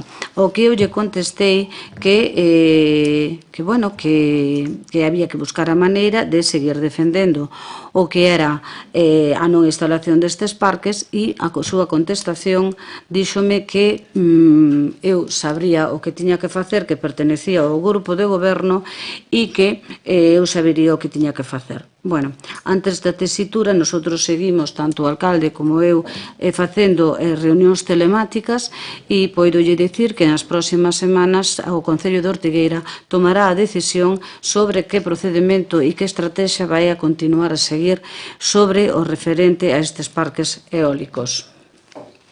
Moitas gracias, señora Rego. Seguimos coas preguntas do señor do BNG de Ortigueira. Peche da Praia da Concha, e a pregunta que nos plantexa pon: respecto ao peche da Praia da Concha, cal é o motivo exacto polo que está pechada e quen deu a orde de pechala? Creo que quedou contestada co que dixo a señora concelleira. Nos comenta tamén o señor Xal, instalación de fibras nas parroquias, ese é o título, e a pregunta que nos fai respecto á instalación da fibra nas parroquias de Espasante, San Claudio e Cuíña. Os veciños estaban convencidos de que para finais de xullo poderían estar conectados ao mundo digital. Agora xa a finais de setembro aínda seguen sen servicio. Parece que o verán se fixo curto para todo o que había que facer, incluso avisan de que o 10 de outubro se eliminará a liña de cobre. Ten pensado o goberno local facer algo ao respecto ou haberá que volver ao uso de sinais de fume? Mire, bueno, a ver, está ben. Cal é o problema de Espasante? Que eu creo que vostede xa o sabe, e San Claudio está na mesma tesitura. Cuíña creo que xa está listo, según me din, pero en San Claudio e en Espasante, pois houve, sabe vostede que, claro, isto son empresas que tiran a fibra e pasan polas casas das persoas. En núcleos como, por exemplo, Espasante, pois houve un problema, sigue o habendo, con un veciño pois que non permite pasar por ali o tema da fibra, e según me comenta a empresa, pois que nada, están baraxando, como sabe vostede tamén, hai unha utilidade pública e tal, pero o veciño ten os seus dereitos e bueno, non chegaron a acordo ningún. E agora, pois, o que esta empresa é facendo un proxecto para intentar salvar esa casa e que poidan o resto dos veciños, porque a fibra xa está tirada en todos os ámbitos, non? E en San Claudio pasa exactamente o mesmo tamén, non é un solo, creo que son varios, e me dicen os da empresa que están intentando negociar con eles, pero que son uns negociadores bastante complicados, parece ser. E en esas están. Claro, nosotros, aí, como ben sabe, pues nosotros non temos competencia. Sabemos que están traballando 3 empresas que traballaron ao tempo en Ortigueira, moitas delas ainda están en San Adrián, ou aquí mesmo en Ortigueira, ou en outros sitios, foron por outras parroquias, e o que queremos nosotros é que estea a fibra nas máximas das parroquias posibles. E en esas estamos, pero bueno, ao final pois os veciños teñen que deixar pasar, non? E se non deixan, a maior parte da xente sí que deixa e non hai problema, pero a veces pois encontramos problemas deste tipo, non? Nos pregunta sobre vertidos na praia artificial da Alameda no Malecón. Da Alameda no Malecón, non? En relación coas augas que desembocan na praia artificial da Alameda Malecón, supónse que son vertidos pluviais, mas cando non chove e seguen saindo augas turbias e con cheiro, un empeza a pensar que igual a choiva ten un horario que descoñecemos, perdón. Pode o goberno local explicar que está acontecendo e se está previsto investigar o tema? Pode por que a situación está dando que falar e non precisamente ben? Señora concelleira. De las playas y no nos ha comunicado nada sobre el estado de las aguas de este arenal. Sin embargo, sí o fixo na Concha. Quero dicir que eles están facendo tomas e tal. Pero, bueno, de todas maneiras, como dice vostede aquí e tal, preguntaremos a ver que pasa con iso e se dan ben, que entendo que sí, porque se non nos avisan, igual que nos avisan en outro sitio, pois non sei como vai este tema, non? Nos fala tamén a propósito de Sogama, non? E nos dice, bueno, o tema é Sogama, e pon, pode dicirnos cantas toneladas recolleu Sogama no Concello de Ortigueira nos últimos anos, as cantidades dos anos 20, 21, 22 e 23. Como isto meteu vostede antonte, o responsable onte colleu día de asuntos propios e non lle poido dar o dato, pero lle mandaremos ao seu correo electrónico e nada, é un dato que é público e creo que non ten problema ningún e xa lle mandará para que vexa vostede pois esas toneladas deses anualidades que vostede demanda, non? Tamén nos pon como título vacacións das persoas empregadas no SAF, pon o señor alcalde comentou e publicou que o personal do SAF xa recuperara as súas vacacións atrasadas. Alegrámonos profundamente por tal avance e recoñecemos o traballo esencial que realizan. No obstante, segundo información recibida, parece ser que hai persoal que aínda non puido desfrutar das súas vacacións. Dada esta contradición, solicitamos que se nos aclare cal é a situación real do persoal do SAF. Ademais, se hai persoas que seguen sen poder gozar das súas máis que merecidas vacacións, quixéramos que nos confirmaran se o farán no que queda deste ano 24, garantizando así o respeto aos dereitos laborais e recoñecendo o seu esforzo diario. Señora concelleira. Primeiro de nada recordar que cando chegamos ao goberno hai 15 meses aproximadamente, estas traballadoras tiñan pendientes de disfrutar 2 anos de vacacións. Ahora paso a decirlles que neste momento temos 27 auxiliares na plantilla.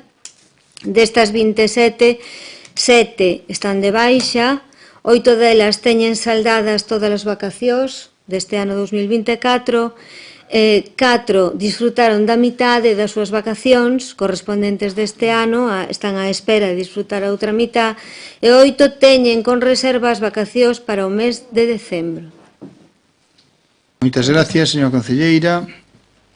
No seguinte apartado epígrafe que nos pon o concelleiro, dice así: redacción das bases reguladoras para a convocatoria de axudas escolares para o curso 24-25. No pasado pleno de maio do 24 aprobouse a moción presentada polo Bloque Nacionalista Galego de Ortigueira para a redacción das bases para a convocatoria de axudas escolares para o curso 24-25. Presentáronse con suficiente tempo para a súa redacción, debate e aprobación. No pleno de xullo do 24, ante a falta de información respecto á redacción destas bases, fixemos unha pregunta no pleno. A resposta foi que se estaba redactando e que en 15 días enviarían un borrador. Estamos a 27 de setembro e atopámonos coa seguinte situación: non recibimos ese borrador. Transcorreron 4 meses desde a aprobación da moción, 2 meses desde que nos dixo que nos la iba a enviar o borrador, e seguimos sen saber se se van convocar esas axudas ou non para o curso 24-25, que deu comezo o pasado 11 de setembro. Polo tanto, as preguntas son máis que obvias. En que fase se atopa a redacción das bases? Por que non se enviou ese borrador en 15 días? Entrecomillado, como dixeron, para cando teñen pensado convocar estas axudas? Señora concelleira. Xa están en secretaría, xa están realizadas, solo falta firmar os convenios cos establecementos colaboradores. O curso é 2024-2025 e é competencia directa de alcaldía. Eu sei que lles vou pasar o borrador, pero este trámite destas bases é competencia directa de alcaldía. Este mes de setembro, a persoa que encargou, que se estuvo encargando de facer as bases está de vacacións, cumplindo cas vacacións que ten todo o seu dereito, e voltará o próximo 30 de setembro para acabar cos últimos trámites que nos quedan. Moitas gracias. Pasamos á seguinte cuestión que nos plantexan Beirarrúas, Peirao, Despasante. Nos preguntamos se hai previsto contemplar as beirarrúas que van ao Peirao Despasante, xa que a súa ausencia crea unha situación perigosa para os peóns. Tamén se solicita que se instale sinalización vertical nese tramo. Está prevista algunha actuación neste sentido? Ben, isto, como ben sabe vostede, se lle plantexou a Portos de Galicia, veu a que era presidenta ali, e meteron todas estas cuestións e outras en un paquete que se vai a comezar, e logo lle enlazo coa que pregunta do Peirao aí de Ortigueira, para solucionar estes accesos que van tanto ao Porto de Despasante como logo a esplanada de Ortigueira e máis o Porto, o acceso que vai ao Porto de Ortigueira. Por tanto, sí que se veu, e claro, a señalización e todo isto, como son competencias deles, eu lle trasladarei a señalización vertical, quero dicir que hai esa inquedanza e que eles poidan señalizar, claro, son terreos que son eles os competentes. Eu sí que lles trasladarei esa inquedanza que teñen os veciños e que teñen que ter a seguridade como non pode ser de outra maneira, e estamos en isto. Nos pregunta tamén sobre o pintado de marcas viarias. Hai algún plan para pintar as marcas viarias en Santa Marta, Luía, Luama, ou os pasos de peóns que xa case non se aprecian, comentouse que unha empresa se encargaría no verán, pero ao ritmo que vamos igual temos sorte e o fan coincidir o pintado coas luces de Nadal. Ben, sí que ten razón vostede, a empresa está contratada, xa fixo uns trozos, pero teñen non sei canto plazo para facelo e agora estamos nas súas mans, que decir, teñen no que facer, pero nosotros estamos todos os días dicíndolle, oye, que isto ven as luces de Nadal, como dice vostede, estamos encima, pero xa ve que non estamos tendo moita sorte con esta empresa, ¿no? Pero bueno, esperemos que finalmente pues, acaben o traballo que para o que se fixo, ¿no? Auditoría externa, me pregunta vostede, como título e pon, ten previsto o señor alcalde realizar auditoría externa, se é así, hai xa unha data concreta para levala a cabo e cal é o custe estimado da mesma? Pois mire, eu cando cheguei fixemos unha auditoría que non era externa, fixo a señora interventora, deu un dictamen, se acordarán vostedes e demais, para a auditoría externa necesitamos crédito, necesitamos cartos, ven salindo, temos aí presupostos entre os 15 e os 30.000 euros, depende de quen a faga, e do tempo que lles marquemos para delimitar ese traballo, e é cuestión de que eso vaya en presupostos, ten que estar con un crédito, como non pode ser de outra maneira, para contratalo, non? Pero na nosa idea, xa fixemos a primeira, que foi unha auditoría interna que fixo a señora interventora, e agora faceremos a externa, cando teñamos os cartos necesarios, non? Pon vostede aquí, como epígrafe, horario da oficina de turismo. E pon, a pregunta sería, cal é o motivo polo que a oficina de turismo só abre os venres e os sábados? Señora concelleira. Bueno, eu creo que se só estuvera aberto o venres e o sábado non pasarían pola mesma 2.300 personas como foi este verán. Decirlle dos horarios, aparte de que hasta o 5 de agosto estuvo solo unha persona cumplindo os horarios, en xulio os horarios foron de luns a vernes de 10 a 2 e de 5 a 7 da tarde e os sábados de 10 a 2 da tarde, como dixen, hasta o 4 de agosto que despois incorporou outra persona a media xornada. No mes de agosto, do 5 de agosto ao 25 de agosto, foi de lunes a sábado, de 10 e cuarto a 2 e cuarto, e de 4 e cuarto a 7 e media, e os domingos de 11 a 2 da tarde. Do 26 de agosto ao 8 de setembro foi de 10 e media a 13:30 de lunes a venres e o sábado de 11 a 13:30. Sí que é certo que o 9 de setembro hasta o xoves pola mañá estuvo a oficina cerrada porque as traballadoras tamén teñen que conciliar a súa vida familiar ca súa vida personal como calquera traballador, que eu creo que ese cerre tampouco causou ningún perxuízo a ningunha persona que fora pola oficina de turismo, porque sempre nesa oficina de turismo estaban postos os horarios. Ese horario vai se manter hasta o 29 de setembro e a partir do 30 de setembro vamos volver a cambiar debido a que se hai un descenso no turismo. Será o seguinte, de lunes a xoves de 9:30 a 15:10, os venres de 9:30 a 15:10, os viernes pola tarde de 16 a 19 horas e o sábado de 9:30 a 14 horas e pola tarde de 16 a 19 horas e os domingos de 11 a 14 horas. Este hasta o 8 de decembro, que é cando xa a persoa que está a media xornada xa deixa de prestar os servicios. A todo isto, é que facilitar as súas vacacións e, como dixen, tamén os seus días por asuntos propios. De todas formas, eu non podo estar máis orgullosas das miñas traballadoras, que non me gusta chamarles traballadoras, e que jamás cumplen co horario de cierre. E máis, sempre están, en vez de cerrar ás 10, traballan hasta, en vez das 9:30, pois unha media hora máis, e jamás deixan a ningún cliente nin visitante sin atender, por moito que cheguen á hora tarde. Así que non podo estar máis contenta do servicio que están prestando as traballadoras da oficina de turismo.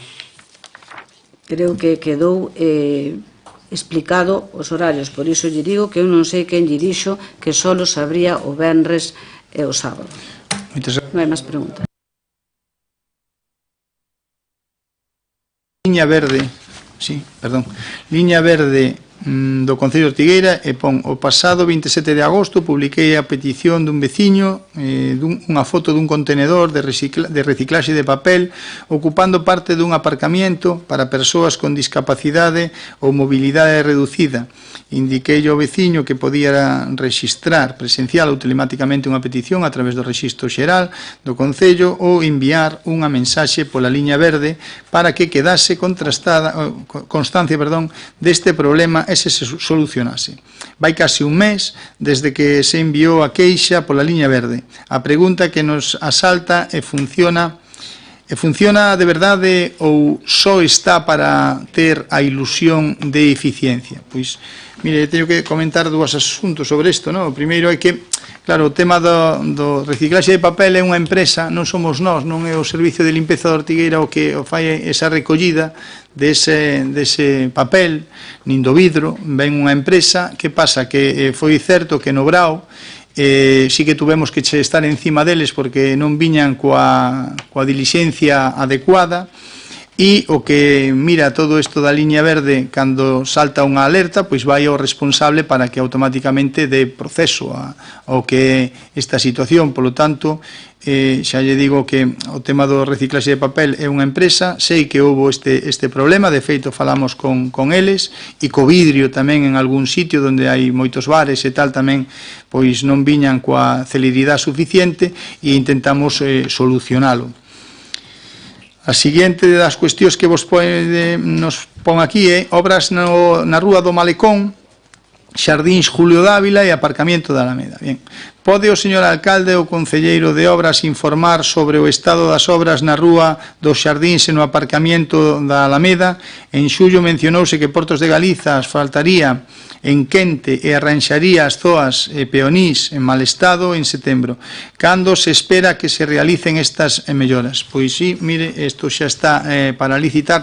Sabe vostede que as obras de Palacio pois van despacio e nos dicen que esas licitacións están para Ortigueira, para Espasante e para outras zonas do noso Concello e que en breve, en canto as empresas pois accedan a vir aquí e tal.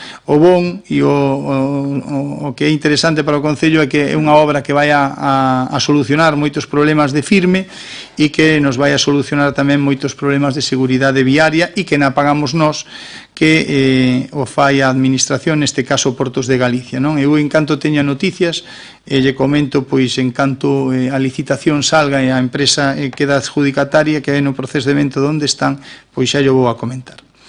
E por último, nos plantexa vostede convenios reguladores o acordo do uso dos centros sociales. Pode o señor alcalde ou a concelleira responsable darnos información sobre os convenios ou acordos do uso dos diferentes centros sociais do Concello de Ortigueira, se estes convenios ou acordos de cesión están redactados e asinados coas diferentes asociacións? Que as asociacións utilizan os centros sociais sin ningún tipo de problemática, e máis, algunhas das asociacións incluso elas mesmas se presentaron a axudas da Xunta de Galicia para mobiliario, para obras e demais, e saliron adxudicatarios, quer dicir que o que presentan, pois, oye, lles vale ante outras administracións e lles conceden subvencións para que faigan arranxos e tal nos centros que eles usan, non? Que ao final é do que se trata e do que buscamos todos, que teñan uns centros pois sin goteiras, ou que as persoas que van ali pois para o Cineforum que fan en Couzadoiro, ou para o que bailan en San Adrián, ou, bueno, todos os que fan actividades que son todos os disfruten nas mellores condicións, que é o que queremos todos, e seguramente pois vostede tamén, claro está. E esas son as preguntas que teño. E agora rogos e preguntas, bueno, rogos. Empezamos pola señora señora Rego, perdón, polo señor Marco Xal. Vale, gracias, señor alcalde. Vou ser rápido, só corrixir un par de cousas, non? Que, por exemplo, co das praias hai unha lei de saúde pública, o Real Decreto 1341-2007, que di que cando hai contaminación de praias ou do que sexa, que o Concello ten que avisar por todos os medios a poboación desta contaminación para evitar calquer tipo de problema. A señora Rego, que dixo o dos parques eólicos, a resposta era fácil, sí ou non. Despois, que vostede lle dea voltas e máis voltas e máis voltas, non queda claro. Presentaron recurso de alzado ou contencioso administrativo, sí ou non. Despois, vostede di que me dixo ou que me preguntou o tal cual. Eu tamén podo dicir que me dixo que me iba a chegar documentación, sigo esperando por ela, díxome que o luns pola tarde íbamos facer unha reunión telemática, sigo esperando a invitación esa, entón, cando conte as cousas, por favor, conte as todas e non conte só a versión que lle interesa. Pois parece que tal. Despois, vostede me preguntou que faría eu se estivese... Bueno, que faría eu? Eu lle dixen, eu non estou gobernando, eu estou na oposición. E despois dixenlle, sí, pero estou facendo un rogo. Estou lle pedindo que cando conteste e conte as cousas, conte todo. Pois ese é o robo. Non, pero sigo, porque despois eu dixenlle que eu non gobernaba, eu estaba na oposición, pero que o meu partido presentou o contencioso administrativo. Iso, nada máis. E despois, pouco máis que dicir que sobre as bases reguladoras da axuda escolar, se é competencia de alcaldía, non sei que fai a Concellería de Turismo contestando unha pregunta sobre a competencia da alcaldía. Sobre a oficina de turismo, nós temos aberto un buzón cidadán anónimo que nos envían preguntas. E nós, pois, achegámolas porque a veciñanza ten preguntas. Igual que as vacacións do SAF e outras tantas. Nós estamos abertos a recibir preguntas e nós trasladámoslas aquí. Moitas grazas. Moitas gracias, señor Sal. Non sei se quere facer algún robo, señor Franco. Sí, moitas gracias. Teño varios robos que xa tachei algún porque vamos mal de tempo, porque entre que vostedes teñen 3 portavoces e o alcalde cada vez que fala bota un meeting, pois non nos dá tempo a todo. Primeiro, en canto ás preguntas que fixen hoxe, a mí me gustaría que me contestaran o que preguntamos, porque preguntamos canto aportou o Concello a Carreira Popular de agosto, cantos cartos, non me di nada. Cantos cartos aportou o Concello ás Olimpiadas Rurais? Non me di nada. Me di que vostede pediu unha subvención e que a ten que justificar. Pois mira que fácil. Se vostede ten que justificar con facturas, pois me di, pois mire, na Carreira Popular gastamos tanto, e isto que vamos a justificar. Nas Olimpiadas Rurais gastamos tanto, e isto que vamos a justificar. Fíxese que fácil. Como non me contestou, eu lle pido que me conteste no seguinte pleno. Co tema dos análisis das augas. Simplemente preguntamos cando recibiron a notificación, non nos contestaron, por que non publicitaron e avisaron das causas da prohibición de baño, non nos contestaron. Entón, bueno, pois, por certo, na praia de Ortigueira non se fan análisis, porque o convenio que ten o Concello de Ortigueira é para facer análisis en Morouzos, A Concha, Vimbieiro, San Antonio. Non é que os resultados sean bons, senón que é que non se analizan. Ben, vou cos rogos.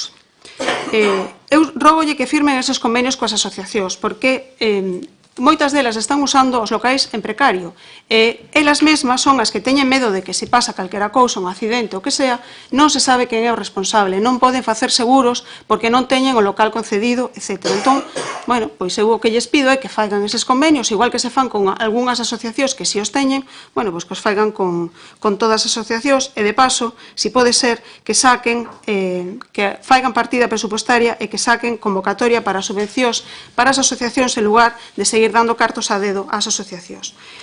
Rogo tamén que faigan a sinalización do camiño do litoral e do camiño do mar. Cada vez ven máis xente, máis peregrinos, cada vez os vemos máis polas estradas, polas rúas, e todos andan perdidos porque aquí non hai sinalización de nada. Entón, pido, e xa sei que vostedes ningunean o tema do camiño do mar, pero lles guste ou non lles guste, cada vez temos máis peregrinos neste Concello. Sinalicen, non costa tanto, non é unha partida presupostaria extraordinaria, e simplemente o que teñe que facer é poñer a sinalización e facela.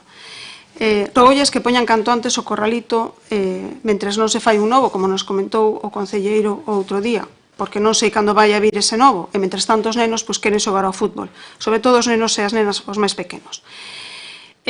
Rogolles tamén que revisen e que solucionen a obra do patio exterior do CEIP Xosé María Laxe, porque no patio de primeiro e de segundo de primaria parece ser que quedou un desnivel xusto ao lado do campo de fútbol que é bastante perigoso para os nenos, que andan por ali correndo e facendo as cousas de nenos. Aproveito tamén este rogo para rogarlle a Concelleira de Educación que acuda aos consellos escolares para enterarse de primeira man das demandas do CEIP. Creo que houve un consello escolar hai uns días e ela non acudeu. Tamén lle rogo, concernente ao tema do CEIP, que volvan a considerar a posibilidade de cambiar a sirena actual por un timbre musical, que é algo moi necesario para nenos con autismo e con outras necesidades especiais. Eu estou segura de que atoparán cartos, quiten algunha festa, quiten a festa dos xardís, quiten algo e poñan a sirena ao timbre musical no CEIP. Rogolles tamén, relacionado cos nenos, que limpen o camiño de Barbeita, porque volva a estar cheo de ervas, xa sei que o van a mañar, pero mentres non o amañan, limpen o camiño para que os nenos poidan baixar por ali para ir ao cole. Relacionado cos nenos tamén, rogolles, que xa o fixemos en varias ocasións, que poñan unha caseta para os nenos en Devesos, porque seguen ardando o bus diante da panadería a intemperie. Rogolles que poñan solución á presencia de coches dentro do Pinar da Praia de Morouzos. Non sei se a Concelleira de Turismo é consciente deste problema, pero hai coches que entran no Pinar da Praia de Morouzos. Outro día fun camiñar por ali e había un coche xusto ao lado da caseta dos socorristas. Que pasa? Que retiraron a pasarela de madeira que facía pois de barreira cos coches entre o aparcamento e os coches e deixaron agora mesmo unha autopista aberta á entrada de vehículos no Pinar e entran. Hai 20 anos que non hai coches no Pinar. É unha triste pena que volva outra vez a haber coches no Pinar. Entón, contróleno e poñanlle solución urxente. Teño outro rogo relacionado con algo que pasou esta tarde, e que os veciños que vivimos nesa zona nos preocupa moito, e que, esta tarde houve un pequeno accidente na avenida Escola de Gaitas, na zona, un pouco máis aló do Gadis. Aí hai 3 garaxes dos que salen os vehículos, non hai visibilidade, ou moi pouca, e, salimos como podemos, e sempre estamos bastante pendientes porque é moi posible que haia un accidente. Esta tarde houve un, por sorte, me parece que non hai feridos de gravedade, pero poido habelos. Entón, eu lles pido que sinalicen, que reduzcan a velocidade, que poñan badéns para que os coches que veñen do lado de Senra, do lado de Cuiña, para que reduzcan a velocidade e que faigan de alguna forma que melloren a visibilidade. Ali estuvo esta tarde policía local e eles dixeron que tiñan xa varios informes deste asunto, entón fagalles caso, melloren, estoulles facendo un robo, non é unha pregunta. O espello non sirve para nada. Esta tarde houve un accidente, estou comentando. Eu vivo ali, sei o que hai 3 garaxes e un paso de peóns. No paso de peóns do lado onde está o Gadis non se ve, veñen os coches e non se ve. Me comenta o señor secretario que non é por cortar, ¿verdad? Xa, claro, pero que falan e despois non nos deixan tempos demais a facer. Remato. 2 preguntas. Unha, a Escola de Música xa comenzou, pero os profesores aínda non están. A Concelleira de Educación quedou de chamarnos para falar deste tema, mellorar a ordenanza, etc. Estamos esperando todavía, non sei cando o vai a facer, non sei cando van a estar presentes todos os profesores, nin cando se vai a actualizar esa ordenanza. E outra pregunta, que esta me gustaría que me contestaran agora, porque estou convencida de que saben a resposta. Recibiron algunha nova notificación de non conformidade da calidade das augas na Praia da Concha? Sí, hoy, ahora mismo. Sí. Creo que non hai veleros na Concha estes días, me parece. Pero que cree que é cousa nosa?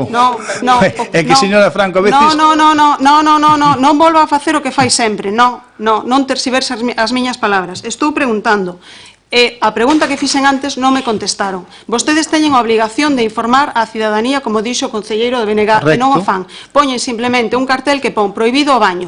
A xente, de feito, co primeiro cartel preguntaba: que pasa, non hai socorristas? Que pasa, hai medusas? Que pasa? Ninguén sabía por qué. É a súa obriga poñer cale a circunstancia que fai que esa praia este pechada ao baño, porque é un perigo público, porque se dende a Xunta lles obligan a pechala, pois será por algo. Nada máis. Moitas gracias, señora Franco. E agora me gustaría que, cando dice que lle demos cartos a dedo ás asociacións, que rectifique iso aquí mismo. Porque iso non foi tergiversar nada. Mo dixo incluso a señora interventora, porque eu pensei que non o ira ben. Que damos cartos a dedo ás asociacións. Que probas ten vostede para isto? Por que cala? Fale. Por que dice vostede que damos cartos a dedo ás asociacións? Usted sabe o que significa isto? Quere que lle conteste? Sí, quero que me conteste. Están vostedes... A ver.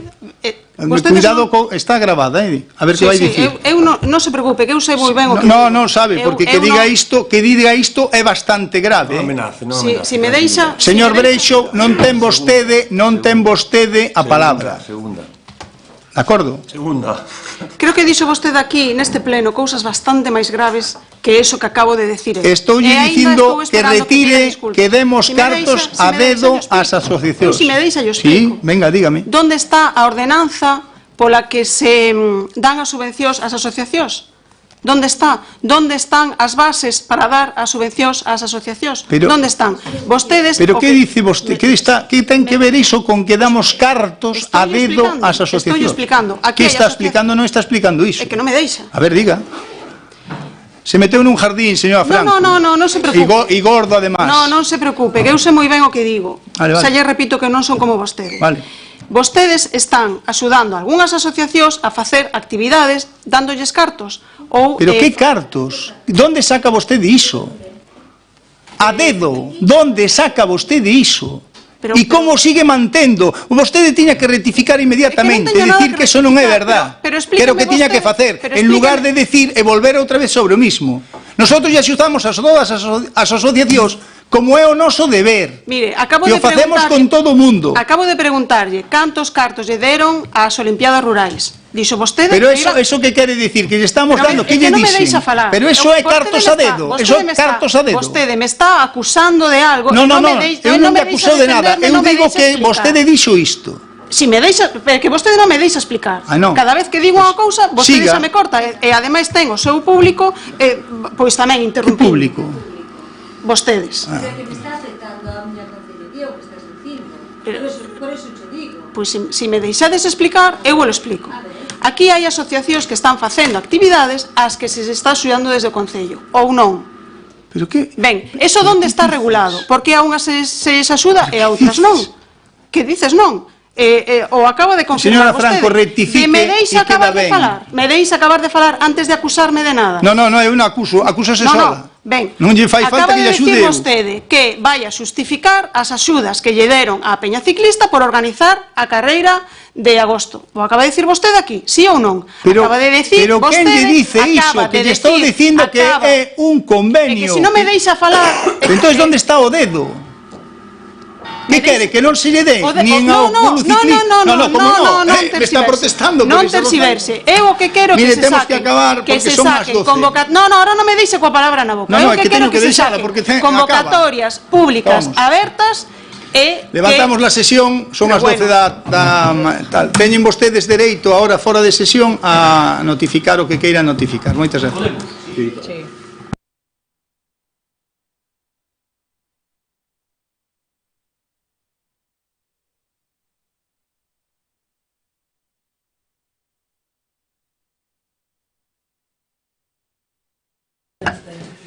Mire, aparte do que teño que dicir, por alusións eu quixera facer un comentario aquí.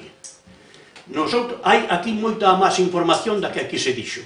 E somos nosotros os únicos que podemos facilitala. Pouco aquí oí algunhas frases que realmente me sorprenden. Me sorprenden porque dá a entender que parece que nos queixamos de vicio. Non nos queixamos de vicio. Nosotros levamos 2 anos pelexando, máis de 2 anos pelexando, para mellorar a calidade de vida do centro de Maiores, sobre todo da comida. Despois de varias reunións co consorcio e co catering, non fixemos nada, porque reunímonos e o consorcio síguenos dicindo que a comida é apta, que a comida reúne as cualidades perfectas para as nosas necesidades. Pois mire, non reúne as necesidades para nosotros, porque nosotros os que pasamos de 80 anos, a comida que nos dan, sobre todo polas cenas, non a podemos deglutar como é debido, porque se me deixan detallarlle nada máis que 2 ou 3 platos, o fago. Mire, patacas espesas, descoloridas, e a parte moitas delas veñen a medio facer, e cunha carne picada blanquecina que non se sabe de que é, nos dicen que de pavo, pero é unha carne sin sabor, insulsa, que canto masticas parece corcho, acompañada desas patacas espesas. Ustedes pensan que esa é unha cena para unha persona maior de 80 anos para irse a cama a dormir? E como eso lles podía seguir dicindo varios platos detallándose, pero non me quero estender máis. O farei cando tiña que facelo. Nosotros pensamos que sería conveniente, porque ante esta posición inquistada do consorcio e do catering, que non podemos avanzar, está aí, nosotros quixéramos que se formara unha comisión de investigación que fora colegiada e que fora vinculante incluso, porque que desenquistara o detalle que lle dera solución a isto. Nosotros recorrimos aquí a esta institución municipal porque esperamos dela unha axuda, indudablemente, esperamos a axuda de calquera. Nosotros esperamos que isto non se politice. Nosotros vimos aquí os que somos dueños do que dicimos e do que falamos e do que facemos, pero vimos aquí a buscar unha axuda e a buscamos en calquera lado, aceptamos calquera axuda, pero somos únicos nosotros os que podemos facilitar unha información. Agradezco a quen presenta a moción de censura, pero sorpréndeme tamén que haya alguén aquí que casi quere dicir que estamos queixándonos de vicio.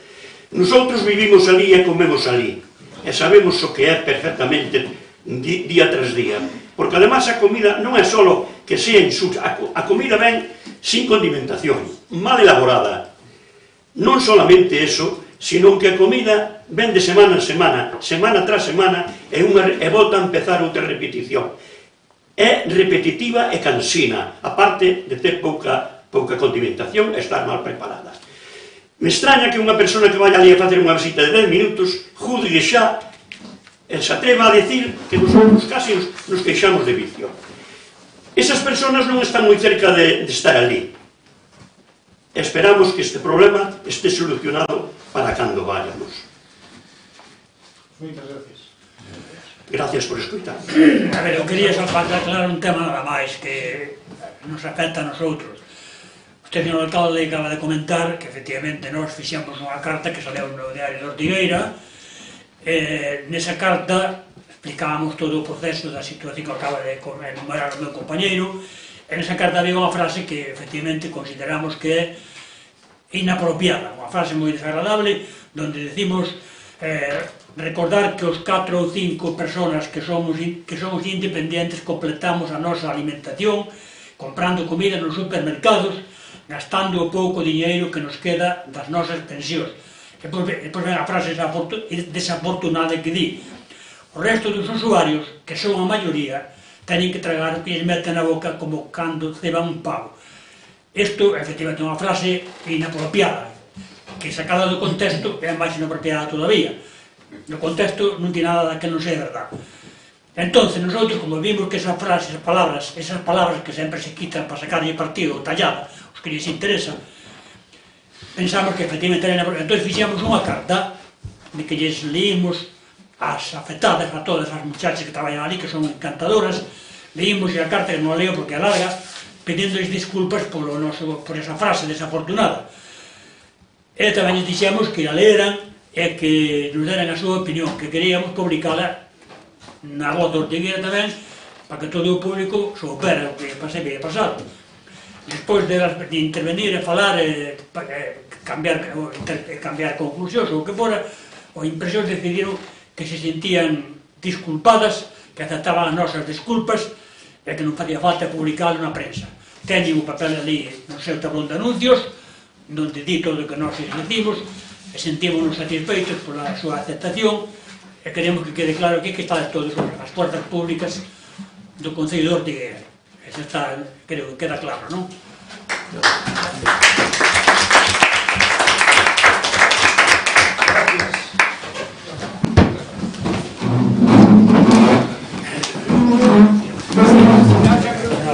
Boas noites a todos. Boas noites. Gracias por escutar.